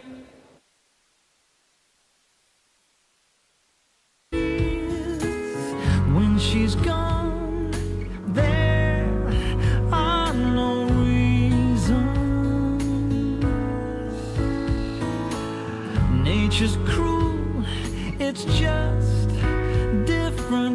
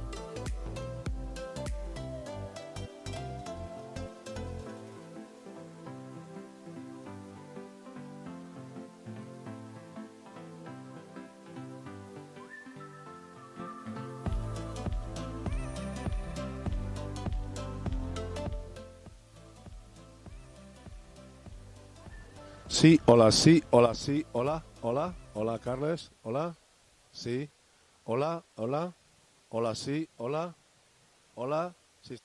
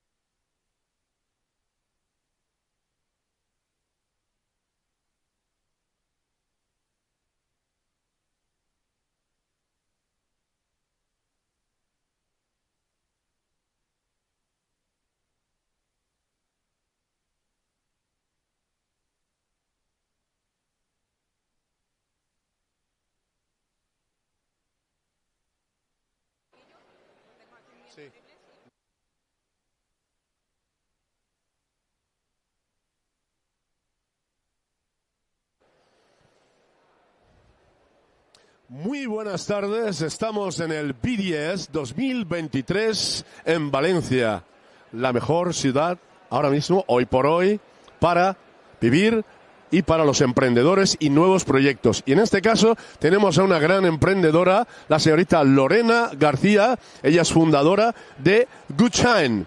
Hablamos esta tarde con Lorena, ¿qué tal estás? Un placer. Lorena, cuéntanos cómo está siendo tu experiencia en esta 6ª edición del BDS. El Valencia Digital Summit es el evento más importante a nivel internacional. Vienen ponentes increíbles a nivel europeo. Es una cita obligatoria para cualquier startup que se precie. Somos muy afortunados de estar aquí desde el punto de vista de Goodshine. El año pasado también, bueno, me he venido a todas las ediciones. El año pasado también fui ponente. Y en esta es que cada año se superan, es increíble. Cada vez lo hacen mejor y aprendemos siempre con la gente que viene para luego poner esas ideas en práctica en empresas como la mía, como mi startup, para mejorar y ayudar a la sociedad en general. Muy bien, y hemos recogido la impresión y la experiencia que está teniendo nuestra querida Lorena García, a la cual le deseamos muchísima suerte en su andaduría con su proyecto. Un placer, Lorena. Gracias. Y ahora continuamos para conversar con Diego. Diego Hernández. ¿Qué tal estás, Diego? Muy bien, encantado de conocerte. Bueno, Diego es CEO de CoWallet. Son carteras de inversión, supongo. No, somos un marketplace de inversión que crea un puente financiero entre Europa y América Latina aprovechando la tecnología blockchain. Muy bien. ¿Y cómo está siendo tu experiencia en esta 6ª edición del BDS en Valencia? Hombre, es la segunda vez que asistimos. Como siempre es una gran experiencia, puesto que aquí nos podemos conectar con personas de muy alta calidad, adquirir sus conocimientos y compartir con ellos también lo que estamos haciendo para recibir feedback, que para una startup siempre el feedback es imprescindible. Bueno, ustedes lo saben. Muy bien, muchísimas gracias, Diego Hernández, fundador de CoWallet, y deseándole pues muchísima suerte en su andaduría, en tu proyecto y mucho éxito. Muchísimas gracias y bienvenidos a Valencia. Bueno, y continuamos porque esta tarde estamos aquí pues rodeado de inversores, rodeado de emprendedores y de nuevos proyectos, y vamos a conversar ahora con Jonathan Clerk. ¿Exacto? ¿Qué tal, Jonathan? ¿Cómo estás? Bueno, Jonathan tiene una startup de Program Leader y es OBS Cloud. ¿Ok? ¿Correcto? Bueno, Jonathan, cuéntanos un poco cómo está siendo tu experiencia en esta 6ª edición del BDS. Gracias. Fenomenal. La verdad es nuestra segunda participación, o tercera, y cada año mejor que la precedente, y tengo ganas ya de apuntarme a la próxima del año que viene, la verdad. Muy bien, pues hemos conversado con Jonathan Clerk. Un saludo, deseándoles mucho éxito y bienvenidos un año más al BDS, certamen y super evento en esta maravillosa ciudad de las artes y las ciencias, Valencia 2023. Bienvenidos y muchas gracias. Vamos, que continuamos. Y vamos a hablar porque vamos a aprovechar este horario para conversar con muchos expositores que aún tenemos por aquí y sobre todo emprendedores. En este caso tenemos a Laura Jonet. ¿Qué tal estás, Laura? Muy bien. Laura, cuéntanos un poco cómo estás viviendo esta 6ª edición del BDS en Valencia. Pues la verdad es que muy contentos, pese al panorama de este año que hemos visto, ¿no? En la inversión, la verdad es que nos ha sorprendido. Hay mucho emprendedor, mucha inversión. Estamos muy contentos, viendo muchas oportunidades y desde el Banc Sabadell pues intentando pues apoyar el ecosistema una vez más. Muy bien. Pues hemos hablado con Laura, Banc Sabadell. Ha sido un placer. Te deseamos muchísimo éxito en todo lo que estáis llevando a cabo en este maravilloso proyecto. Muchísimas gracias y bienvenida a un año más. Vamos, continuamos. No os alejéis, estar atentos porque vamos a conversar con otros proyectos, con otras empresas. Así que, seguidme. Vamos para allá. Vamos a ver a quién encontramos por aquí, a quién encontramos, pues aquí tenemos... ¿Dónde estamos? Me he perdido ya, Marta. Hola, buenas tardes, aquí tenemos Bicipedia. Vamos a hablar un segundo con Bicipedia. Vamos a darle unos segundos. ¿Qué tal? ¿Cómo estamos? Y hablamos con Radoslav, ¿correcto? Sí. Bueno, Radoslav, ¿hablas castellano? Inglés, sorry. English. Okay. How are your experience in this 6th edition in BCD Valencia? Tell me. It's great. It's wonderful. New contacts and broaden our network. It's good. It's very nice. Yeah. Okay. It's your pleasure, Radoslav. See you. And good luck in your projects. And exit. Okay. Goodbye. Continuamos y ahora vamos a conversar con Disco. Hablamos con esta startup Disco. ¿Qué tal? ¿Cómo estás, Ana? ¿Qué tal? ¿Cómo estás? Sara, ¿bien? Muy bien. Pues vamos a conversar con estas preciosas chicas, si me permites el piropo. In English? Okay. Now we have one question. Okay? Divide in two. Okay? You ask me and you ask me. Okay? How you experience in this 6th edition in BDS in Valencia? Fantastic. Gorgeous opportunity to meet investors, partners, and potential clients. A lot of very interesting meetings. And I didn't have even half an hour break, so it was fantastic. Fantastic. Great. And your experience? It's really great. Amazing experience. So yes, we could have it a lot of our network. Okay. I wish you exit in your projects and good luck. And welcome for this city. Okay? Goodbye, Sarah. Goodbye, Anna. Goodbye. Come on. Because we found for many projects. It's incredible. Hello. Good morning. Her name is Shamire. Shaima. Hello, Shaima. Tell me one thing. How you experience in this 6th edition in BDS in Valencia? Yeah, I feel great. BDS is awesome event. I was here last year as attendees, and this year I am co-founder for a company, and it was great. And I hope success for everyone. Okay, thanks, and good day. You have a good day and good luck in your projects. Okay, come on. Hello everybody. Hello, Creator.com from Racing Tools AA. ¿Correcto? ¿Sí? ¿Hablamos en castellano? Un poquito, pero no hay muy... Benjamin Deboneville. Tell me one thing, just one question. How the experience in this 6th edition in BDS in Valencia? People are nice. We met a lot of interesting startup, a lot of innovation, and it's a great opportunity, I think, for a startup to meet investor, for a founder, to meet other founders, to network. No, I think it's great. I love it. It's great. And to be honest, I've been to other conferences, and I think the design has been managed super well. Like, this is what we do, right? We design pitch decks, and so I have a pretty good idea of what's good and bad, and this is good. So, good work.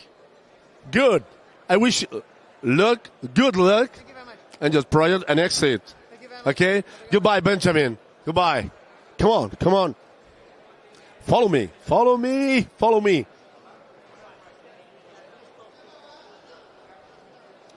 Come on. And now we're talking about for other sports exhibitor here. Come on. And we go outside. Because outside we have many peoples. Everybody join, everybody eat, and everybody visit this wonderful city. And now we're talking about, for example, this is talking about what Mr. said here. Yes? Mr. Seri, hello. Hello, sir. How do you feel? I'm fine. I feel good. Fine? Yes. I like Valencia Digital Summit a lot. Okay. This is the question. How is it your experience in this 6th edition in Valencia and BDS? Yes, I think that it's organized quite good. I like people, and I like a lot of startups, a lot of interesting technologies that presented here. And also architecture of Valencia is great. Yep. Okay, Natalia, tell me. Hello. Hello, Natalia. What should I tell you? It's nice. Edition of BDS. Yeah, it's very nice. I've been here like for the second day, and I was last year also. I'm not a startupper. I'm just product marketer. But it's really inspiring. Some speeches, some stages, really good. So I like it a lot. Okay. Nice to see you. Bye. Come on. Bye-bye. And now we talk with this company, for example. Come on. Spanish or English? Spanish. Okay. What's your name? Oscar. Saludamos a Oscar y la empresa es Inception Company. Inception Company. Bueno, Oscar, cuéntanos cómo está haciendo tu experiencia en esta sexta edición del BDS. Bueno, es una experiencia interesante. Conocemos diferentes startups, lo último que hay en tecnología, excelentes speakers, y nos damos cuenta de la comunidad valenciana que se está abriendo al mundo para no solamente, digamos, crear compañías nuevas, sino también traer mercados nuevos acá. Digamos que en la experiencia mía de ayudar a startups de aquí de España a expandirse a Latinoamérica y también de Latinoamérica acá, veo que hay esa apertura en este ecosistema. Pues como ya veis, viajan de otros continentes para incorporarse a las nuevas tecnologías, a la innovación y a la ayuda también para la incorporación de nuevas empresas y nuevos proyectos. Muchísimas gracias, ha sido un placer. Muchísimas gracias por todo. Bye bye. Come on.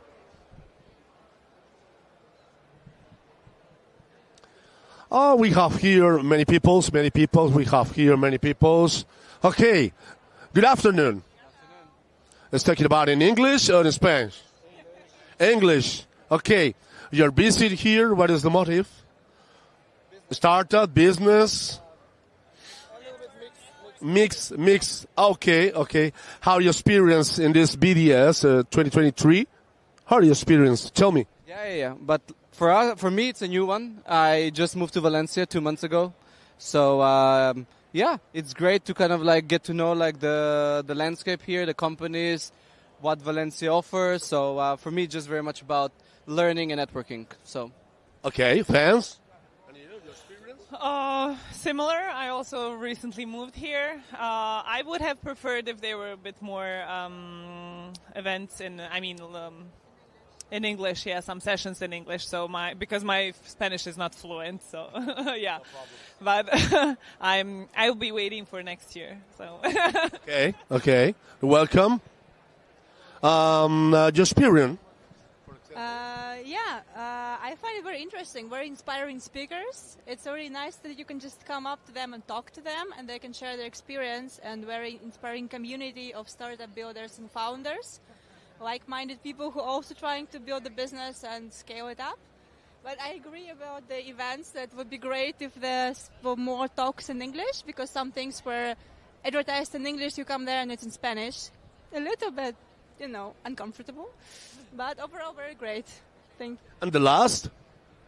Yeah, I think it's more like for startups. So it's startup oriented, and also like I don't find it that international, to be honest, because we went for some sessions. They were marked as English speaking, and then like speakers just start speaking Spanish.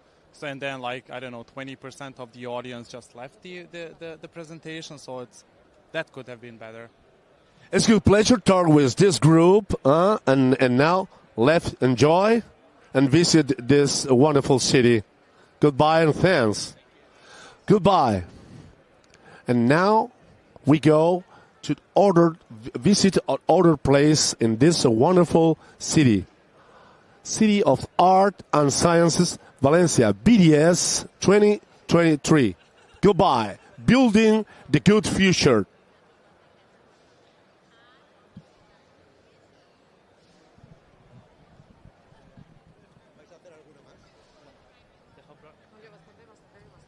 Espera, que tienen que cortar.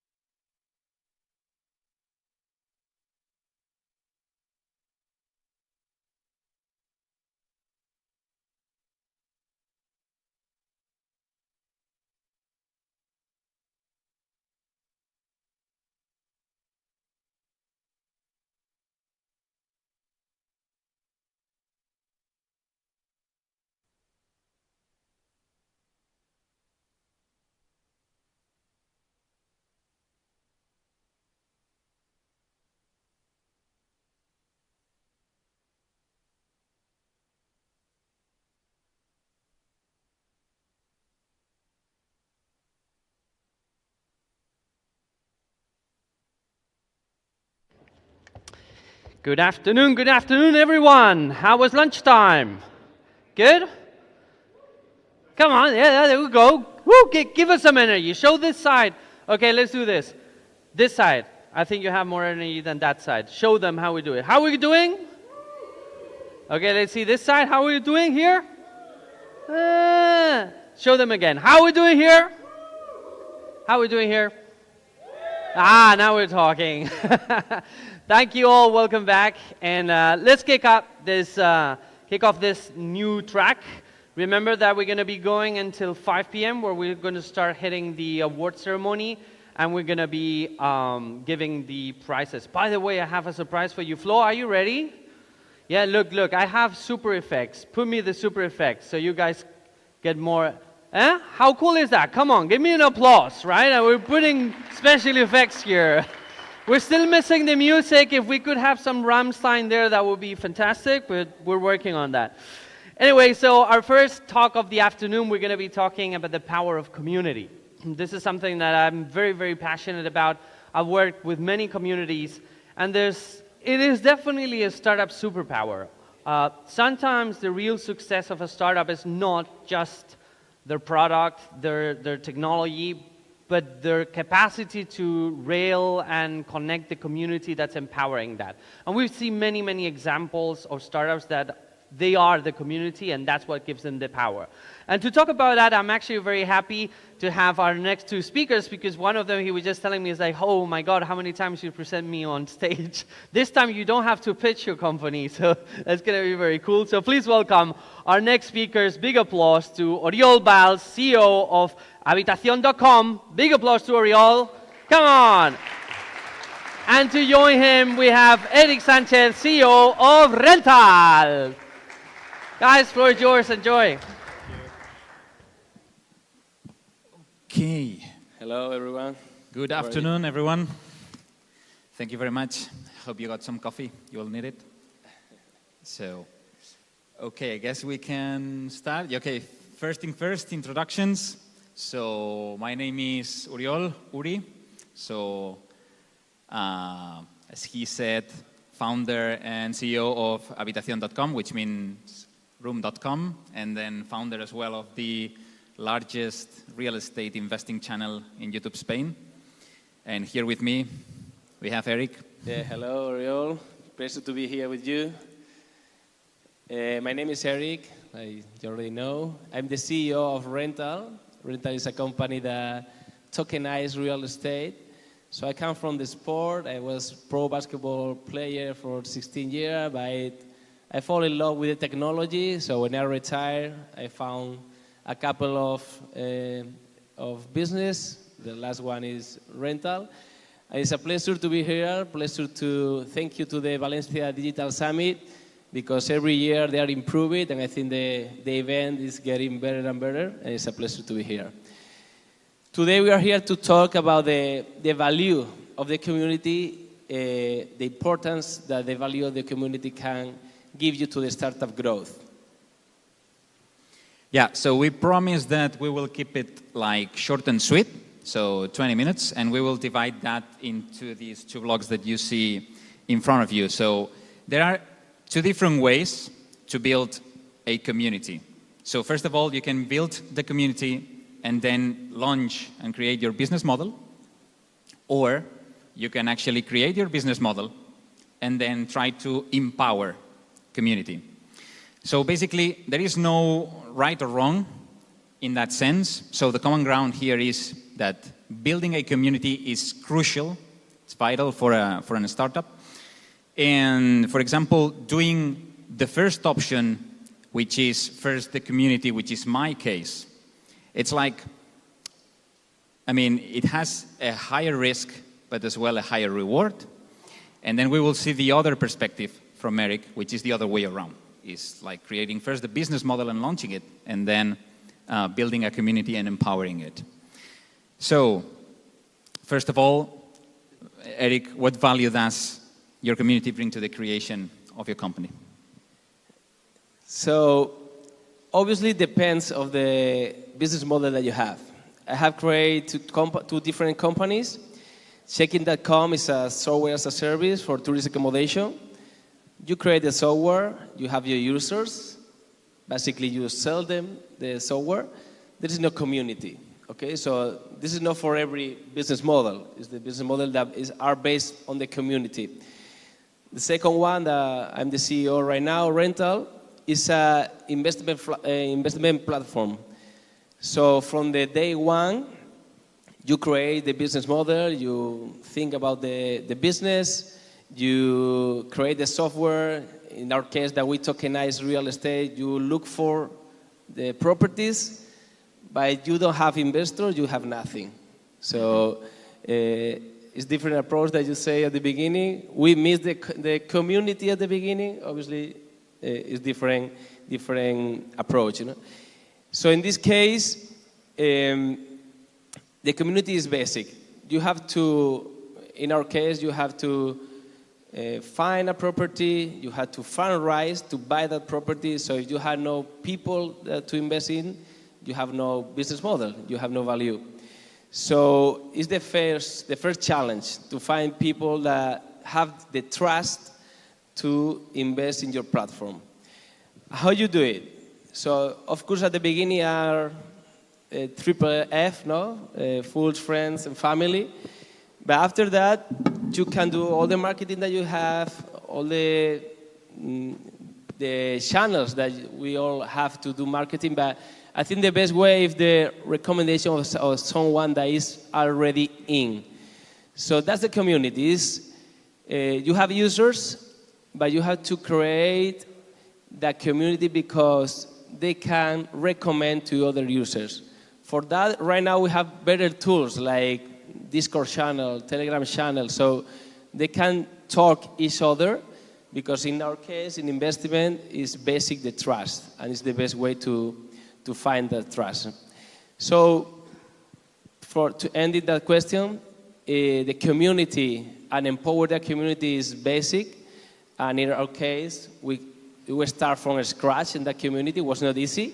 And for example, Uri, can you talk about how, in your case, that you create the community before launch your company, was something that you was thinking at the beginning when you start with your channel, your YouTube channel, or is a consequence of your channel? Sure. If you want, I can first talk about the value that we see, and then that one. So for us, for Habitacion.com and us, the value that the community brings to us is crucial. I mean, so what's the number or the top one thing on the wish list of every company around the world? It's attention, right? So attention is the most important asset a company should have, because everyone is fighting for it. So there are a lot of different ways to capture attention.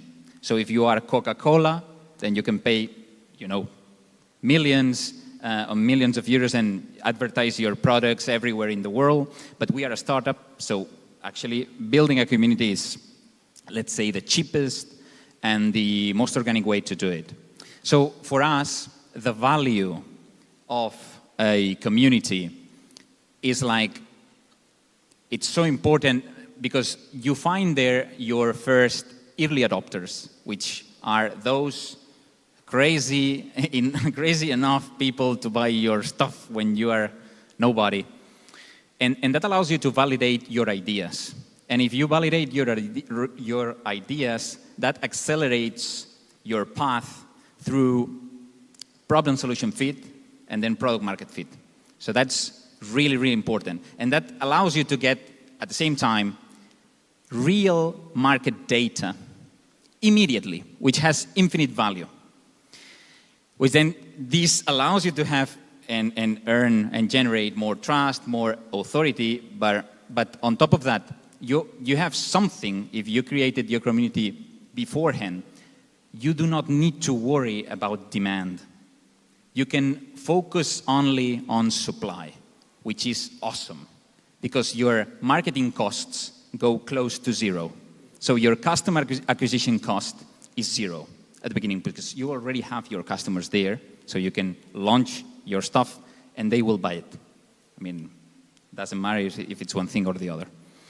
So, going back then to your latest question, Eric. So it was like, was it before or after? So, and was it like on purpose or not? Yeah, when you start your channel, YouTube channel, Yeah. you were thinking about to create a business model and a startup, or Not at all. No. It was all a subsequent result of all of that. Yeah.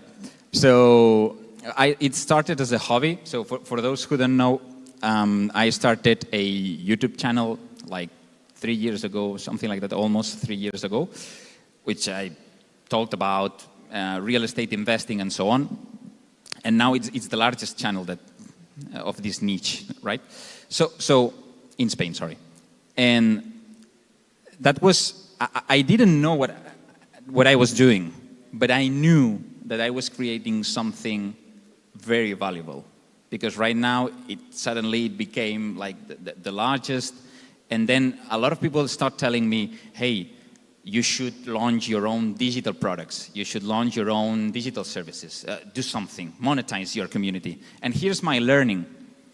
It's like, be patient. So do not erode your community. Do not create unnecessary friction with them. So be patient, and do not, let's say, do not sell them, because you have to talk to them like they are your friends, your family. You have to create value for them so they want to be there. So basically, be patient. Do not sell to them. Do not push those stuff. Let them buy. Okay. They already trust you, so that's a really good. Exactly. So in your case, Eric, how's that in rental? Yeah, really different approach. In fact, I think when we create a company, we are in love with our software, with our product, but we have to do the go-to-market. Normally, we go late to go to market. We know what to have the perfect product, and we have to test it. I think you have a really good advantage about that, because you test in real time. So it's incredible that. In our case, you try to sell, obviously. In this case, you have to sell with trust, and you start to create your community. One way is to create your YouTube channel, or another ways, but it's not easy. It's not easy to create a YouTube channel. Not from personal, it's difficult, but from a company, it's more difficult. Yeah. Because they already know you are selling. So in our case, of course, we started from scratch. So create the community was the really challenge that we had. Absolutely. But you have these two perspectives, which is very interesting, because not always, it has, for example, to build it first, it has some advantages. To build the community first, which means that once you launch your business model, then you can boost all this demand and suddenly have some income, and it's great, and create entry barriers and so on. But it has a lot of risk. So it's not for everyone. So it depends on your company. So if the company it's like it has like a very low average ticket, for example, it doesn't make any sense to try to create a community first, because you will spend like years. Because if you're selling, I don't know, socks for 10 euros, you need millions of people to actually build something, worth. So it's not for everyone. So I think that your approach, it's more lean, it's leaner than ours. So yeah. There is not the perfect approach. Yeah, exactly. Different. Yeah, absolutely. Yeah, we're talking about how important it is to have a community, but I think the most important question that we can ask today is how to create it. How to create that community that allow you to your company to scale. Can you answer that question, Rudy? Yeah, sure, absolutely. There is no a single way to do it. Every response in that respect is correct. So, but what I would say is something that I took into account when I started my YouTube channel and so on. And it is called the AVE method, AVE, AVE in Spanish, which means audience, value, and empowerment. So with these three pillars, for example, you can take into account audience, right? So you actually need to really, really understand your niche, your audience, so the very specific kind of profile that you are facing. And that allows you to understand their pains, their needs, what they want, and you can bring value to them so you can create something good. If you do that, you generate trust, you generate authority, and if you are lucky, you start to inspire others. So when that happens, the audience is trying to, give a positive feedback without you, which is something very valuable. Then you have value. So you have to bring value to them. I said before, like, you have to actually talk to them, explain, bring people to them, provide value, provide value to them. Like if you were talking to your friends and family, because that generates trust, as I said before, but at the same time, they want more, because that's value. Okay, I want more. That generates user retention. With user retention, they say like, okay, I want more, you give them more. This generates user engagement. You create like some kind of a link between you and the audience. And engagement creates user, oh my God, it was, it's always retention,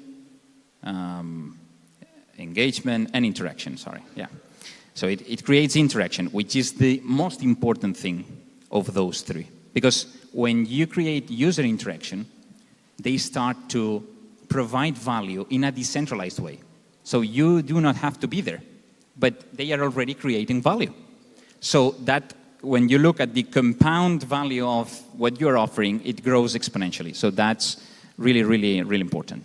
And then at the end, you have empowerment. So just take those that are the best, the most engaged ones, and basically reward them. Reward the best, so they will become your ambassadors. They will become, your ambassadors. And this will as well help you grow exponentially at the same time. If you provide them a meaning, a goal, so to explain them why we do what we do, okay? If you tackle these three pillars, you will have a very, I would say, healthy community. So, but I know, Eric, that, for example, you, in your case, you created something, like a tool to actually do that. Yeah, it's interesting what you're talking about, because it's something that happened organically, but it's something that now we can push to happen. And I'm talking about tokenization, about Web3. Yeah, the most of you, of course, all that we know about tokenization, crypto, is scams, is speculation, is Bitcoin, but it's a lot more.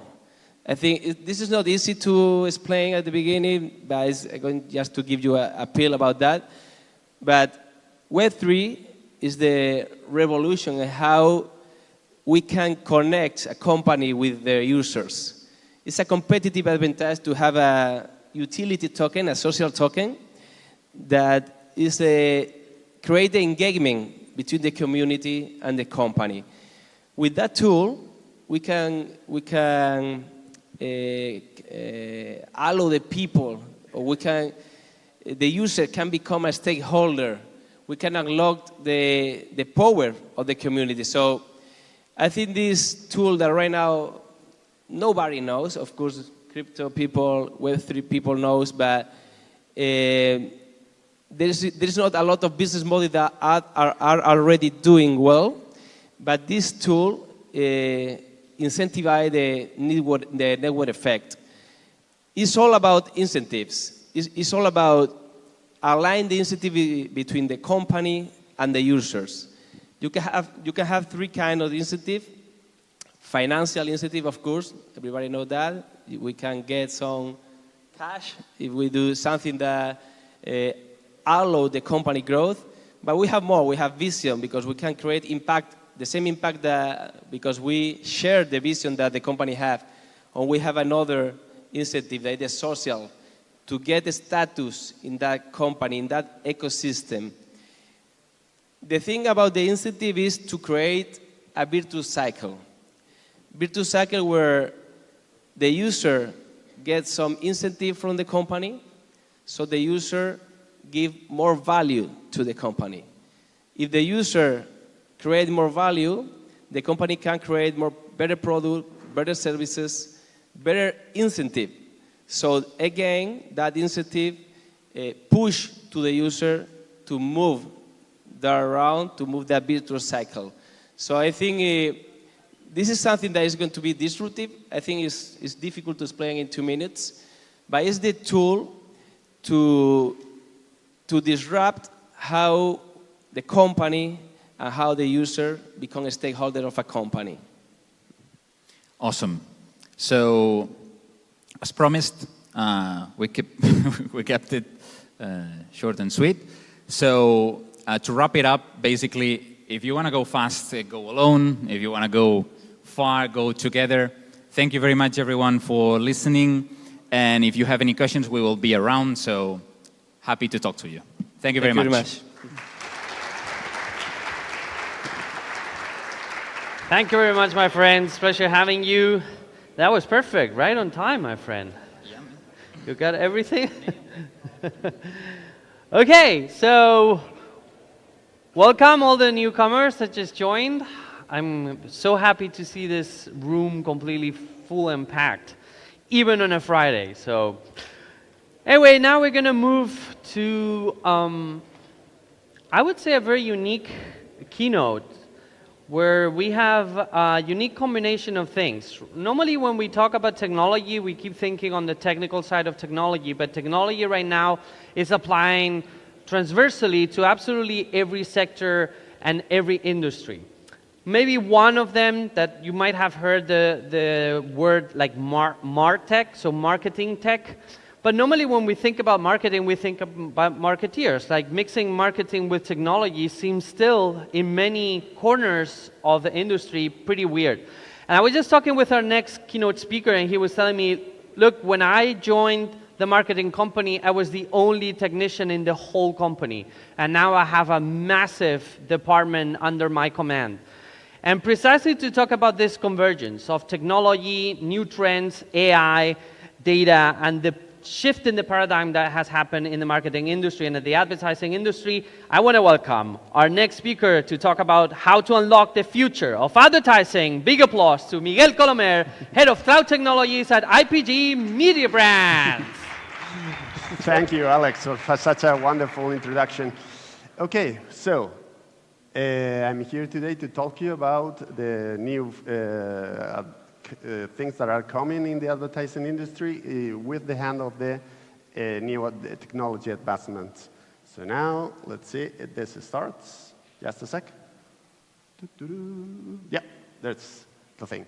So, first, introductions. I'm Miguel Colomer. I'm the head of cloud technologies within IPG Media Brand, that it's a media agency, one of the big 6 media agencies in the world. In fact, we have around just over 25,000 employees worldwide, so we are quite big.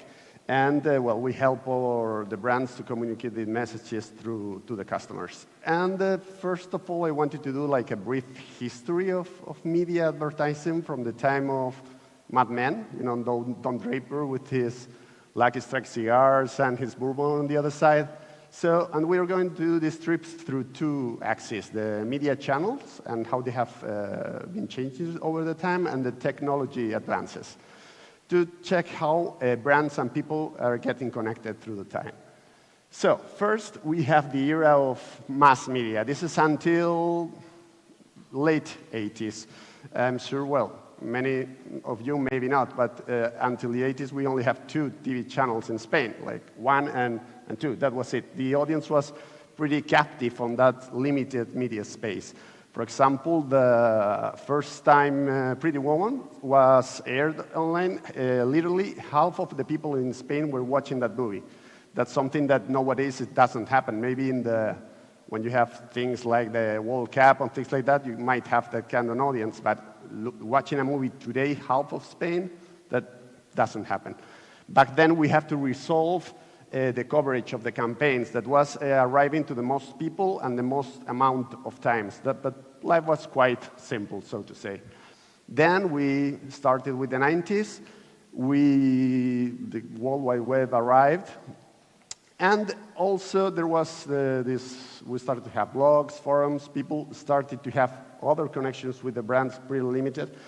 But we also had one differential thing is that we started to be able to measure the things that the people did in the digital world.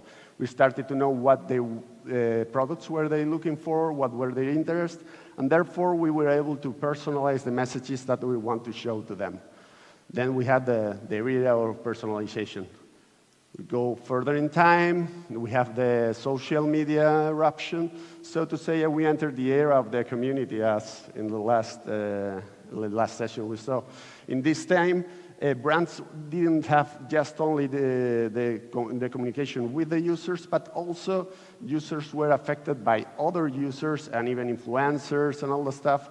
So the challenge that we had to face was to resolve the influence. All these eras, they do not like end, one ends and the other one starts. It's like they stack over each other. I mean, we still have to solve the coverage and all the stuff, but everything is getting together. And what we believe is that right now we're in the risk of a new era that we call it the era of decentralization. What does this mean? Is that there are several ways of connecting with people. Also, we have new technologies that allow us to also connect with people.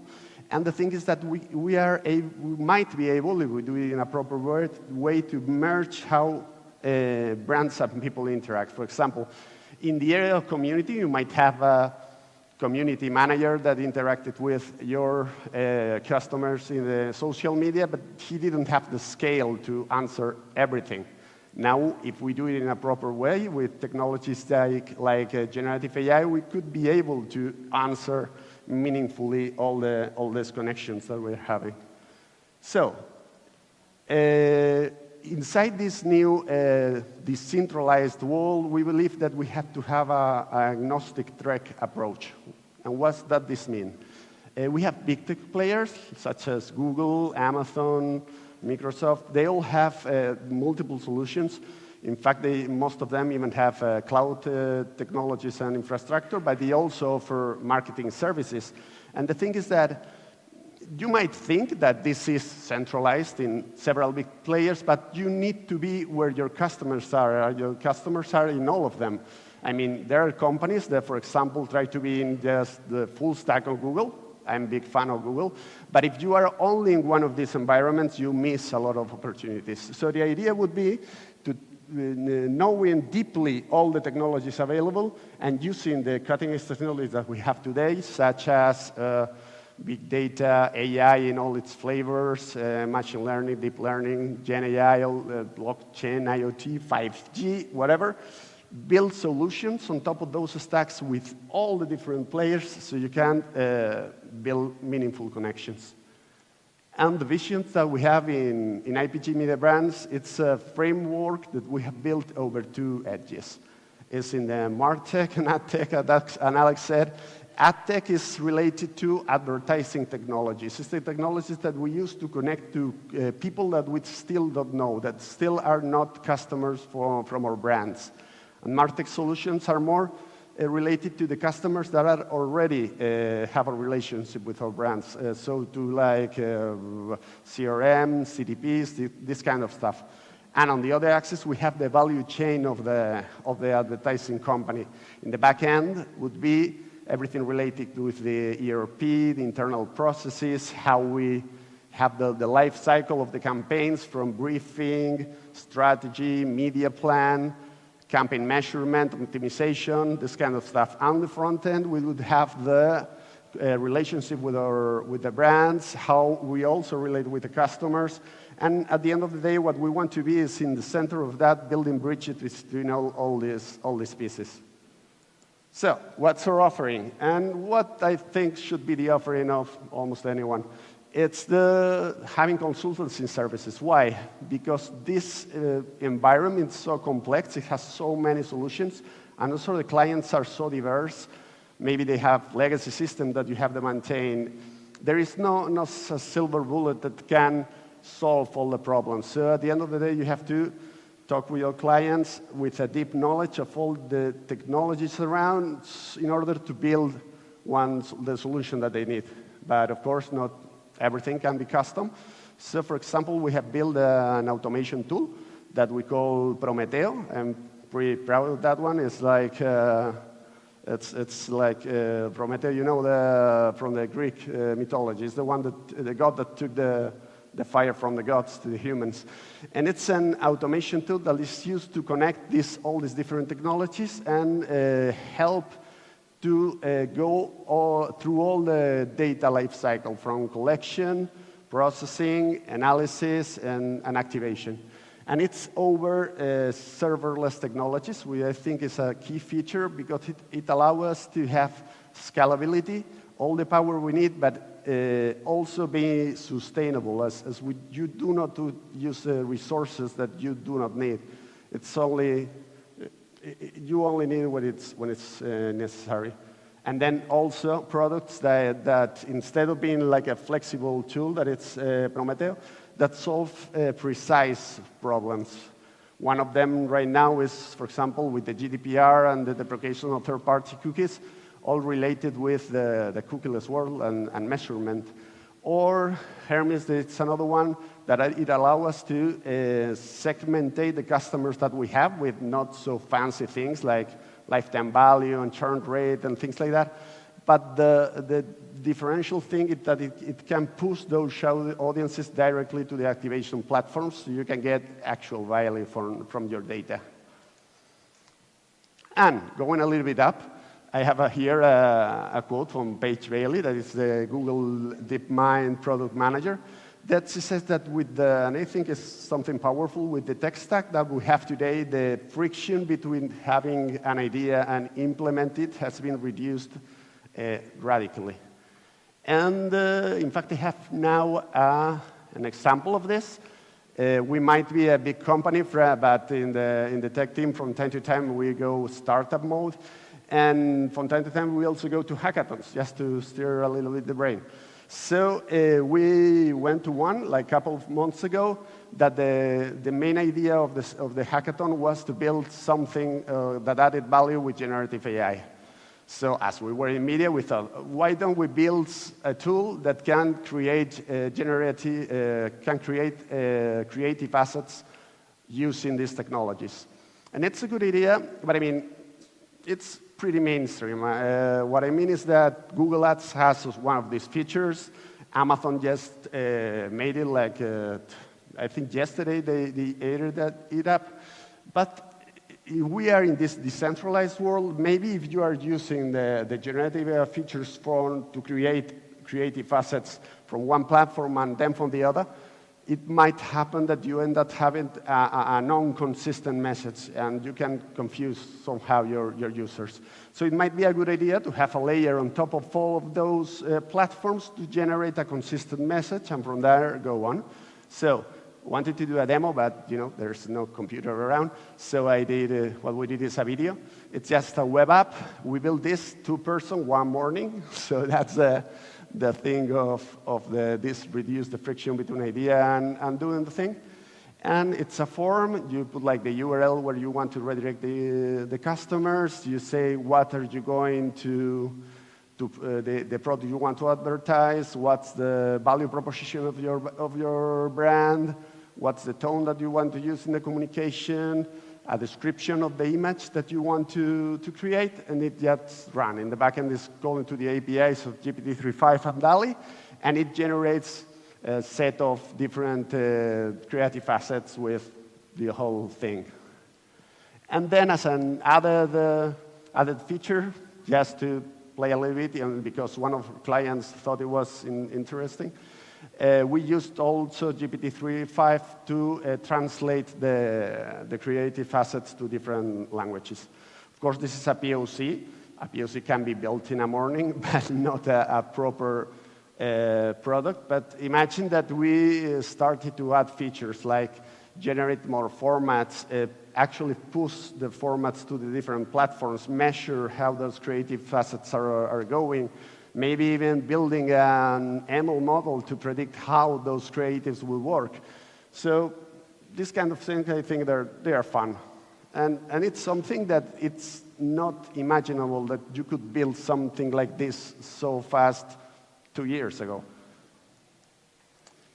Also, we want to go do a contribution to the industry, so we built a curated generative AI landscape, emphasis in curated, together with Programmatic Spain, that it's a trade media from the sector of media.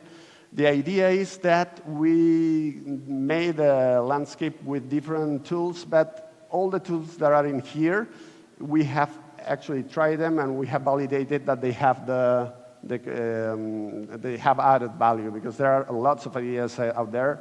Most of them are brilliant, but some of them don't work. So just if you want to Google it, Generative AI Landscape Programmatic Spain, you'll find it that it also has a feature to contribute, and we'll be happy to get more feedback. And well, that's it. With all this, at the end of the day, what we want is to achieve benefits to our clients and the society, and to help them to accelerate their transformation journey, get efficiency in processes, automation, this kind of stuff, at the end of the day, be more relevant, personalized, and scalable in their communications with brands. And well, that was it. I kept it fast and furious, so thank you for your time. I'll be around, so if you have questions, insights, comments, whatever, don't hesitate, or through LinkedIn or whatever, and enjoy the rest of the stage, that we are almost at the end. Thank you.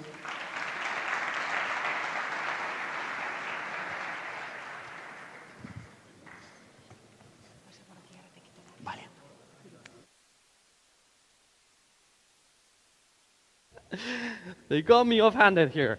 Okay, we're back. Sorry. He still had plenty of time. Why did they do these things to me? I was just chilling down there. Anyway, so how was that? You liked this last talk? Yeah? He was really nervous. He told me, like, I don't know, I'm really nervous. You guys liked it? Yeah, I think you need to scream so he hears. You guys liked it, right? Okay, good. So, we're going to move back. See, Miguel, they like you. Huh?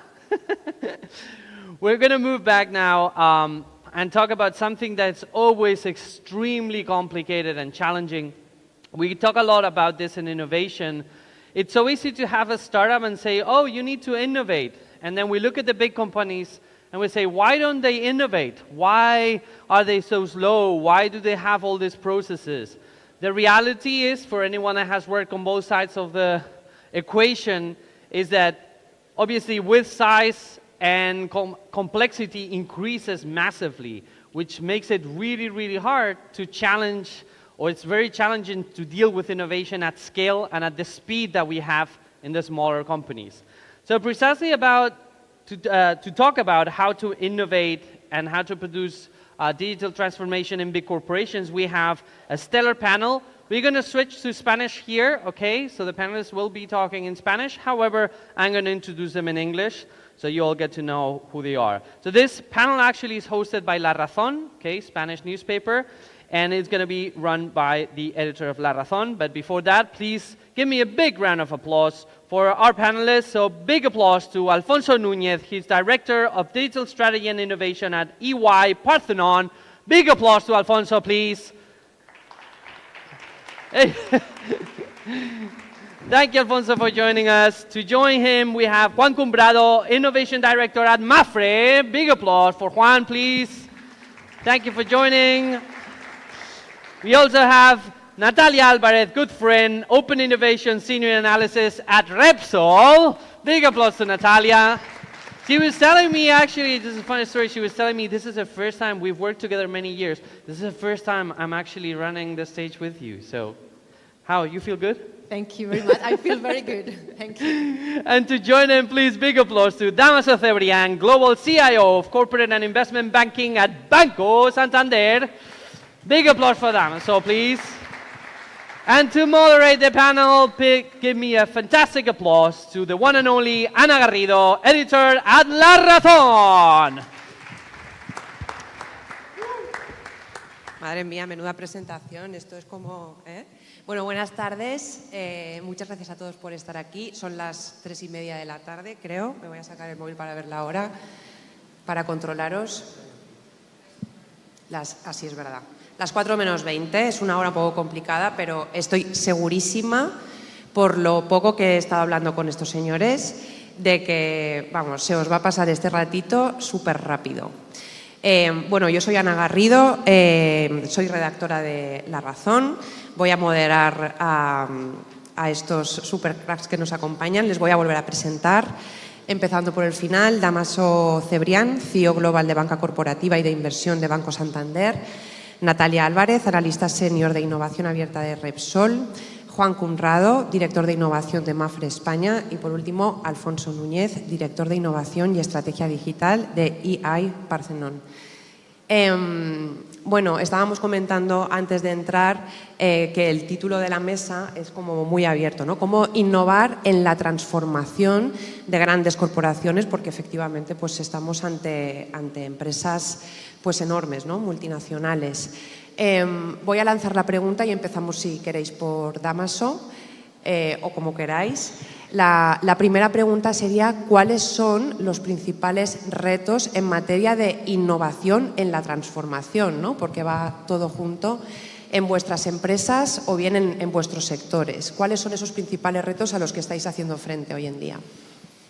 Bueno, yo realmente no sabría ni por dónde empezar, porque yo creo que lo que es específico, diría yo, del panel es que todos representamos a compañías bastante grandes, compañías que tienen una grandísima ventaja por su tamaño y por su escala, pero cuando hablamos de transformar y de innovar, esa inercia en ocasiones se vuelve difícil de mover, ¿no? Entonces, a pesar de que tenemos 1000 casos de uso explorando con Generative AI en el mundo de cripto, en el mundo de automatización de procesos, la realidad es que el principal reto para nosotros es cómo tenemos que transformar la organización para conseguir provocar el cambio que necesitamos en procesos que están establecidos desde hace mucho tiempo, que están demasiado arraigados, ¿no? Entonces yo te diría que eso es para nosotros el principal foco. Es cómo, bueno, yo creo que el propio panel lo menciona, ¿no? Innovar en la transformación es cómo consigues transformar e influir a la organización para moverse mucho más rápido de lo que una organización con tantísimas personas y con tanta historia en principio podría, ¿no? Totalmente de acuerdo. El principal reto que tenemos es transformar las mentalidades de los propios empleados. O sea, tenemos que transformarnos para adaptarnos al futuro. Repsol fue la primera compañía energética que en 2019 asumió que iba a ser, proclamó que iba a ser net zero emissions en 2050, y eso supone una transformación de todos nuestros procesos. Pero más allá de eso, que es nuestro gran reto, es transformar la mentalidad de nuestros compañeros, adaptarnos a la innovación abierta, colaborar con otros, aliarnos, porque esto no lo podemos hacer solos. Necesitamos hacerlo con otros. Entonces, bueno, los retos son muchos, pero principalmente transformar también la cultura de la organización. Es uno de los, yo diría que de los grandes retos. Totalmente de acuerdo, ¿no? Que no podía ser de otra forma, y por intentar sumar algo más, ¿no? Sí es cierto que el sector seguros es un sector un tanto distinto en cuanto pues siempre va como un poquito en la cola, ¿no? Luego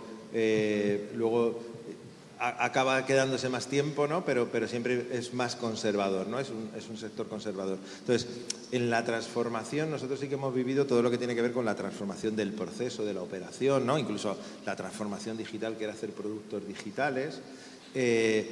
Y ahí, pues yo creo que la innovación, ¿no? Por juntar innovación y transformación, pues se veía pues como una cosa, ¿no? Que estaba ahí además, ¿no? Unos que en algún momento comentábamos, ¿no? Y sobre todo en la innovación abierta, que estaban de fiesta, ¿no? Por ahí conociendo gente, tal, pero que no tenían que ver con la transformación de la compañía. En nuestro caso, y podría hablar porque conozco a colegas del sector, ¿no? Pues yo creo que hemos conseguido que la innovación sea una palanca de la transformación, o sea, forme parte de la transformación de la compañía en los ámbitos en los que estáis contando, ¿no? Una vez superado la propia transformación esta de digitalizar cosas o de hacer RPAs y todo esto que se estaba haciendo, ¿no?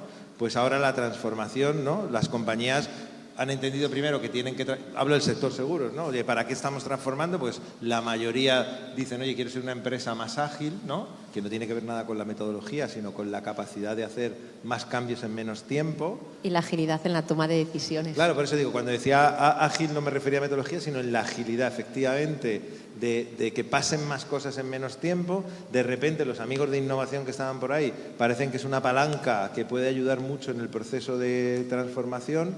Y luego los elementos en esa transformación, pues ¿qué son? Lo que hablábamos, ¿no? Es la cultura, los empleados, los clientes, y en todo eso, pues todos los equipos que han estado trabajando tantos años en innovación abierta y en innovación en general se estaban apalancando en lo que tú comentabas, ¿no? En traer cosas de fuera. Por lo tanto, ahí tenemos un conjunto de mentes y de personas que trabajan de una forma distinta, que tienen una mente más abierta, y ahora la idea es, oye, esta palanca de innovación, ¿cómo conseguimos que forme parte de la transformación de la compañía y en la cultura, en la forma de pensar, en ese mindset que queremos cambiar, cómo hacemos que ellos impregnen a la compañía de ese virus transformador, ¿no?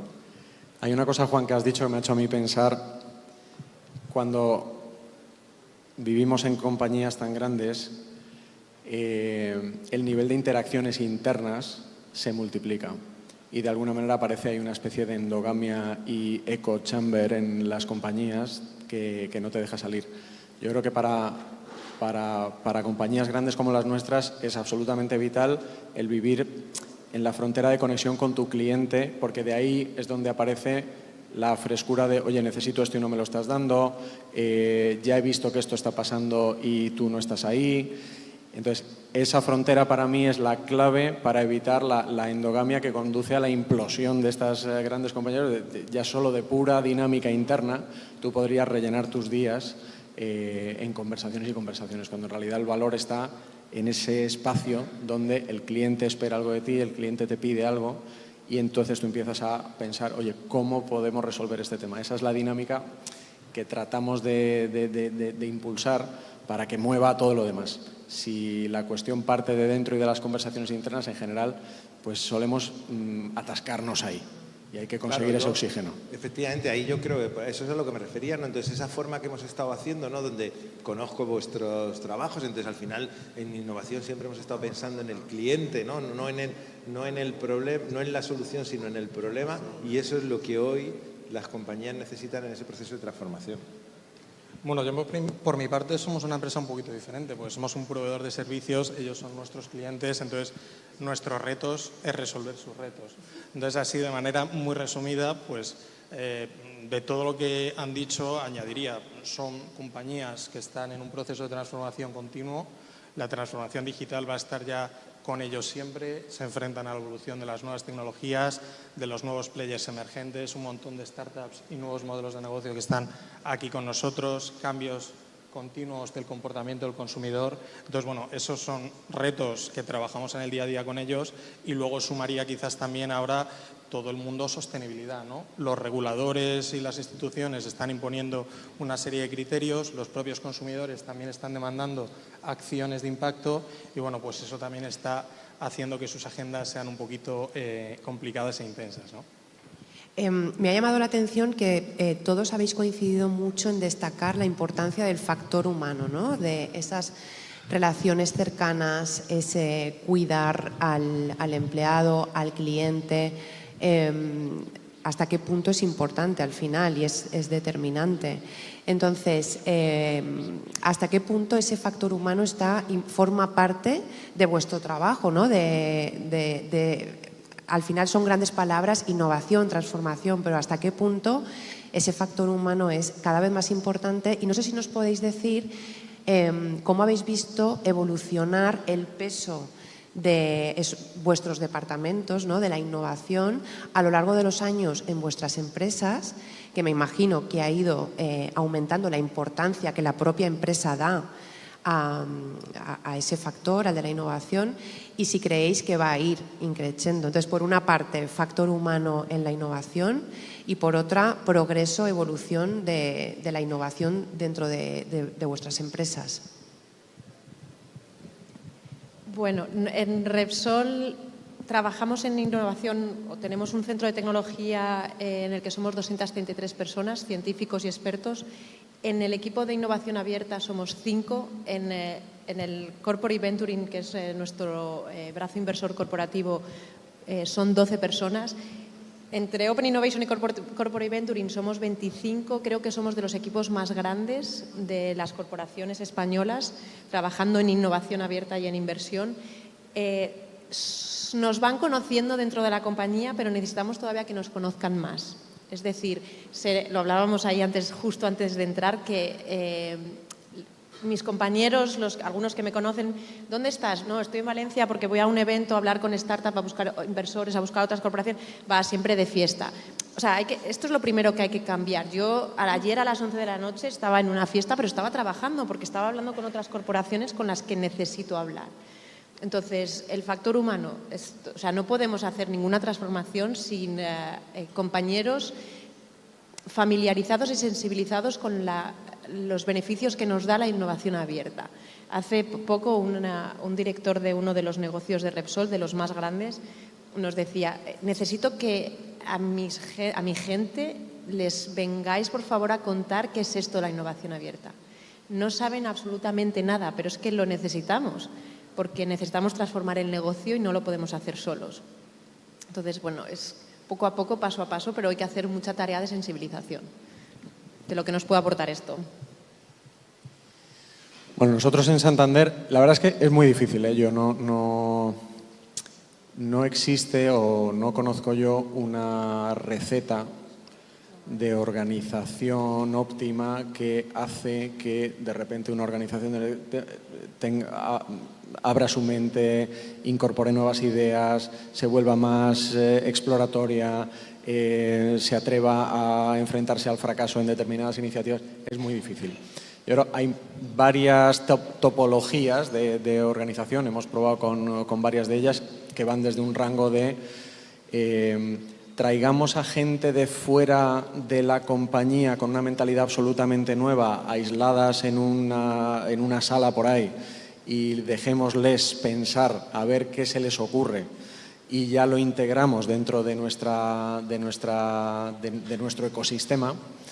Tiene cosas muy buenas, pero su integración luego a posteriori nos ha resultado complicadísima. Entonces, esa receta siempre aporta algo, porque siempre que tienes a alguien trayéndote y tirando de ti en una determinada dirección es positivo, pero a efectos prácticos, que es lo que tú quieres, ¿ha marcado esta iniciativa un impacto final en nuestros clientes que ellos hayan notado? Hay muchísimo riesgo en ese modelo. Luego está el otro extremo, que es, oye, innovación somos todos y entonces está en el trabajo de cada uno de nosotros el proponer, el atrevernos, el pensar de manera diferente y el avanzar, dar un paso más allá. Es bastante difícil también ese ámbito porque yo creo que grandes empresas y además empresas de éxito, de alguna manera la fuerza gravitatoria que tiene la empresa en funcionamiento es infinita. Bueno, nosotros revisamos, oye, presupuestos de inversión. Tú siempre tienes el doble de ideas de la capacidad de inversión que tienes solo para mantener tu negocio en funcionamiento, no para explorar y buscar ir a un sitio donde no estás, ¿no? Entonces, ese modelo de innovación somos todos y espero que en tu día a día pongas un poco de tu parte, tiene también mucho riesgo de no superar la fuerza gravitatoria inmensa de un negocio enorme que demanda mucho de tu atención. Entonces, esos modelos híbridos son donde nosotros hemos visto que el funcionamiento es mejor. No puedes quedarte en unos seres humanos ahí pensando en el planeta Marte sobre lo que tendríamos que estar haciendo, no puedes esperar que la gente en un negocio de este tamaño y con unas expectativas de crecimiento y de éxito tan grandes tengan ese ancho de banda para pensar en innovación, y tienes que equilibrar en modelos muy parecidos, Natalia, como el que tú mencionas, que es lo que a nosotros nos está funcionando mejor. Solo quiero añadir muy cortito que en estas empresas grandes hay mucha aversión al riesgo.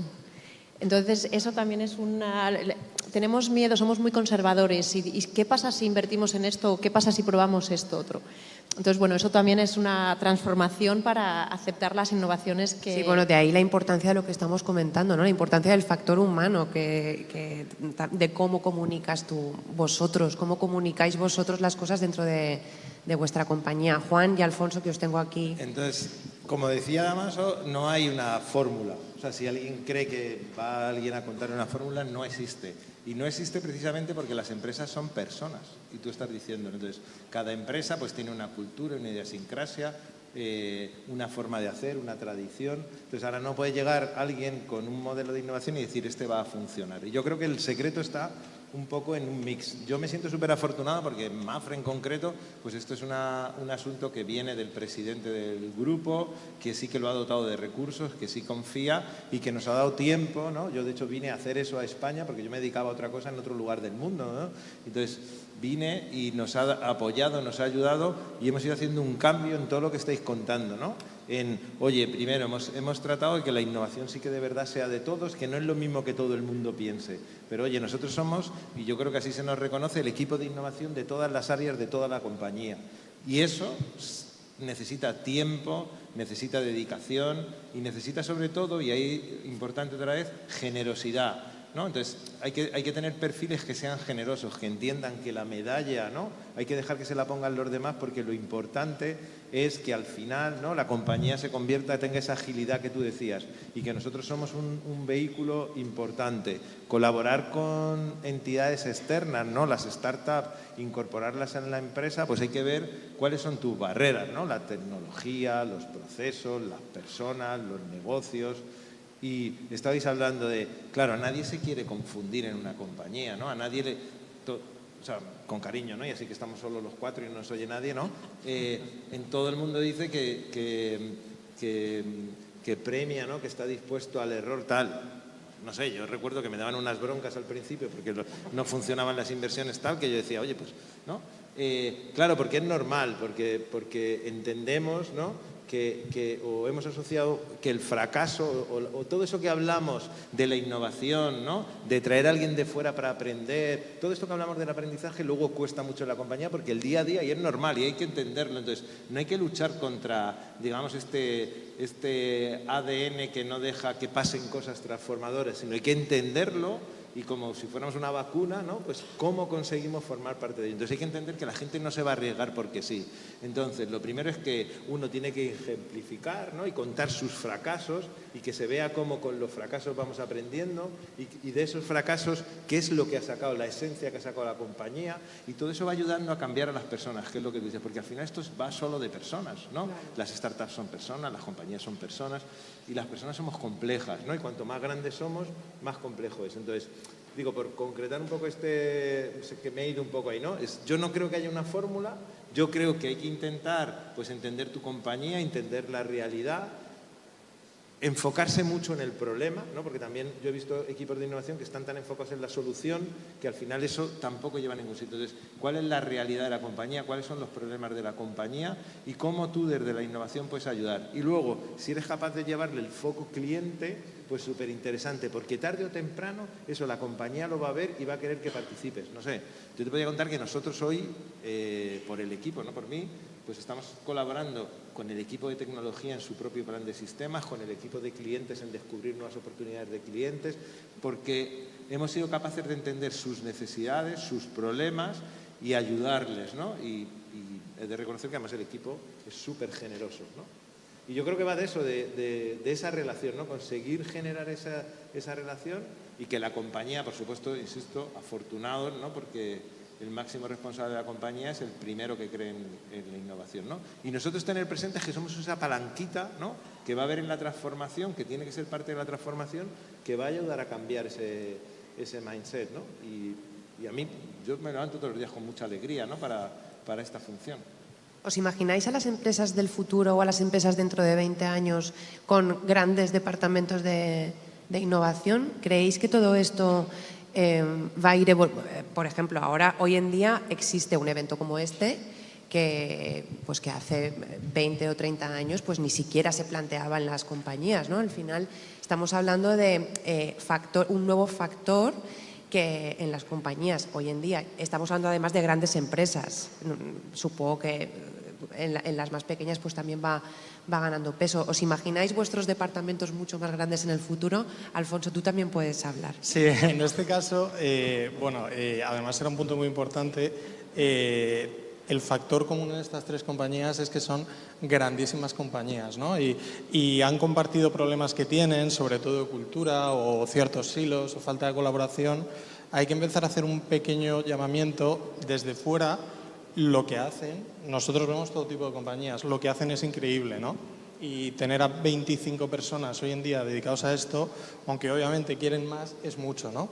Pero hay muchos más empresarios, muchas más compañías en España y ahí es donde creo que vamos bastante por detrás, porque la innovación abierta, que es de la que estaba hablando Natalia, es una innovación muy accesible desde un punto de vista económico, a veces se inicia por simplemente relaciones y falta bastante cultura en España para que medianas y pequeñas empresas empiecen a innovar y a hacer crecer estos equipos. Yo a tu pregunta creo, ¿no? Perdona. Dale, Juan.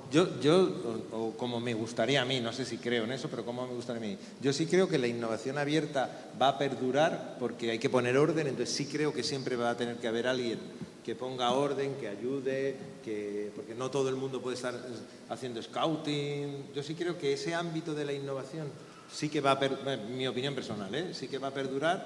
Yo creo que el objetivo de los equipos de innovación fuera de la innovación abierta, ¿no? Más en la estrategia y tal, sería el KPI más importante es desaparecer, ¿no? Entonces, oye, incluso yo creo que habría que dar un bono, ¿no? Al equipo de innovación por desaparecer, porque significaría que has conseguido que todo el mundo tenga presente, ¿no? La necesidad de pensar de forma distinta, tal, y quizá habría alguien, ¿no? Pero eso ya sería más instrumental, que lo que hace es organiza y pone foco para que no todo el mundo esté generando ideas en torno a cualquier, pero como cualquier ámbito. Y yo sí creo que la innovación abierta, ¿no? Y ahí Natalia es más experta, sí que Yo no quiero desaparecer, ¿eh? No. Bueno, oye, ya quiere más equipo y más presupuesto, hay que reinventarse. Bueno, pero yo quiero permanecer aquí. O sea, a mí me gusta mucho... Bueno, yo te he dejado, ¿no? He dicho innovación abierta, sí, ¿no? A mí me gusta mucho lo que hago, es trabajar dentro de una corporación, que somos un dinosaurio, pero trabajar con otros. Y trabajar con startups que están aquí, de las que tenemos mucho que aprender para mejorar nuestra agilidad. Y también, antes, creo que has sido tú, Damas, sobre la palabra fracaso. Es otro de los retos que tenemos, asumir los fracasos como, oye, vamos a fracasar rápido y barato y a otra cosa. Entonces, bueno, yo no quiero desaparecer porque creo que todavía nos queda mucho que aportar a las compañías para cambiar todas estas mentalidades. No hablo de los procesos, no me meto en las tecnologías que tenemos que adoptar, pero sobre todo para cambiar por dentro la propia organización. O sea, que no quiero desaparecer. Claro, yo me mojo y te digo que esos departamentos tienen que existir siempre y tienen que ser muy pequeños. Y tienen que ser una fuerza que con mucha influencia, pero con poco peso en términos de headcount, digamos, dentro de toda la organización. Si esas unidades terminan siendo muy grandes, se produce ahí una dinámica extraña con los negocios en funcionamiento. O sea, a mí creo que se les necesita, porque necesitas una voz de Pepito Grillo, estás entrando en conformismo, si te va muy bien el negocio, si yo sé que estás creciendo mucho, si yo sé que los clientes están pidiéndote esto y otro, pero fíjate lo que está pasando fuera. Tienes que meter este tema dentro de tu agenda. Tienes que empezar a desarrollar producto de esta manera. O sea, ese es el tipo de influencia que nosotros esperamos recibir. Pero es verdad que yo creo que nadie mejor que el que está sentado en el negocio concreto y ofreciendo el servicio al cliente tiene que tener ese oído abierto a esa influencia que le llegue, idealmente de alguien con credibilidad y dentro de la organización y con mucho poder de influencia. A mí ese modelo es el que más me gusta, porque de alguna manera une las fuerzas de todo lo que tienes, ¿no? La potencia fuerte que tienes de ser una empresa grande, de éxito y con unos negocios muy bien consolidados, y el tener gente con credibilidad e influencia dentro de la compañía diciéndote: no te conformes, no te quedes tranquilo, que están pasando cosas fuera que pueden tener un impacto importante. Sí, porque al final la inercia del ser humano y, por supuesto, de las empresas, porque son seres humanos, es la de tender a conformarte, ¿no? O a acomodarte oye, pues aquí estoy bien, ¿no? Entonces, vuestros departamentos ya no es tanto una cuestión de cantidad de gente, ni siquiera presupuestaria, sino de esa presencia permanente, ¿no? Y que un poco transmita como una vacuna, como comentaba Juan, esa necesidad de estar siempre alerta, y además en un mundo como el que vivimos, que cada día pasan millones de cosas y que tienes que estar permanentemente reciclándote, pues vosotros sois como esa alerta, ¿no? Esa alerta permanente de, oye, que tenemos que estar al tanto porque esto está aquí, ¿no? Claro, y el problema, Ana, te diría, no es, o sea, realmente es cuando te va bien. O sea, cuando los números están saliendo fenomenal, cuando los crecimientos son espectaculares y cuando la compañía está yendo como un tiro, ahí es donde hay el peligro fundamental, porque es como, no. Oye, que sí, que por supuesto, pues por la inercia que tiene la compañía y por la escala que puede tener una empresa como Santander, pues tú puedes estar obteniendo unos resultados espectaculares, pero tienes que tener gente en la organización mirando a los 2, 3, 4, 5, 10 años hacia adelante e introduciendo esto en la agenda. El peligro es que te vaya bien, yo te diría. Cuando te va mal empiezas a volverte más atento. Es que cuando te va bien, el problema es que muchas veces los equipos de innovación y la estrategia de innovación, como el retorno no está tan claro ni es tan inmediato, pues no se pone muchas veces el esfuerzo que se debería en desarrollar estrategias de innovación. Nos quedan muy pocos minutos, ha pasado el tiempo muy rápido. No quiero dejar de hablar de las startups, ¿no? De las empresas emergentes que no tienen grandes departamentos de innovación, pero que son los grandes innovadores, ¿no? Porque al final eso es lo que están haciendo cada día. Antes comentaba Natalia que os llevan ventaja en la agilidad, ¿no? Eso me ha gustado mucho, porque al final los pequeños siempre son más ágiles que los grandes. Entonces, muy rápido, ¿qué les diríais a estos valientes, a estas pequeñas startups que están ahora lanzándose? ¿De qué tienen que estar más al tanto y en qué se tienen que fijar? Ya sé que es una pregunta súper difícil, pero seguro que lo vais a hacer súper bien. Pues por jugármela, ¿no? Uno, que sigan ahí, que muchas gracias por estar ahí, que sin ellas probablemente muchas empresas, muchos sectores no se acabarán transformando, que no cejen en el empeño, y lo que decía antes, oye, el problema, ¿no? Fijaos en el problema, no os enamoréis de vuestra solución, sino del problema, porque seguro que así vais a ayudar a un montón de corporaciones y ellas van a querer contar con vosotros. Estoy de acuerdo con Juan. Pico y pala les digo yo a las startups, insistid. A mí me escriben, a las que os conozco, os pido que me escribáis, que me contéis qué solución tenéis. Es verdad que nosotros, en nuestro caso, tenemos un foco estratégico y no nos podemos salir de ahí. Os necesitamos para transformar nuestros negocios, para transformar nuestra cultura, pero que insistáis, porque mis tareas son infinitas, pero... Oye, yo quiero que sigáis porque no será mañana, pero igual dentro de 3 meses conseguimos hablar y colaborar y que os necesitamos. Eso es lo único que puedo decir a las startups. Sí, yo creo que la mayor parte de empresas de nuestro tamaño entiende esto como un ecosistema muy simbiótico, donde hay espacio para todos y donde hay una complementariedad, ¿se dice así? Complementariedad tremenda entre los dos perfiles, y muchos de los problemas que para nosotros es complicado resolver internamente, lógicamente en el espacio más abierto del ecosistema de innovación es donde estamos también esperando ver actividad y es una oportunidad para las dos partes.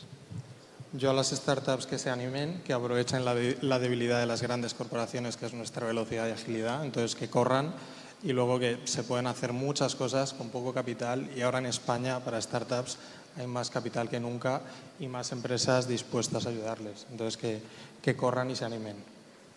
Pues sale, ya sabéis. Nos quedamos con estos mensajes finales, la innovación como vacuna ante los bloqueos, la importancia del factor humano y pues ese mensaje de ánimo a todas las startups, a esos valientes, a esas empresas que se atreven para que sigan ahí y que aquí les tenéis. Muchas gracias. Gracias. Gracias. No, give it to my. Thank you very much, everyone. Thank you so much, Anna. Pleasure having you all. And we're going to move to startup ecosystems. We were talking before about the role and the power of communities, how building a community is extremely valuable for a startup. Well, obviously, a startup doesn't live in an empty space, right? It doesn't live in a vacuum. It lives in a whole community. And while doing 1, 2, 3 startups is okay, building a thriving ecosystem and a vibrant ecosystem is something altogether different. So let me give you an anecdote that I had before. I was visiting a country in Central Asia last week, and someone was asking me, how long do you think it's going to take us to get the next unicorn? I'm like, 6, 7 years? No, it cannot be. We need to have a unicorn next year. I'm like, well, you know, your ecosystem is not there yet, and it just takes time. And it definitely takes time, but there are certain things that you can do and you can apply to make it a very, very vibrant and a solid foundation for everything to bloom moving forward. Again, it's not about the short-term thinking, it's about the medium and long-term thinking that matters when building ecosystems. And to talk about that, we have our next panel, so please welcome our first panelist. Big applause to Ronnie Eriksson, investor at BNTRS. Big applause for Ronnie, please. Thank you, Ronnie, for joining. To join him, please welcome the one and only Sam Esrati, COO of Tech Barbecue. Big applause to Sam. Thank you for joining us one more time. So dashing. And to join them, also give me a big applause to Sama Siddiqui, Member Relationships Lead at Startup Genome. Sama, thank you very much for joining. And to run the show, the one and only Events Director of the Next Web, Zach Butler. Big applause. Thanks very much, guys. Hey, everyone. Good afternoon. We were just saying before that we think that this may be the most international panel of VDS. So there's 4 different nationalities here representing 4 different ecosystems. So let's say that. So nice to meet you. Thanks everyone for joining us. I think the first thing I'll say is we already are an ecosystem here. We've created an ecosystem already over the last nearly day and a half. Hopefully in an hour or so, we'll be able to have a beer together and celebrate the new ecosystem that we've built. But here we're talking about creating a vibrant, I think I would also add successful and also maybe sustainable ecosystem on that. And so I think to start with, to just get us going, I'd love to ask you guys, you know, what do you think it takes to create a sustainable, vibrant, successful ecosystem? And perhaps if you could share some experiences from the ecosystems that you represent or that for you, some of you oversee. So we'll start with you. Yeah, thank you, Zach. So I live in Berlin and I'm from Delhi, which is why I want to focus more on the global perspective that I have really come to understand by working with Startup Genome. And what we really do is we focus on working with ecosystems across the globe and really understanding how can we accelerate the development of startup ecosystems. So this topic is basically right up our alley. It's our bread and butter. So let me start by saying that there is no silver bullet. There's no easy answer. All ecosystems are complex. They differ in the region that they're from, the local context, what makes up an ecosystem. But what we've seen with our work across over 60 ecosystems is that there are a few factors that are consistent across ecosystems, that if you focus on them, there really is what is a recipe? That's the word I was looking for. A recipe to create successful, sustainable startup ecosystems. So to focus on really the size of the ecosystem, so really focusing on creating as many startups as possible, creating an environment where startups can start quickly, perhaps fail, and then start again. And then also focusing on local connectedness. So how connected really are the different players in your ecosystem? Because there is no one individual organization, there's no one founder that is responsible for the success of an ecosystem. It is everybody, all the different stakeholders. So how do you really bring them all together in a way that it fosters a culture of helping each other and really aligns them, brings them together, working together towards one common goal, which is the ecosystem success. There are a few other success and factors focused on global connectedness, global market reach, really being able to sell to global markets. And I think for the purpose of this question, I might focus on that as one of the most important factors. So really enabling this culture of ambition to really support your founders to go global from day one, because success in the domestic ecosystem, in the domestic market is never enough. A small exit is never enough. It's really when you start going global from day one is when you start seeing an accelerated pace of development. And just as a last point, I would say if you were to look at the example of Stockholm, it is a small city in comparison to the other top hubs it is competing with. But the reason why Stockholm has so many scale-ups, perhaps I think it's one of the top ecosystems when you look at scale-up per capita, is because their founders are selling to global markets from day one. Think big, act big. And maybe you've taken us up to the Nordics there, and it's a good segue to our Nordic contingent over there. Maybe Sam, if I come to you representing the Copenhagen. So someone mentions Sweden and Stockholm, but for Copenhagen, what do you think about in terms of the culture, thinking about the how companies are thinking about creating startups, and what are the assets that are around them, or what are the initiatives around them that help them then go and scale? I think one of the important aspects of Denmark and the startup ecosystem is ever-growing the startup ecosystem in the Danish model. And one of the things we have witnessed, some of the serial entrepreneurs that started investing back in the society, that actually regenerated some wealth and talent, and founders coming back to the ecosystem. They're not disappearing from the ecosystem, even though they may sold their businesses to international entities. They started coming back to the ecosystem and synergizing the ecosystem and making sure they are involved heavily with their time, with their investment, and with their mentorship to the ecosystem. That has actually created some, flat structure. We're all equal sort of approach, and that gave a lot of room for new and fresh entrepreneurs to use their wisdom. So I think that's the important aspect in making sure that all, maybe successful entrepreneurs that are coming back to the ecosystem and help the ecosystem to elevate again.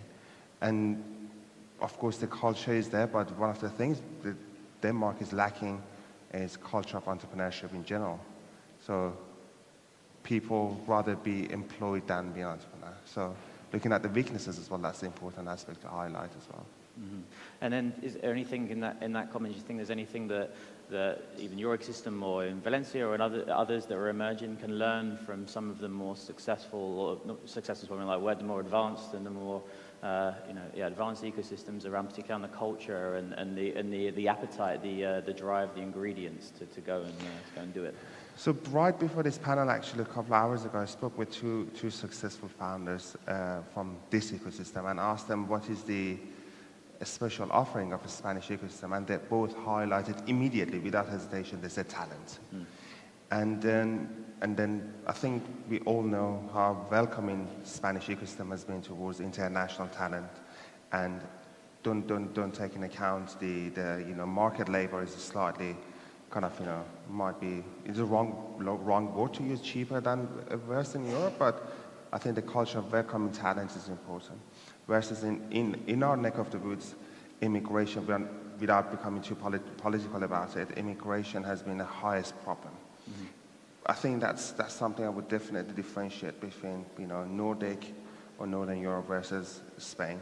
And on the other side, Denmark has a flat structure, and diversifying the structure has been the best thing what I have witnessed.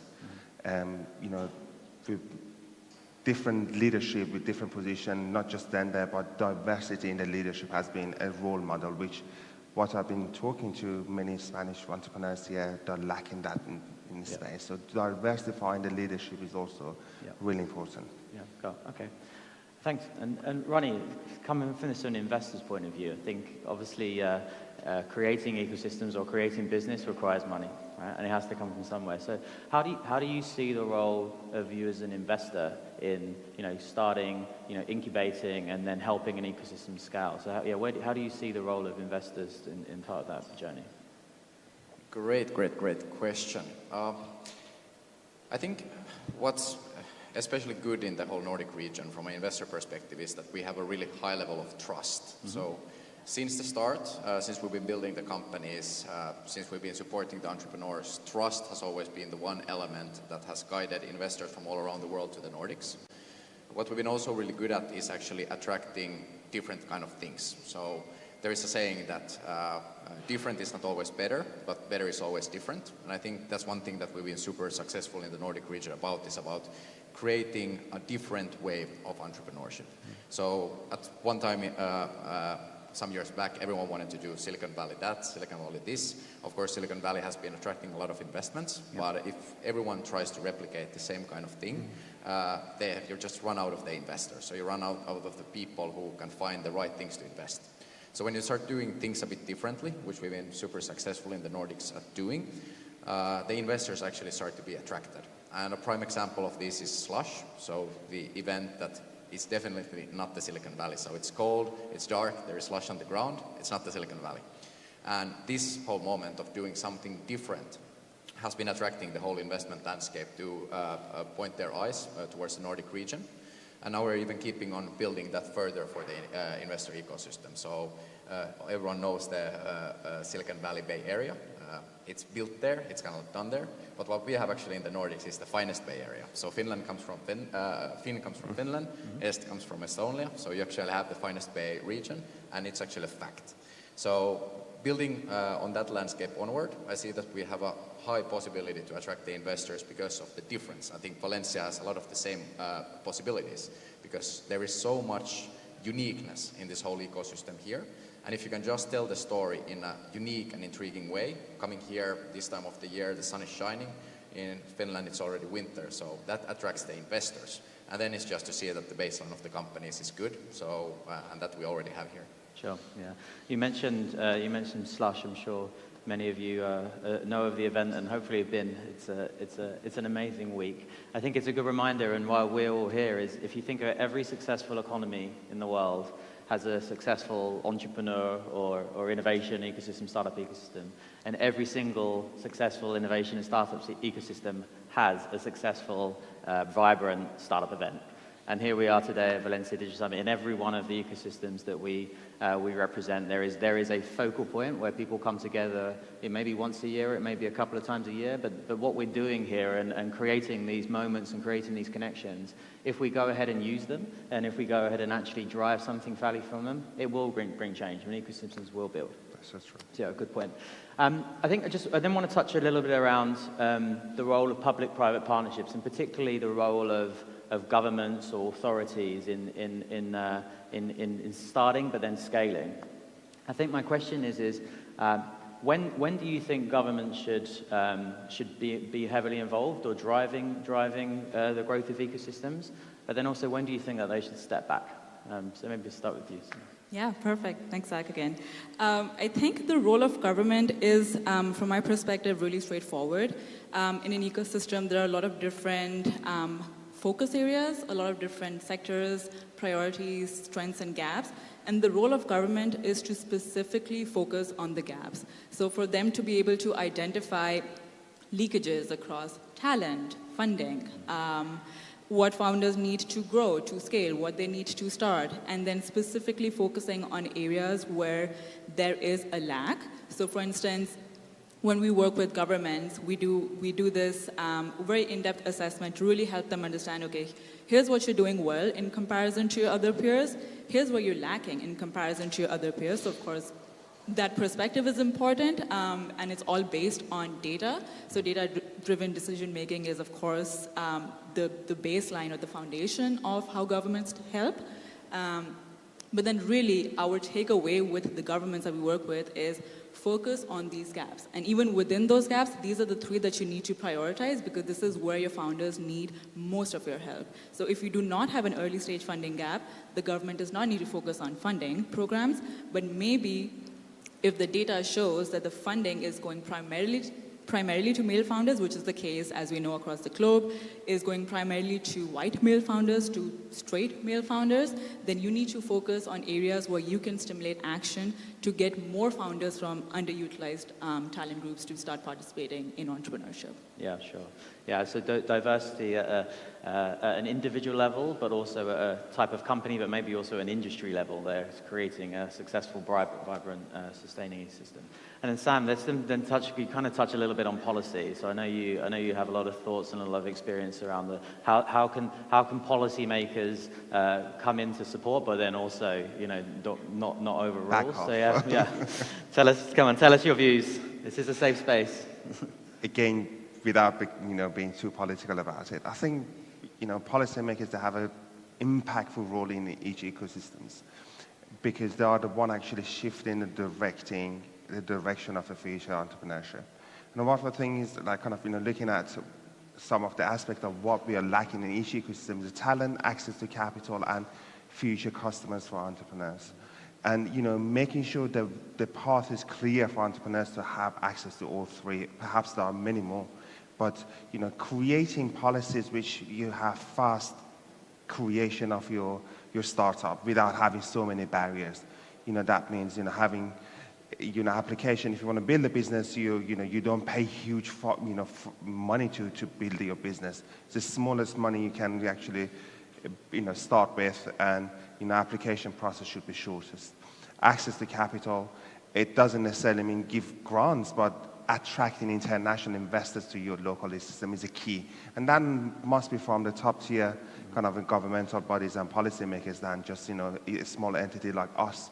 We are a tool to make sure that's happening, but they have a bigger role to attract international capital to the ecosystems. Sure. And then lastly... Can you tell us anything about things that you see happening at a policy level that's trying to support founders or trying to support perhaps emerging ecosystems to grow? So again, I'm praising this ecosystem, which is Spanish ecosystem, on attracting international talent. We're stepping out of the beautiful weather we have here, but also applying for startup immigration visa is easiest in Europe, and that puts Spain on the frontier of attracting international talent. So creating those policies is important, but also make it happen.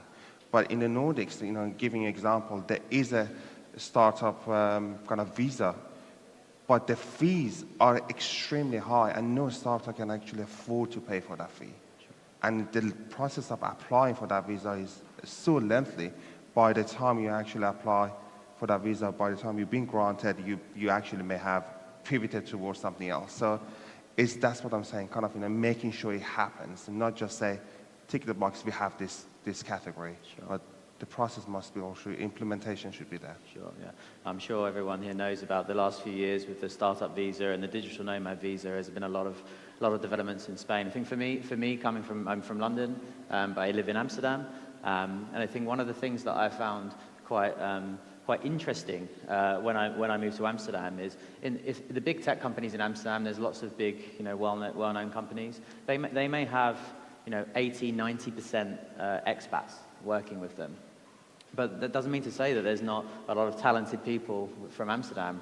It's got some of the best universities in Europe, and I think there's a challenge that I see happening in Amsterdam, which is how has the city, I would say, not become the next Silicon Valley, connecting a tech ecosystem which is really driving the growth of the economy, but then also connecting that at a societal level with all corners of the city or all corners of the ecosystem. I think, Ronnie, when we were talking yesterday, you were actually saying perhaps in Helsinki, in Finland, that you think that they're doing a good thing there, is in the sense that it's a lot more of an inclusive culture. So any comments and you think that you see from back home around the comments of how is the tech ecosystem, they're growing and they're also staying there. There's not so much as an export economy, but then also how is it connecting the different parts of society through the power of technology? Yeah, well, first and foremost, I echo with my dear panelist here in the fact that I think the most important thing that the government can do is actually create gravity and increase talent density. And kind of like what we've been really successful in Finland, in my opinion, is that we've been actually creating the framework where young people are first and foremost put in the charge, and then the government does whatever it takes so that the young people can actually run freely. And Slush is just a great example of these ecosystem events, which are built completely by young people who are fully inexperienced. They would never get that kind of opportunities in events like Slush, but at the Slush you just throw them into the deep end of the sea and see if they can sink or swim. And what happens to most of the young people is that they learn to swim. So you learn to lead a huge organization, bringing in 20,000 people a year. And that's a really unique model that our ecosystem is really good at. And I think if you look from the governmental perspective, how that actually helps and how that retains the talent is that everyone, all the talent around here, probably every one of you here in the audience, you're looking for the next big opportunity in your life. And if you can actually give the young people, the tech talent, the opportunities to do bigger things than themselves, things that they maybe think that would be impossible somewhere else, they will stay, because that's a huge benefit. That's like something you are so burning to do, and in Finland, in the Nordics, we're really good at giving the young people those opportunities. And what we normally say is that in Finland, in Nordics, young people are people too, so they are actually put on the same level without having the hierarchies. We've been seeing, for example, in India, that there is the problem of if you're not certain age, or if you haven't had a certain education, or you don't have a PhD, you can't do certain things. In the Nordics, you can be 12-year-olds and run a startup. I've seen a couple of those cases, and those people are raising money, which is crazy. So I think there is a lot in that giving people bigger opportunities that they should get, and just trusting they will get it done, because people will always surprise you. They're amazing. Yeah, sure. Okay, thanks. And then maybe to move on to, I think, the types, the ingredients of an ecosystem. So I think one thing, if you look at any successful market, there's always industries that are impacting the world. So I think for us here in Valencia, if you think about the big industries that I have here, they're really important for society right now. So I think then, where was I going with that? Yeah, so then the question is then, how do you then create, or as a startup that's kind of now, we're in a world where it's about growth and it's about profits versus investment. How do you then create ecosystems or even companies that are based around solutions rather than a problem? So I think, Sam, you think, how do you see the solutions-based ecosystems growing as the driver of the growth of an ecosystem? So I was actually listening to a talk with Vala from CDO of Salesforce outside. And he used actually a really good example. He said, when you're creating a business, look at it as a consumer perspective as well. So if you're creating a sausage, for instance, try to actually pitch the idea of what does it taste if you put it in a sandwich, rather than how to get to create a sausage. So make sure the impact is clear, both for your customers, for your team, your investors, representing the impact you're trying to create, either social impact, global impact, whatever it is, and the solution. Don't actually jump in and say, what does it take to create that? Just present the impact. I think that's what actually it takes for a successful startup to, and that takes one to envision where they're heading, and that the clear communication from leadership actually represent the impact of that startup and the business they are creating. That's my opinion on this. Yeah. Do you mind? If I could just add to what Sam said, because I completely agree, and also to give maybe a perspective from where governments can again play a role in this space as well. I've seen ecosystems, come up with very innovative procurement policies, and then within the focus of those procurement policies is then to really prioritize solutions that the society needs. To give an example of an Indian ecosystem, Kerala, beautiful state, it's called the heaven on earth. And there's this practice which is, I think, very specific to Indians or to India, where it's called manual scavenging. So you have a lot of humans who are picking out trash by their hands, and they're picking out feces by their hands. And it's a big societal issue. It's a big problem that nobody has really focused on. And so there are startups in Kerala that have built robots that do this work instead of humans. And it is basically, they receive their funding from Kerala Startup Mission. They receive the support to start and scale from Kerala Startup Mission and through the government procurement policy that they'd set up. And so I think that's one way where you can prioritize solutions that the society really needs and get startups to act on them, get startups to innovate and create solutions to complex and societal problems. In June last year, I actually met a delegation of startups that came from Kerala over to Amsterdam, and they were on an ecosystem tour. And I think if you've never been able to be part of an ecosystem tour, I think it's always a good thing to do, is work with whoever an ecosystem player is in the city or the space that you work with. Startup Valencia being the one here. Let them take you and show you around. And I was really lucky enough to meet some very talented companies. I want to ask a question about competition, but I'm actually going to ask it to the audience first. So I hope everybody's listening. I want to ask you guys to put your hand up if you think that a successful ecosystem, your competitors are competitors or collaborators. So do you believe in competition in a successful ecosystem? If you believe in competition, please put your hand up. Thank you. Probably 50-50 then, and also 50-50 here because so I didn't put my hand up. So Ronnie, why do you believe in competition for a successful ecosystem? I think there is actually a really beautiful word. A researcher from Hanke School of Economics, so the leading business school in Helsinki that I also attended, came up with the own wording. So you have co-petition, so co-petition. Yep. So it's collaboration through competition in essence. So I think like in all ecosystems, we need to compete with like a glimpse in our eye, have fun while at it, because if you don't have any competition, that turns into a monopoly. And then monopoly in Finland means for us, the selling of spirits, for example. You can't get it after 9, which sucks. If there would be competition more, the market would actually change and you could actually access these kind of things. Of course, that's not maybe the most sustainable example to come up with, but that's just one concrete way. Yeah. So I believe a lot of this, that competition through collaboration actually creates better solution. It forces us to challenge ourselves more. Yep. It forces us to create better things, because if not, we can just sustain, we can just be okay with how things are, and then things won't develop. Cool. And Sammy, you didn't put your hand up, so why didn't you put your hand up? Yes, to be the devil's advocate here. I think the way I see it, two things can be true at the same time. So competition I see as very important to for others to feel inspired by the work that your competitors are doing. We publish, an ecosystem ranking, and the main goal is really for ecosystems to see what's happening in other ecosystems around the world and really get inspired by that to do better. But on the other side, I think collaboration is a big part of being successful and creating success that is actually meaningful and impactful. So I think competition is good, but not over collaboration. As long as the two coexist together, I think that's the perfect ecosystem success right there. Very much, yeah. I think if there isn't competition, then there probably isn't a market opportunity. If there's in a market opportunity, there's always a big enough slice of something if the market's big enough for you to win with your So why actually you think competition is not healthy? You didn't raise your hand. Yeah. Oh, thanks, Sam. Yeah. Actually, more so with what Ronnie said is I don't believe in competition, because what I said, I think that if there's a market that's big enough, then there's a big enough space. One final question, I'll come to you. I want to focus on the role the media has to play in this. Sam, yeah. I have a strong belief actually because we are running similar something like this in Copenhagen. We are an event.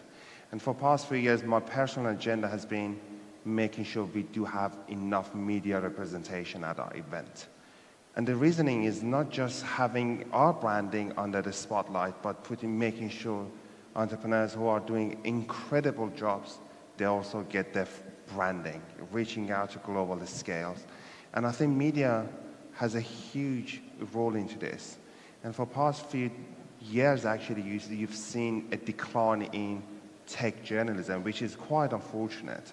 And because, you know, we haven't had, of course, we are not in the era of next Apple or next .coms, but we are still doing a lot of incredible things. Entrepreneurs, you know, they do have enormous role in elevating ecosystems.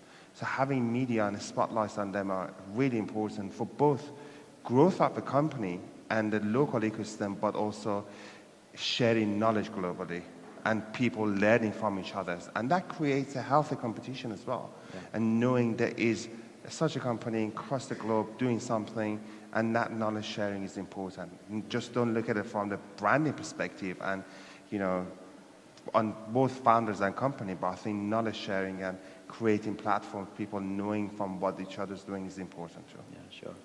If I add just one quick thing to that, so if I have one thing that I want to give to all of you, it's a name called Naval Ravikant. Check out the guy. He's talking a lot about the intersection of media and then technology. And why these two things are super important is because these two things, they create leverage.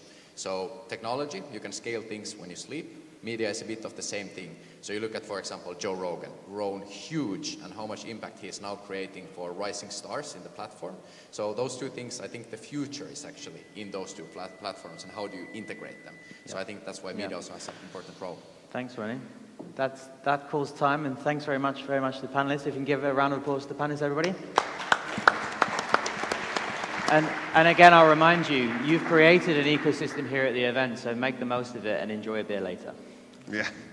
Thank you very much, Zach. That was British punctuality. Thank you all. Thank you very much for joining us.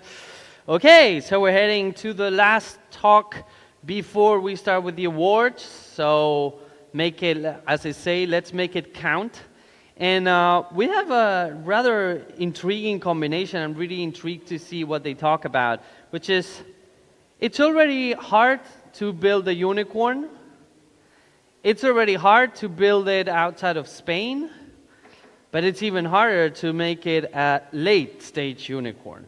So I'm really curious to see what the conversation takes us, because I'm pretty sure that there are going to be a lot of strategies and challenges to be shared in this session. So please welcome our final session of the day.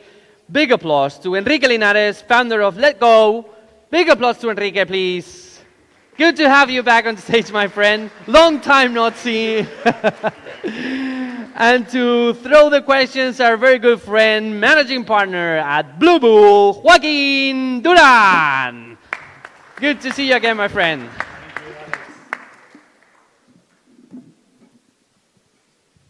Hello, everyone, and thank you for being here Friday afternoon. I'm very excited because here we have Enrique Linares. Enrique, it's a good friend, but beyond being a good friend, it's one of the best entrepreneurs I had the pleasure of meeting in my career. Enrique, beyond Let Go, he has an interesting career being a serial entrepreneur, building his first company, fintech company in Spain, moving back or moving to Brazil, selling the company in Brazil, and after starting Let Go.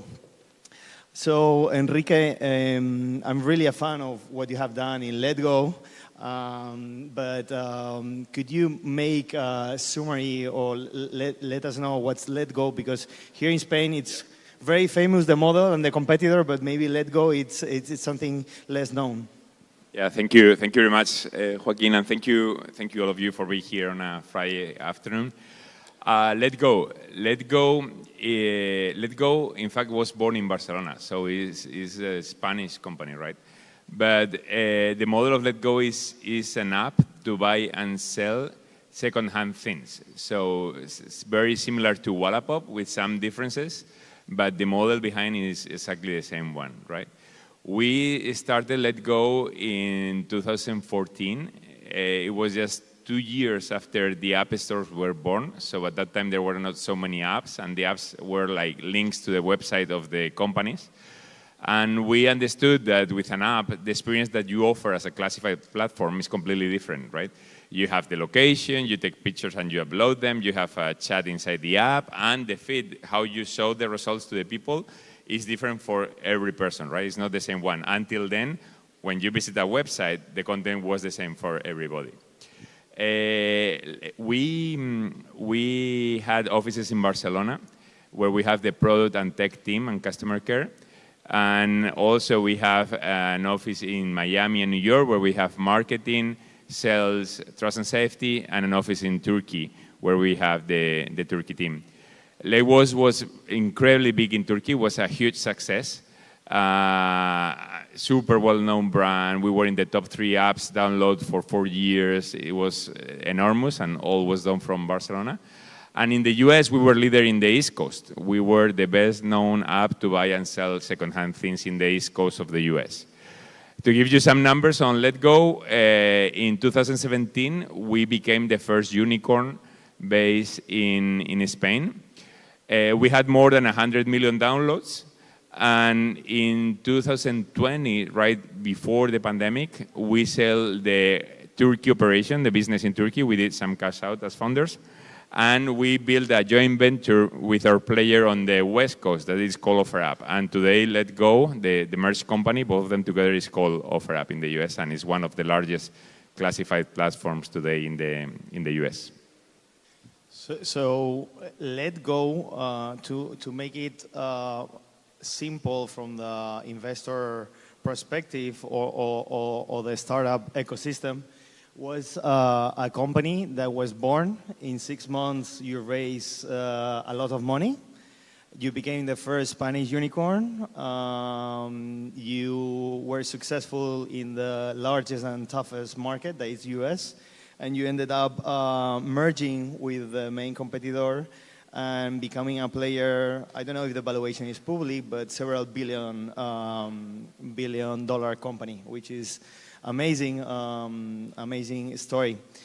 One of the successful and key points of the career of LetGo was something that I'm quite curious about. That was, every time we start a company, we see investors asking for product market fit, which is something that you can read in many books, Lean Startup and everything. I would like to ask why you didn't follow the product market fit and you went with a market product fit.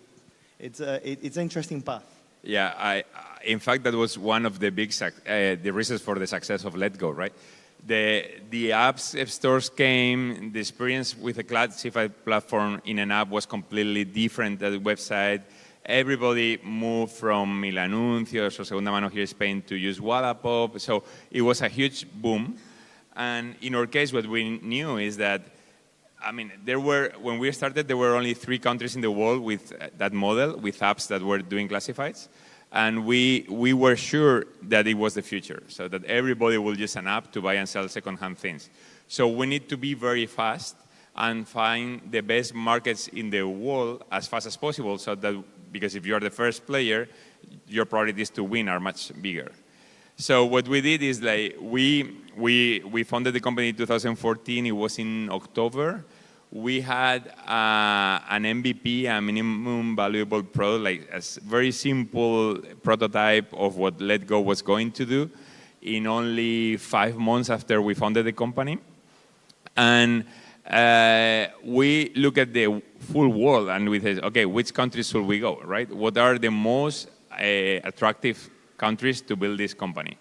So we create an Excel file with 366 countries in the world, and we start to analyze, is there a classified player? Do they have an app? Do they do TV? Is there Google in the country, Facebook in the country? Because we need to do online advertising and we need the platforms to do it. We look at the economics of the country. We look lots of different criteria. The penetration of mobile phones, right? The penetration of internet, bankarization, like all different things. And we found that 17 countries were much more attractive than the rest of the world. So what we decided is, with that MVP, we launched in those 17 countries. We were not proud of that product at the same time, but honestly, the product was not very good, but it was there, it worked, right? So we translate the app into those languages, and we launched there. And we invest $500 of marketing on Google per day on each one of the 17 countries. Surprisingly, just in 10 days, 7 of those countries work much, much better than the other 10. So we closed 10 countries, and we focus on those 7 countries. And we increased the marketing to $1,000 per country per day. And after a month, 5 were much better. That was Italy, Canada, Turkey, Norway, and the US. And we focus there. So instead of doing a product market fit where you have a product and you interact with the product to find something that there is appetite on the market to pay for, what we did is we have this product, who wants to use it, right? And we went to the whole world and we looked at different countries and understood in which countries they have appetite to use our product, right? That helped a lot and completely changed the company, because what happened is that we have extremely extraordinary metrics from day one. So when we went to the VCs to ask for money, they couldn't believe it. It's like, I mean, you just born this company 7 months ago, and you have these metrics in 5 different countries. That was very impressive for them. And that helped us a lot to raise a big amount of money very, very fast. And from good investors. Yeah, extraordinary investors. Yeah. One of the other success factors that I really love about Let Go, it's about taking risk. So you are in the toughest market, you are in the US, you are well funded, you have a super team, and suddenly you realize you have to move with a different playbook than the one that every VC was saying to their portfolio companies. So it would be very interesting if you can share this. What did you do that was not the right playbook? And if you can give us why and how you decided to not follow the path that everyone was following and taking the risk to put the money towards things that if they hadn't worked, it would be a big failure. Yeah. Huge failure, in fact, no? Yeah. You know that entrepreneurs, we are not risk-averse at all, and that's the case, no?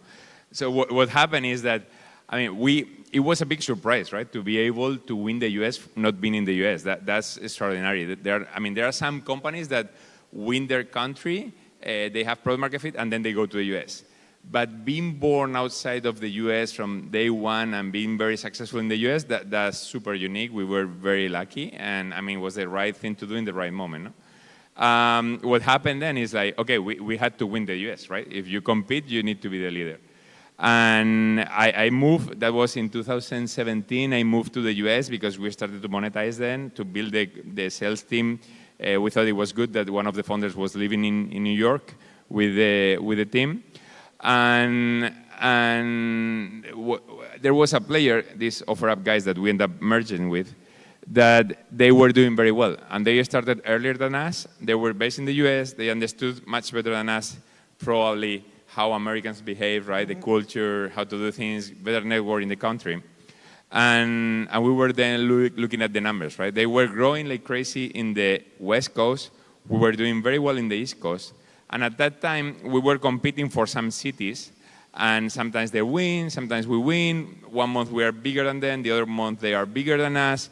And it was like, man, we really need to innovate. Otherwise, this is going to be a nightmare. Lots of money, lots of time, and we don't know who's going to be the winner, right? So we look at the market and look at the alternatives to do ad marketing, right? Of course, you have Google, you have Facebook, you have the ad networks. We were very, very good on marketing, extremely good on marketing. We have a fantastic team. But it was very expensive, and it cost a lot of time, no? And so what our marketing team decided is, let's innovate here. Why don't we look at the marketing tools that no startup look at, right? And we start to analyze what will happen if us, as a 3-year-old startup, advertise on radio in the US, advertise in a newspaper, advertise in the billboards in the streets, right? Or advertise on TV. And the thing there, that it was one of those years that there was a lot of money on venture capital. So every startup was investing on Google and Facebook was super expensive, extremely expensive. But they were not so many on TV. In fact, none at all. They were not the startups doing TV. And we did some math and found that TV was cheaper than Google and Facebook. It is harder to measure the impact of TV but it was much cheaper than Google Facebook. The only problem is that we look at it, and it was as expensive to go to the whole country, the whole US, 400 million something people, that to do local TV in 3 DMAs, 3 cities at the same time. I mean, we knew we wanted to win the whole country, so at some point it will be local, all the locals at the end make all the national. No? So we did some math. It was a lot of money, but it was much, much cheaper to go to the whole country at the same time. So when we built the case, we went to our investor, fantastic investor. We explained to them, they are very ambitious also. And they say, okay, go for it. If you trust that's the case, go for it. But in that go for it, there was like a message that if this doesn't work, it is so expensive that, guys, you are dead. We're not going to continue supporting you, right? So it's one of those moments where you really need to analyze the risk and take a decision of what you want to do with your life, right? And I mean, to make the story short, at that time I was going from Barcelona to New York twice a month. In the airport, when you enter to the country, there is a policeman, and he asks, what's your name, Enrique? What do you do? I'm an entrepreneur. What's the company? Let Go. What does Let Go do? Blah, blah, blah. And then they let you in, right? And so we started a TV campaign. And in only 1 week, I mean, from 1 week to the other that I went to New York, I was at the airport, I saw the policeman. What do you, your name, Enrique? What do you do, an entrepreneur? Which company? Let Go. And he was like, Snap, Post, Chat, Sell, Let Go. He said the claim of the company. And he started to call the other policemen to tell them that I was the founder of Let Go. Because all of them were using Let Go. And that was only 1 week because we were on TV, right? It was extremely phenomenal successful. I mean, we have a top of mind, brutal top of mind. Everybody knew the brand. We grew like crazy. We won some of the cities that we were competing with OfferUp, and we became leaders of the East Coast, right? And that was the decision. The story is extremely impressive because what happened there is that suddenly other startups came to our marketing team, and they start to hire people from our marketing team. It was super hard to keep them, right? Because you can measure everything, right? And it was obvious that it was a big success, and they want to copy it. And we changed the playbook of the startups in the US. If you go today to the US, there are lots of startups that advertise on TV, and Let Go has been the first one, and that's for sure one of the secrets of why we won the East Coast, right? Up to the point that if you're thinking about doing an MBA in the US or you've done it recently, Let Go, it's one of the business cases that you do at the business school about how you take risk and how you change the playbook and you start a new playbook for many startups. I have to ask you this, Enrique, because I'm very curious about how a unicorn merges with another unicorn and you become like the dominant player in a market. It's like, from the money perspective, here in Spain we see a lot of companies buying small companies or outsiders buying the companies in Spain. But how does it look to merge the first player with the second player and becoming the champions? And how does it look from the different perspective? More for the founder, how it's like to do something like that? Yeah, I mean, it's super challenging. We had a panel yesterday about exits, right? What happened, I mean, when you are the founder of a company, I mean, it's your baby, right? You really feel that the culture, the value that company has is part of your personality. You're super involved, you're working 14 hours a day, you don't stop thinking on your company during the weekends, so it's like you are so involved. Full life. Full life. At some point, and especially 7 years of full life, which is a lot, right? And at some point, you start to consider, man, maybe, I mean, the end of this story is that we merge or we sell or and it's super hard as a founder. I mean, you never want to do that. In our case, what happened is that it was obvious at some point. Even for us, it was obvious. We were very, very big in the East Coast. They were very, very big in the West Coast. There were almost non-users that had both apps. So, and 1 + 1 was much more than 2, right? So from an investor's perspective, from the economics, that made all the sense, right? And even with that, I mean, we felt that we could maybe win, or there was another thing like the TV that completely changed the ecosystem. No? So at some point, I do think that our investors did a great job there. I mean, one day, some of our investors, they share a board with some of the investors of OfferUp, so they start to talk, they start to analyze that it made sense, and they brought to us some explanations why we should do this, right?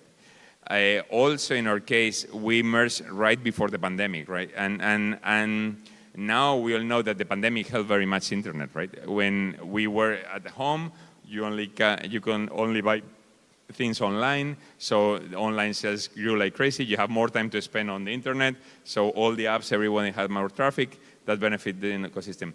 But right before the pandemic, it was like the world is going to crash, right? We don't know what is going to happen. So that also, I think that also helps, no? That third thing is like, okay, it's better to be merged by that time and be one strong company to address these difficult times that to be two and keep competing that we don't know what is going to happen there, right? And then the process, of course, is a super long process with lots of lawyers, lots of everything, Bankers. No? Yeah, imagine, it's like, it could be like two public IBEX companies merging, no? It's the same. Imagine how many lawyers they have and how many bankers and meetings. And then what really surprised me is my previous company was much smaller than this one, but at the end, everything is the same. I mean, you're an investment banker and you probably know. It doesn't matter how big is the company. At the end, you are negotiating small things about, okay, what name or what team or for how long or a small amount of money. I mean, the ego, I think that now looking back, I think that the ego of the founders also plays a game there. No, and I mean, you need to be professional and senior and admit things, right? And then Xavi from the Port Viller shared something yesterday here in this place that I love, and I never thought about that. It's like it is almost no founder that regrets of selling his company, right? If you talk with many of the founders that are selling their company now, some of them are like, I'm not sure I should do this. Maybe it's cheap. I mean, why I'm selling this? I can make more if I stay one more year. That's always the feeling that we have because it's part of your life and you're not objective. But after one year after you sell it, everybody's happy, right? That's super interesting. Yeah. So we're running out of time, Enrique, but at some point, I think it's interesting to share that during 7 years, it's not only about being successful and not only the sun shines and you have a lot of tough moments, tough decisions, a lot of learnings. So I invite you for next year to come and share that with us because I'm running out of time and Alex is going to kill me because now we have some interesting things happening. So thank you, everyone. And it's been a pleasure being here. Thank you, Enrique, a lot for being yesterday and today. It's super inspiring. And I encourage everything to add at LinkedIn to Enrique. He's a magnificent entrepreneur and advisor. Thank you, Enrique. Thank you very much. Thank you all. Thank you for being here. Thank you.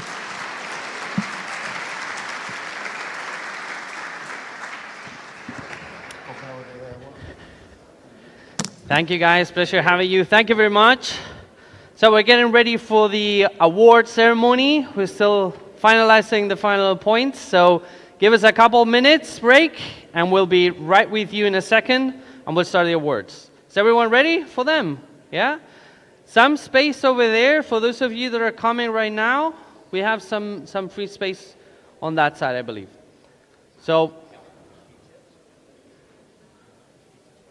okay. So give us a little break, and I'll be with you in a second. Thank you.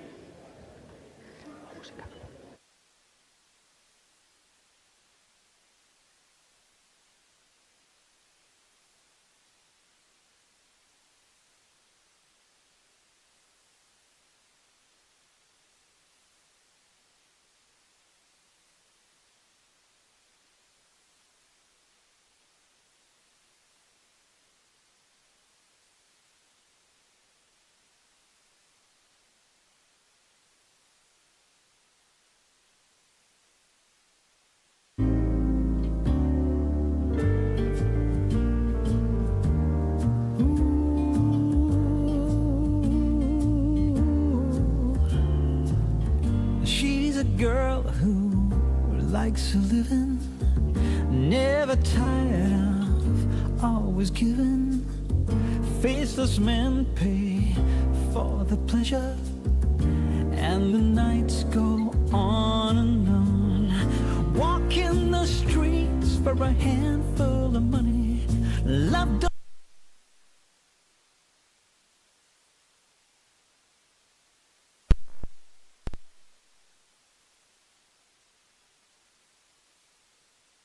She's indiscreet, but to me, girl, it's funny that they pay for the love of a girl with a pure heart of gold. A pure heart of gold. She ain't hungry for a lover. When it's over, there is another. Loneliness won't be a problem when the nights go on and on. Yeah, walking the streets for a handful of money. Love don't come cheap with a heart of gold. She's indiscreet, but to me, girl, it's funny that they pay for the love of a girl with a pure heart of.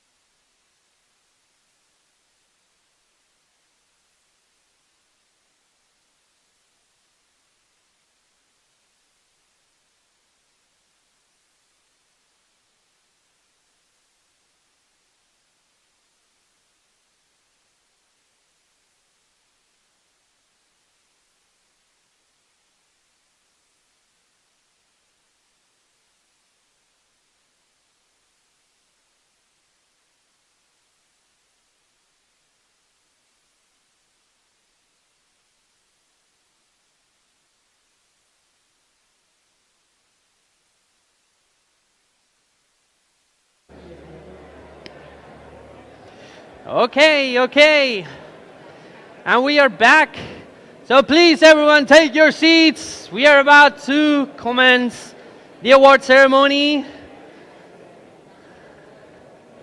So, everyone to their stations, as they say.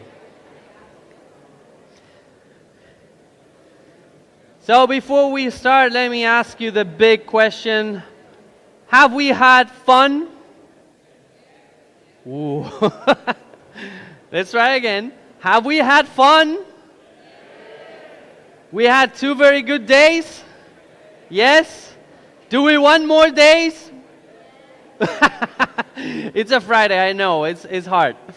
Okay, so to open the award and closing remarks, I want to invite the 2 people that have been deeply involved in making this a reality. So please give me a very, very big applause to the president of Startup Valencia, Juan Luis Hortelano, and the CEO of Startup Valencia, Nacho Mas.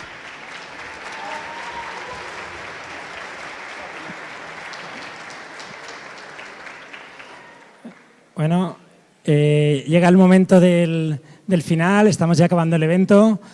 Muchísimas gracias a todos los que habéis aguantado hasta hoy. Empezamos el miércoles por la tarde, estamos ya a viernes, han pasado muchas cosas muy interesantes. Quizás una de las más destacadas es que hemos conseguido reunir un viernes por la tarde en un evento profesional a tanta gente como estáis aquí ahora, todos los que están fuera esperándonos también para continuar después con la fiesta y la verdad es que, bueno, desde el equipo de Startup Valencia, todas las palabras que se nos ocurren tienen que ver con agradecimiento, con gracias, con deciros que sin vosotros esto no hubiera sido posible. Es verdad que contamos pues con mucha ayuda, con mucho apoyo desde el lado de las administraciones públicas, desde el lado de las empresas privadas, desde el lado de los propios emprendedores y, por supuesto, también desde el lado de nuestro gran equipazo que tenemos en Startup Valencia, para el cual me gustaría que le pudierais dar un gran aplauso al equipo de Startup Valencia, a los voluntarios, los técnicos.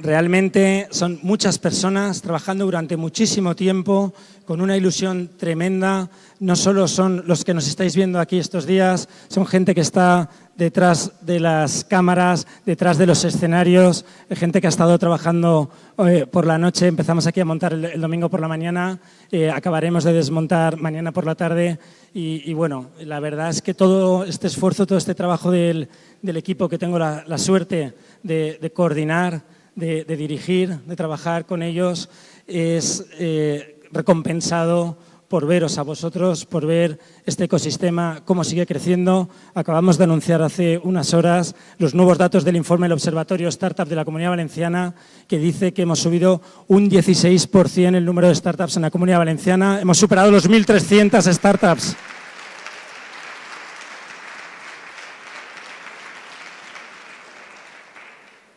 Y le doy paso al presi, nuestro presidente Juan Luis Hortelano. Tenemos un apoyo tremendo por parte de toda la Junta Directiva, por parte de Juan Luis. Todos los que lo conocéis sabéis lo que se implica, el tiempo que le está dedicando a esta asociación, los esfuerzos y al final esto también se nota. Gracias, Juan Luis, también. Gracias, Nacho. Hello, everyone, and thank you for being here. It's been 2.5 really hectic days, really fantastic, 12,000 people. People coming from 91 countries all over the world, more than 25% of this coming out of Spain, 60% out of the Valencia region. I think it's been really nice. We have the weather, we have this amazing venue. And I just want to thank you, everyone. I think it's the only event I have attended that Friday afternoon we have the room booked. I mean, it's fantastic. Even we have people standing right over there. Sorry for that. We need a bigger venue for next year. And yeah, really happy for these 2 days, really happy for the feedback of everyone. I hope you enjoy the event. I hope you enjoy the city. And I just only want to tell you, please come next year. We hope to make it a bit better, if it's possible. I just want to thank again Nacho for the effort, all the people, 200 people working in this event, all the volunteers, all the Startup Valencia teams, all the technicians, big applause. Everything went fantastic. So thank you and see you next year. Okay, and next, now, I will switch back to Spanish. Tenemos a Pilar Bernabé, delegada del Gobierno, que nos va a dedicar unas palabras. Muchas gracias.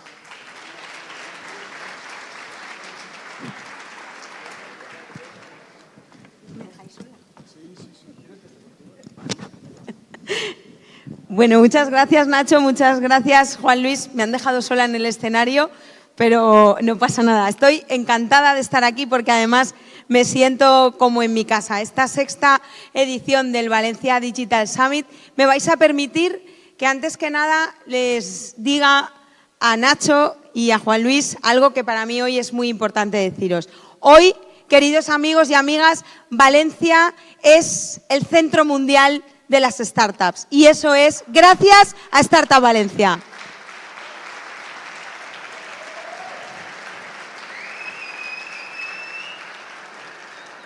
Esos magníficos datos que Nacho comentaba antes, esos magníficos datos que sitúan esta región en una de las regiones que más ha crecido la puesta en marcha de startups. Es una región que hoy ya podemos decir que más de 1.300 startups están en nuestra comunidad. Que Valencia, que la comunidad valenciana crece y crece gracias al esfuerzo y al trabajo que también vuestra asociación ha hecho por tejer en este territorio esta gran comunidad startup que hoy es Startup Valencia y que hoy, después de varios años en esta 6ª edición del Valencia Digital Summit, puedo decir orgullosa que el Valencia Digital Summit es hoy un evento de país, de España. Así es.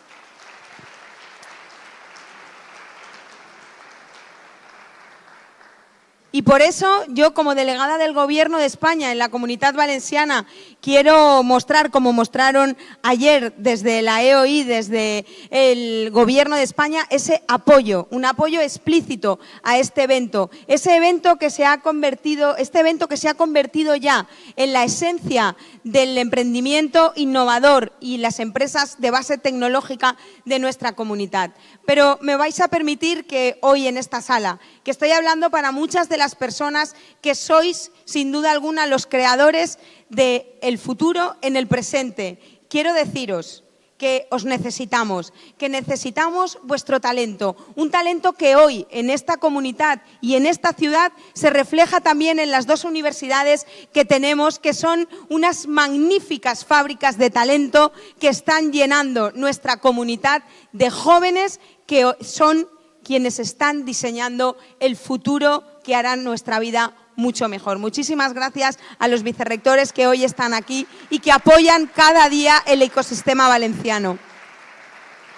Pero mirad, esta ciudad que hoy os acoge, este territorio que hoy os acoge, es un magnífico espacio para invertir. Es un magnífico espacio. Valencia es una de las mejores ciudades del mundo para vivir, pero también lo es para invertir. Y ese es el llamamiento que quiero hacer hoy también a las miles de personas que nos están viendo en todo el mundo, de tantos países que participan en este evento. Valencia, gracias también a que forma parte de este gran país que es España, que ha puesto en marcha la ley de startups, que es una ley referente y pionera, que marca una senda a la nueva manera de emprender y sobre todo a la nueva manera de invertir. Queremos ser un país competitivo, queremos ser una región competitiva y hemos generado las garantías y las certezas para que puedan todas aquellas personas que quieran invertir e instalar su proyecto de vida en esta región, en esta ciudad y en este país. Queridos amigos, después de 5 ediciones y esta ya que acaba, la 6ª edición, podemos decir que le queda mucha vida al Valencia Digital Summit, pero sobre todo lo que le queda es ese futuro mejor. Muchísimas gracias, buenas tardes y feliz semana. Gracias, Pilar. Thank you very much, Pilar. So now it's a very special moment. I want to thank all my peers and once more all the technicians, all the people that make this work. Because I always say the same thing. I'm up here, you guys enjoy what we're doing, but I couldn't do what I do without all these people down there. So please, big applause to all our technicians that make this happen, this magic work. And now we're in a very special moment because every year we give a special honorary award, and I'm really, really touched by this year's award. We're going to give it to someone that has an incredible trajectory in the chemistry field. She's been named one of the top 10 women in the scientific community more prestigious in Spain, and one of the top 100 most prestigious scientific women in the world. So to award this honorary award, I want to welcome once more on stage, please, big applause to Pilar Bernabé, Government Delegate of the Valencia Community. Big applause to Pilar and Juan Luis Hortelano, President at Startup Valencia. Ahora la llamo.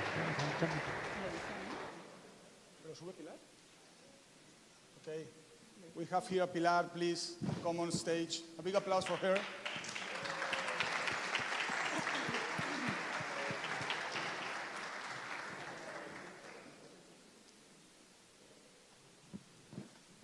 And let me switch to Spanish again. For me, it's much easier to say what I have to say about Pilar. Conozco a Pilar, tengo la suerte de conocerla personalmente. No he influido para nada en la entrega de este premio, que conste. Estuvo hace 2 años con nosotros en un Valencia Digital Summit en el Oceanographic dando una charla. Fue posiblemente la charla más inspiradora que hemos escuchado aquí. Os recomiendo que la veáis, debe estar en YouTube. Y bueno, cuando la conocí luego personalmente, por estas casualidades de la vida, me pareció increíble todo lo que ha hecho, ¿no? Yo creo que ya nos va a contar un poco lo que ha hecho.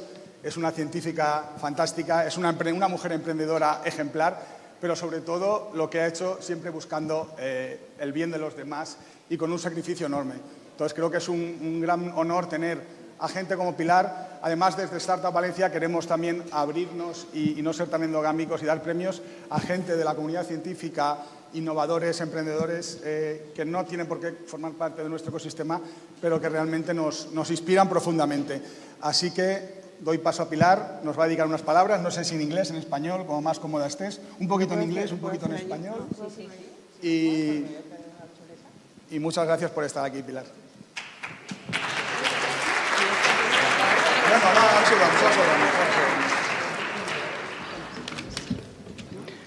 Bueno, muchísimas gracias, Juan Luis, Pilar, delegada del Gobierno, autoridades, a todos amigos y amigas.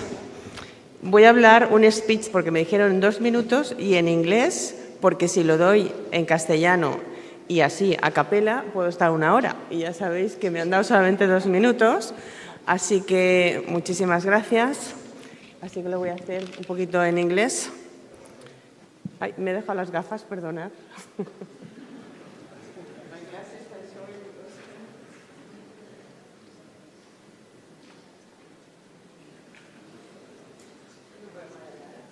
That's a problem for all of you. If you get older, you will need glasses to read. So.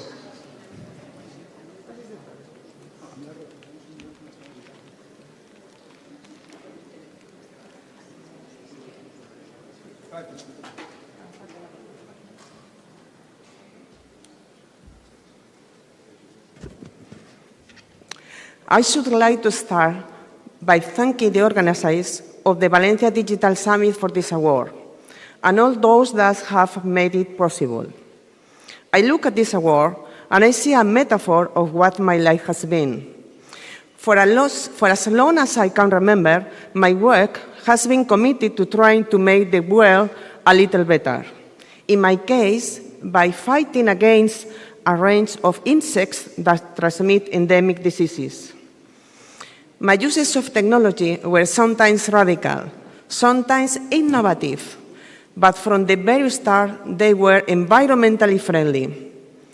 From the investigative stage to the testing, manufacture, and application, the environment has always been of paramount importance in my work. Now, I am looking at a room full of people whose future entails dealing with new communication technology, artificial intelligence, video game, and so on, which means that now you are the avant-garde. Climate change, zero carbon, means a big break from the old traditional economy and one that will be driven by people such as yourself, using new ideas, big ideas, and I hope successful ideas. There are enormous problems to be solved, but you, must also try to change the world, to make it a better one. We must understand that knowledge, technology, and science have a moral value, and it is important to use it in the right way.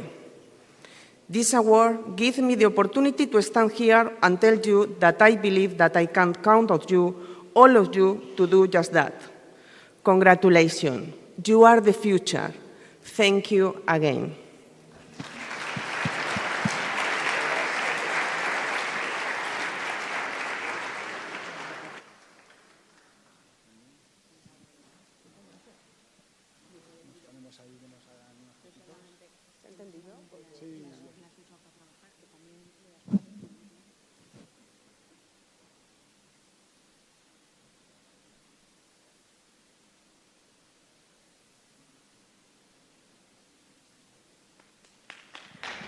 you. Thank you, Pilar. Go ahead. Thank you very much, Pilar. Congratulations. Thank you, all three of you. I'm very touched, we don't value our science enough. We are an incredible country with incredible scientists, as Pilar demonstrates. And we're going to move on into the next category of our awards, which is the Best Health and Wellbeing Startup. And to hand on the prize, I want to welcome our next two presenters. So please welcome once more Nacho Mas, CEO at Startup Valencia, and Juan José Cortez Vélez, General Director of Innovation, Industry, Commerce and Tourism at the Generalitat Valenciana. Big applause for them, please.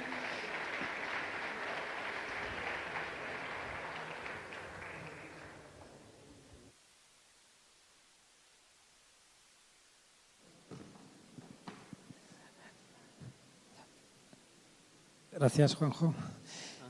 Bueno, vamos a dar el premio a la mejor empresa de Health and Wellbeing, que lo entrega la Consellería de Innovación de la Generalitat Valenciana, y para ello está aquí su director general de Innovación, Juan José Cortés. Si quieres decir el nombre. Los dos. Evil 3? EV Health 3. Evil Health 3.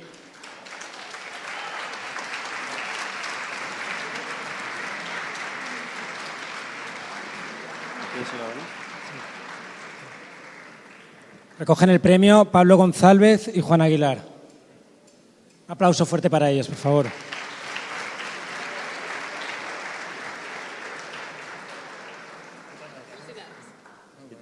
Bueno, si queréis decir unas palabras. Muchas gracias a Startup Valencia por la organización, muchas gracias por el premio. Es un honor el haber recibido este premio con todas las startups que hay aquí, la gran cantidad de startups que hay en el sector health.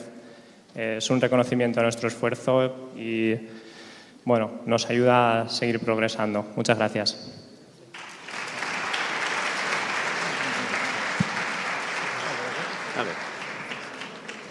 Congratulations, guys.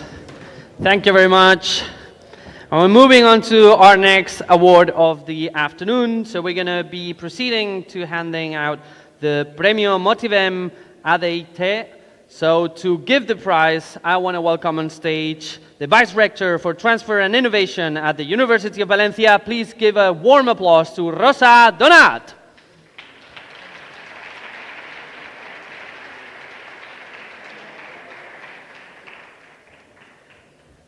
Oh, we have the stairs there.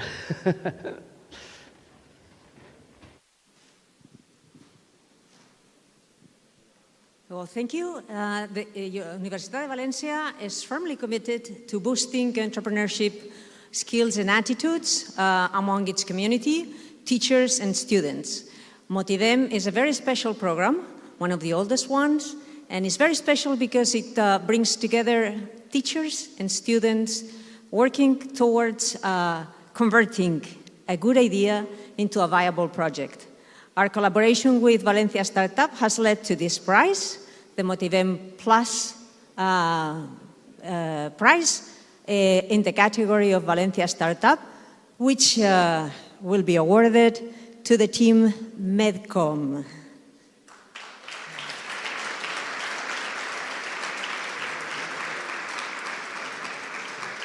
The team Medcom has been coordinated by Francisco Iborra with the collaboration of Sergio Maruenda, and reciben el precio Sergio Maruenda y Enrique Pérez. Congratulations.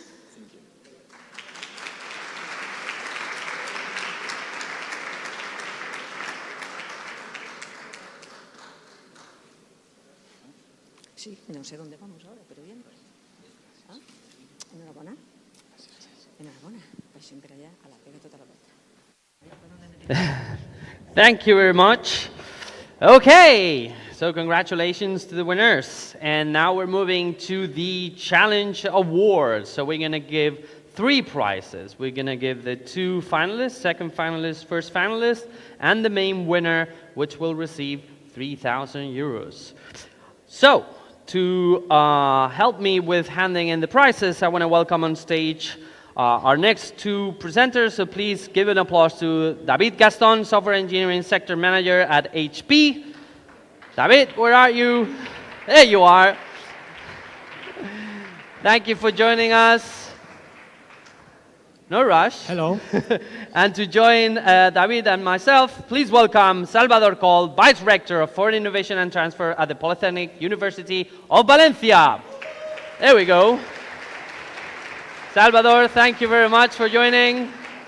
It's an honor and pleasure having you here. So are we ready to hand in the first one? Yes, sure. Yeah?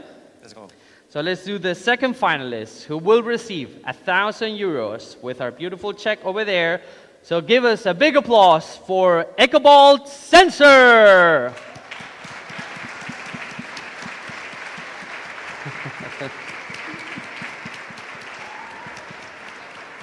Now you have to keep applauding. They're coming there at the center. Come on, keep applauding. There we go. Come on, guys.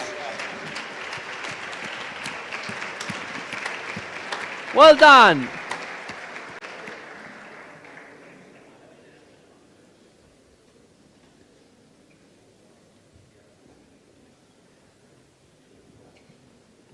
Congratulations.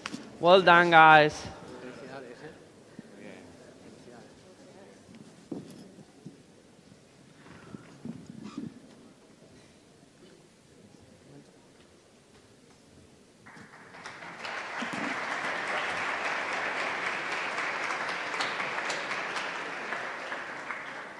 Well done. Thank you very much. You want to say something? Well, I just want to congratulate my team because without them it couldn't be possible. So I just would like to ask for a big applause for them, please. And for this guy too. Okay, well done. Thank you very much. I think it's the first time I see a prize with a Pikachu on stage. That's absolutely brilliant. Okay, and to hand in the first finalist, another 1,000 euros, please welcome on stage, Connecting Startup Valencia. Over there. Well done, congratulations.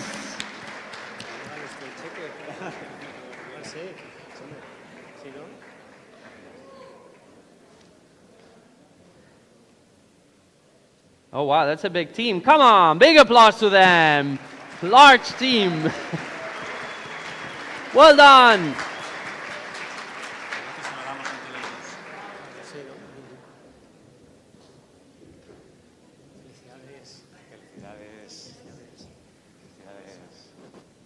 Qué equipazo, ¿eh? Felicidades. Enhorabuena.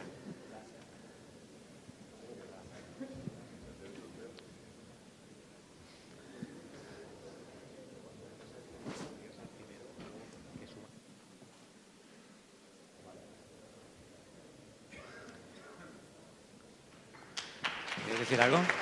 Some words for posterity. Antes que nada, agradecer a toda la organización de Startup Valencia por dar esta oportunidad a estudiantes y a gente que no está dentro del mundillo para que se integre. Agradecer a mi equipo, que está conformado por unas máquinas, que hemos estado vinculados cada uno desde un lado de una manera de locos. Y agradecer a todo el mundo que nos ha apoyado en esto y que ha creído en un proyecto que creo que se puede llevar bastante a cabo. Así que muchas gracias a todos, la verdad. Thank you very much. Congratulations. Don't get too far because we're going to call you in a second, okay? So be around here. Okay, are we ready for the last one? Yes. The big one. Come on. The one and only. Who's going to be? So, the main winner of the Challenge Awards is... I forgot. No. Innovametrics! Congratulations! They will receive a check for 3,000 euros. Very well deserved.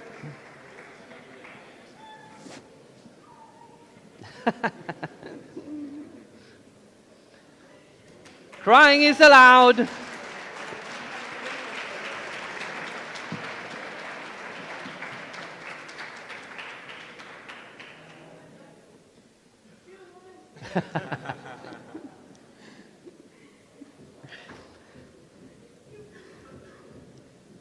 Crying is allowed. You can also cry if you want. Great job. Congratulations.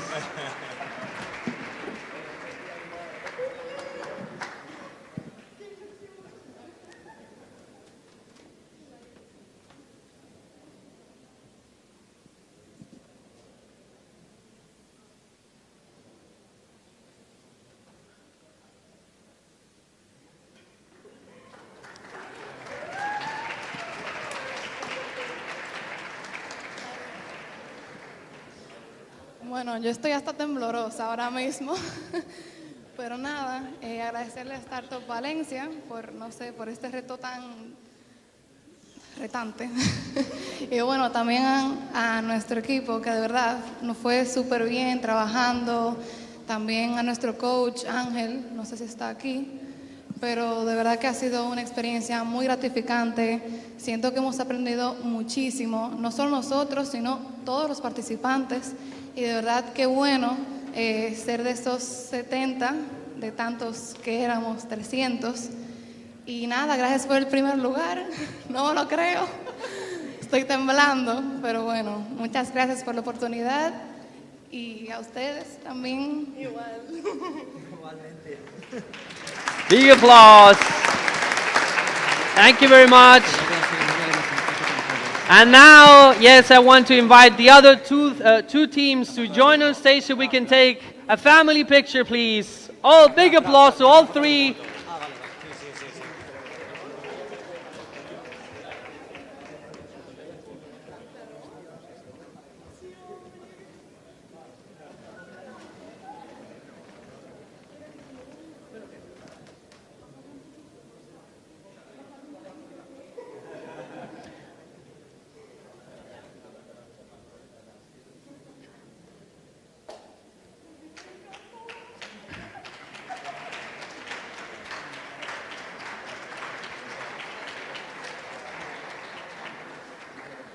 Okay, great job. Thank you very much. Big applause to all three of them.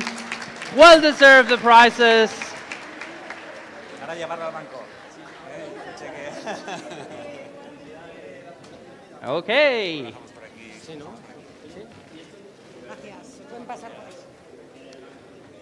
So,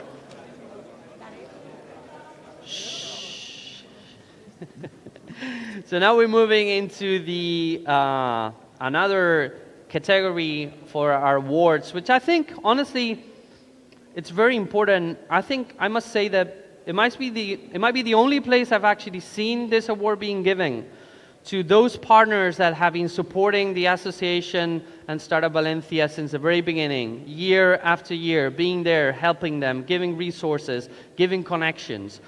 So right now we're going to celebrate the 5th anniversary of the partners in Startup Valencia, and to give the awards for this category, I want to welcome our next speaker. So please give a very, very big applause to Karina Birrueta, Head of Innovation Ecosystem at Startup Valencia.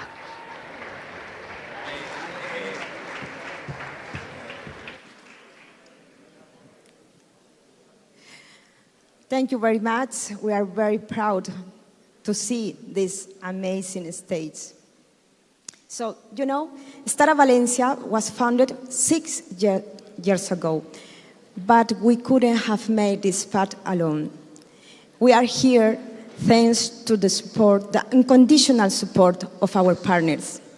And this year, we want to celebrate, we want to recognize 2 of our first partners.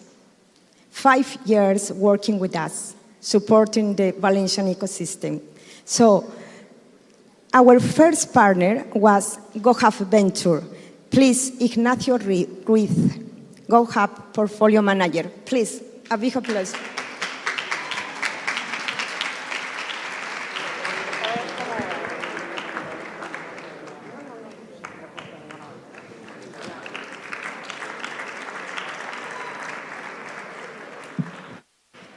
Thank you, Karina, and thank you, Startup Valencia, for this award, and on behalf of the GoHub team, GoHub Ventures team.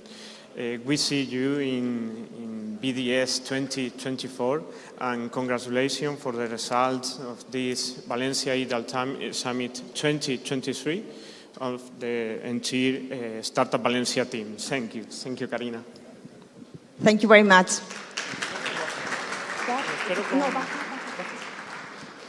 So, our second partner was the startup Banco Sabadell. Please, who knows Ángel Buigues? Who knows Ángel Buigues? Please, Ángel Buigues, come with me.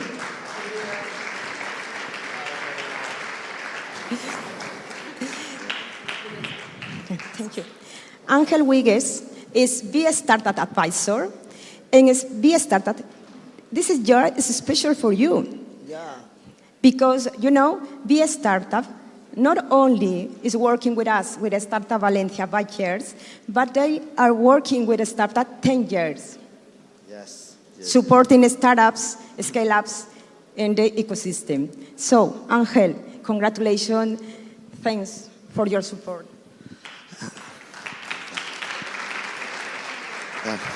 Thank you very much, Karina. Wow, 10 years working with startups.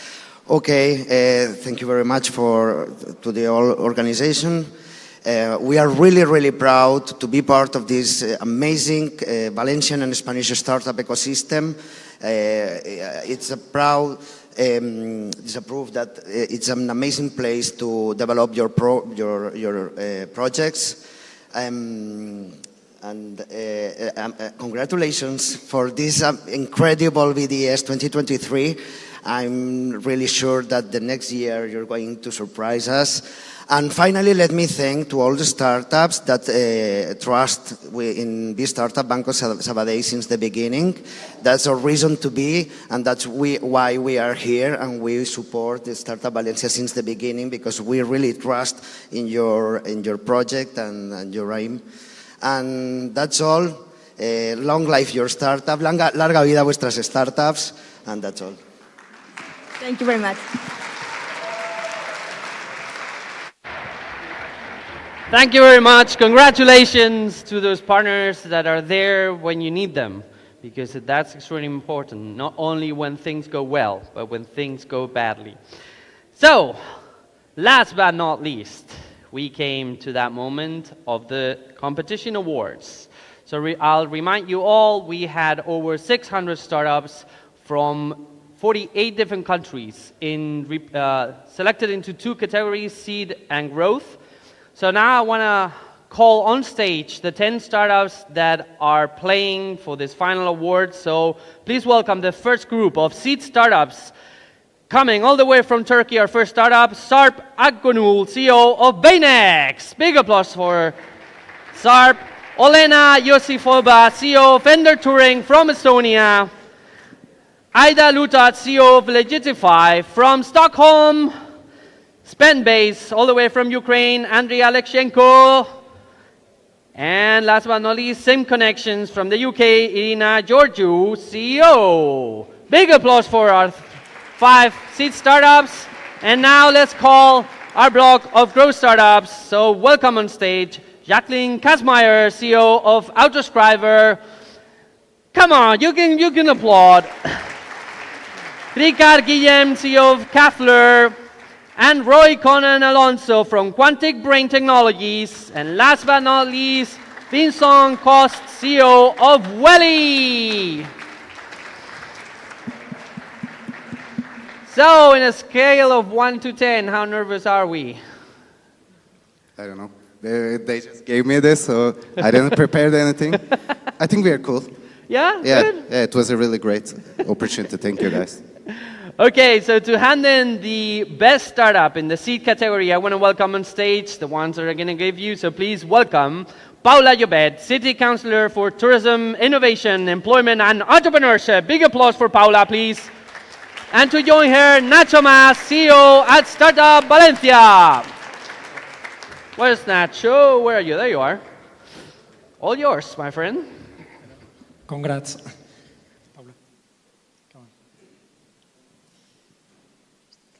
Yes, and now the best startup in seed category is? Ender Taring. The CEO is Olena Isifova.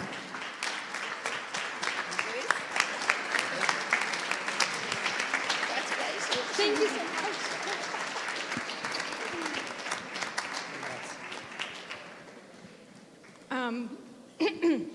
much. I have to say something, right? First of all, thank you so much. And for us, it means really a lot to be first time at Valencia Digital Summit and be a winner among so great teams and so great ideas. And I'm really honored to present Ender Turing here. And thank you so much, Valencia.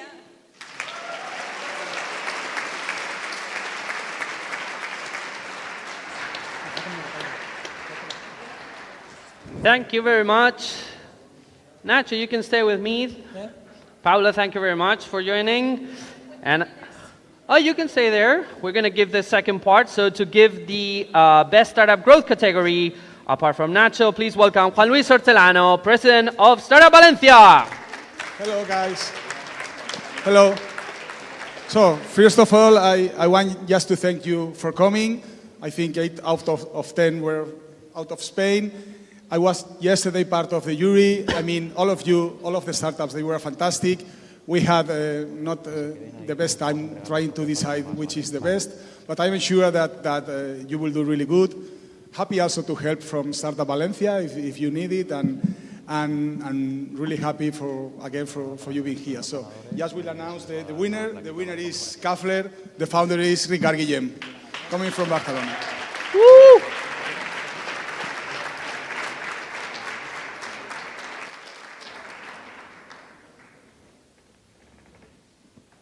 Well, I just want to say it's incredible to receive this award. I think this goes to our team and customers. And I'm super happy to be here in this amazing city that has seen a huge explosion in their ecosystem, and super proud to be part of this organization. So thank you so much to everyone.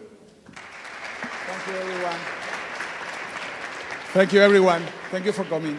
And Stay here. yeah, that's right. Before we move, you're not going to go empty-handed, so we have a little trophy for all of you for being here, for being on stage and defending it. I would say this, I do a lot of pitch training, and it's hard to be here, defend your company, all your work in 3 minutes. So please, big applause to all of them, because they deserve it. And with this, please, let's hand in a little token of gratitude for their effort.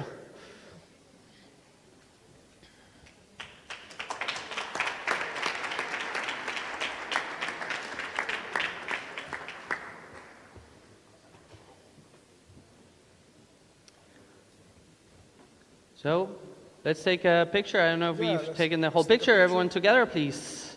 One final picture.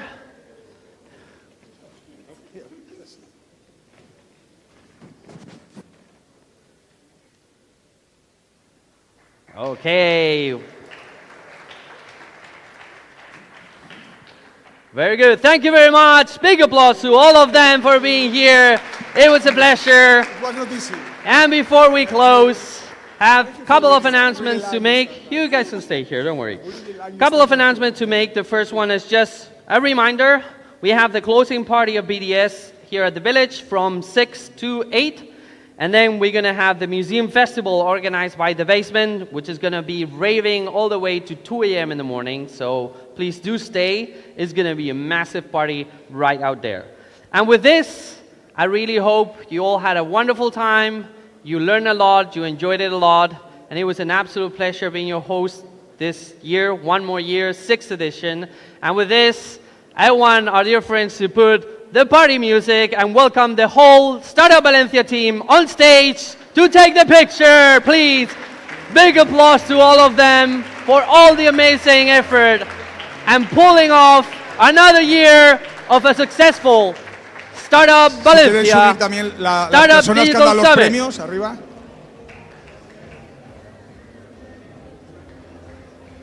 Pilar y Paula.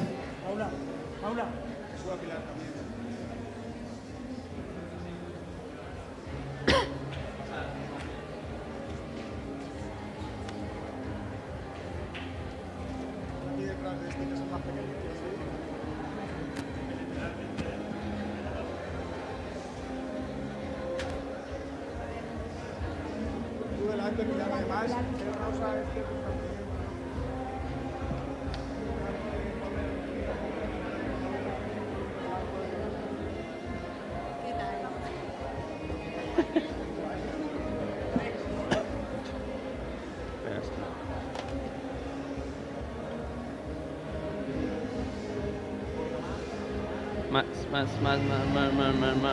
Aquí.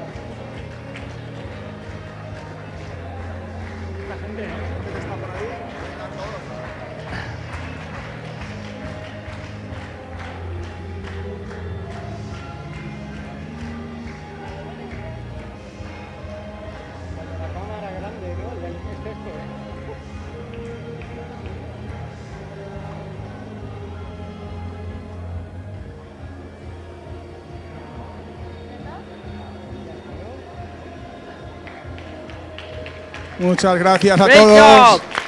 Great job, everyone. Let's go party.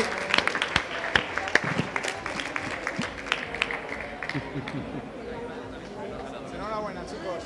Bueno, es que ya los hemos puesto antes. Sí, también. Ya que empieza la fiesta, ¿no? Ah, todos a mamarse y nos dejan en paz.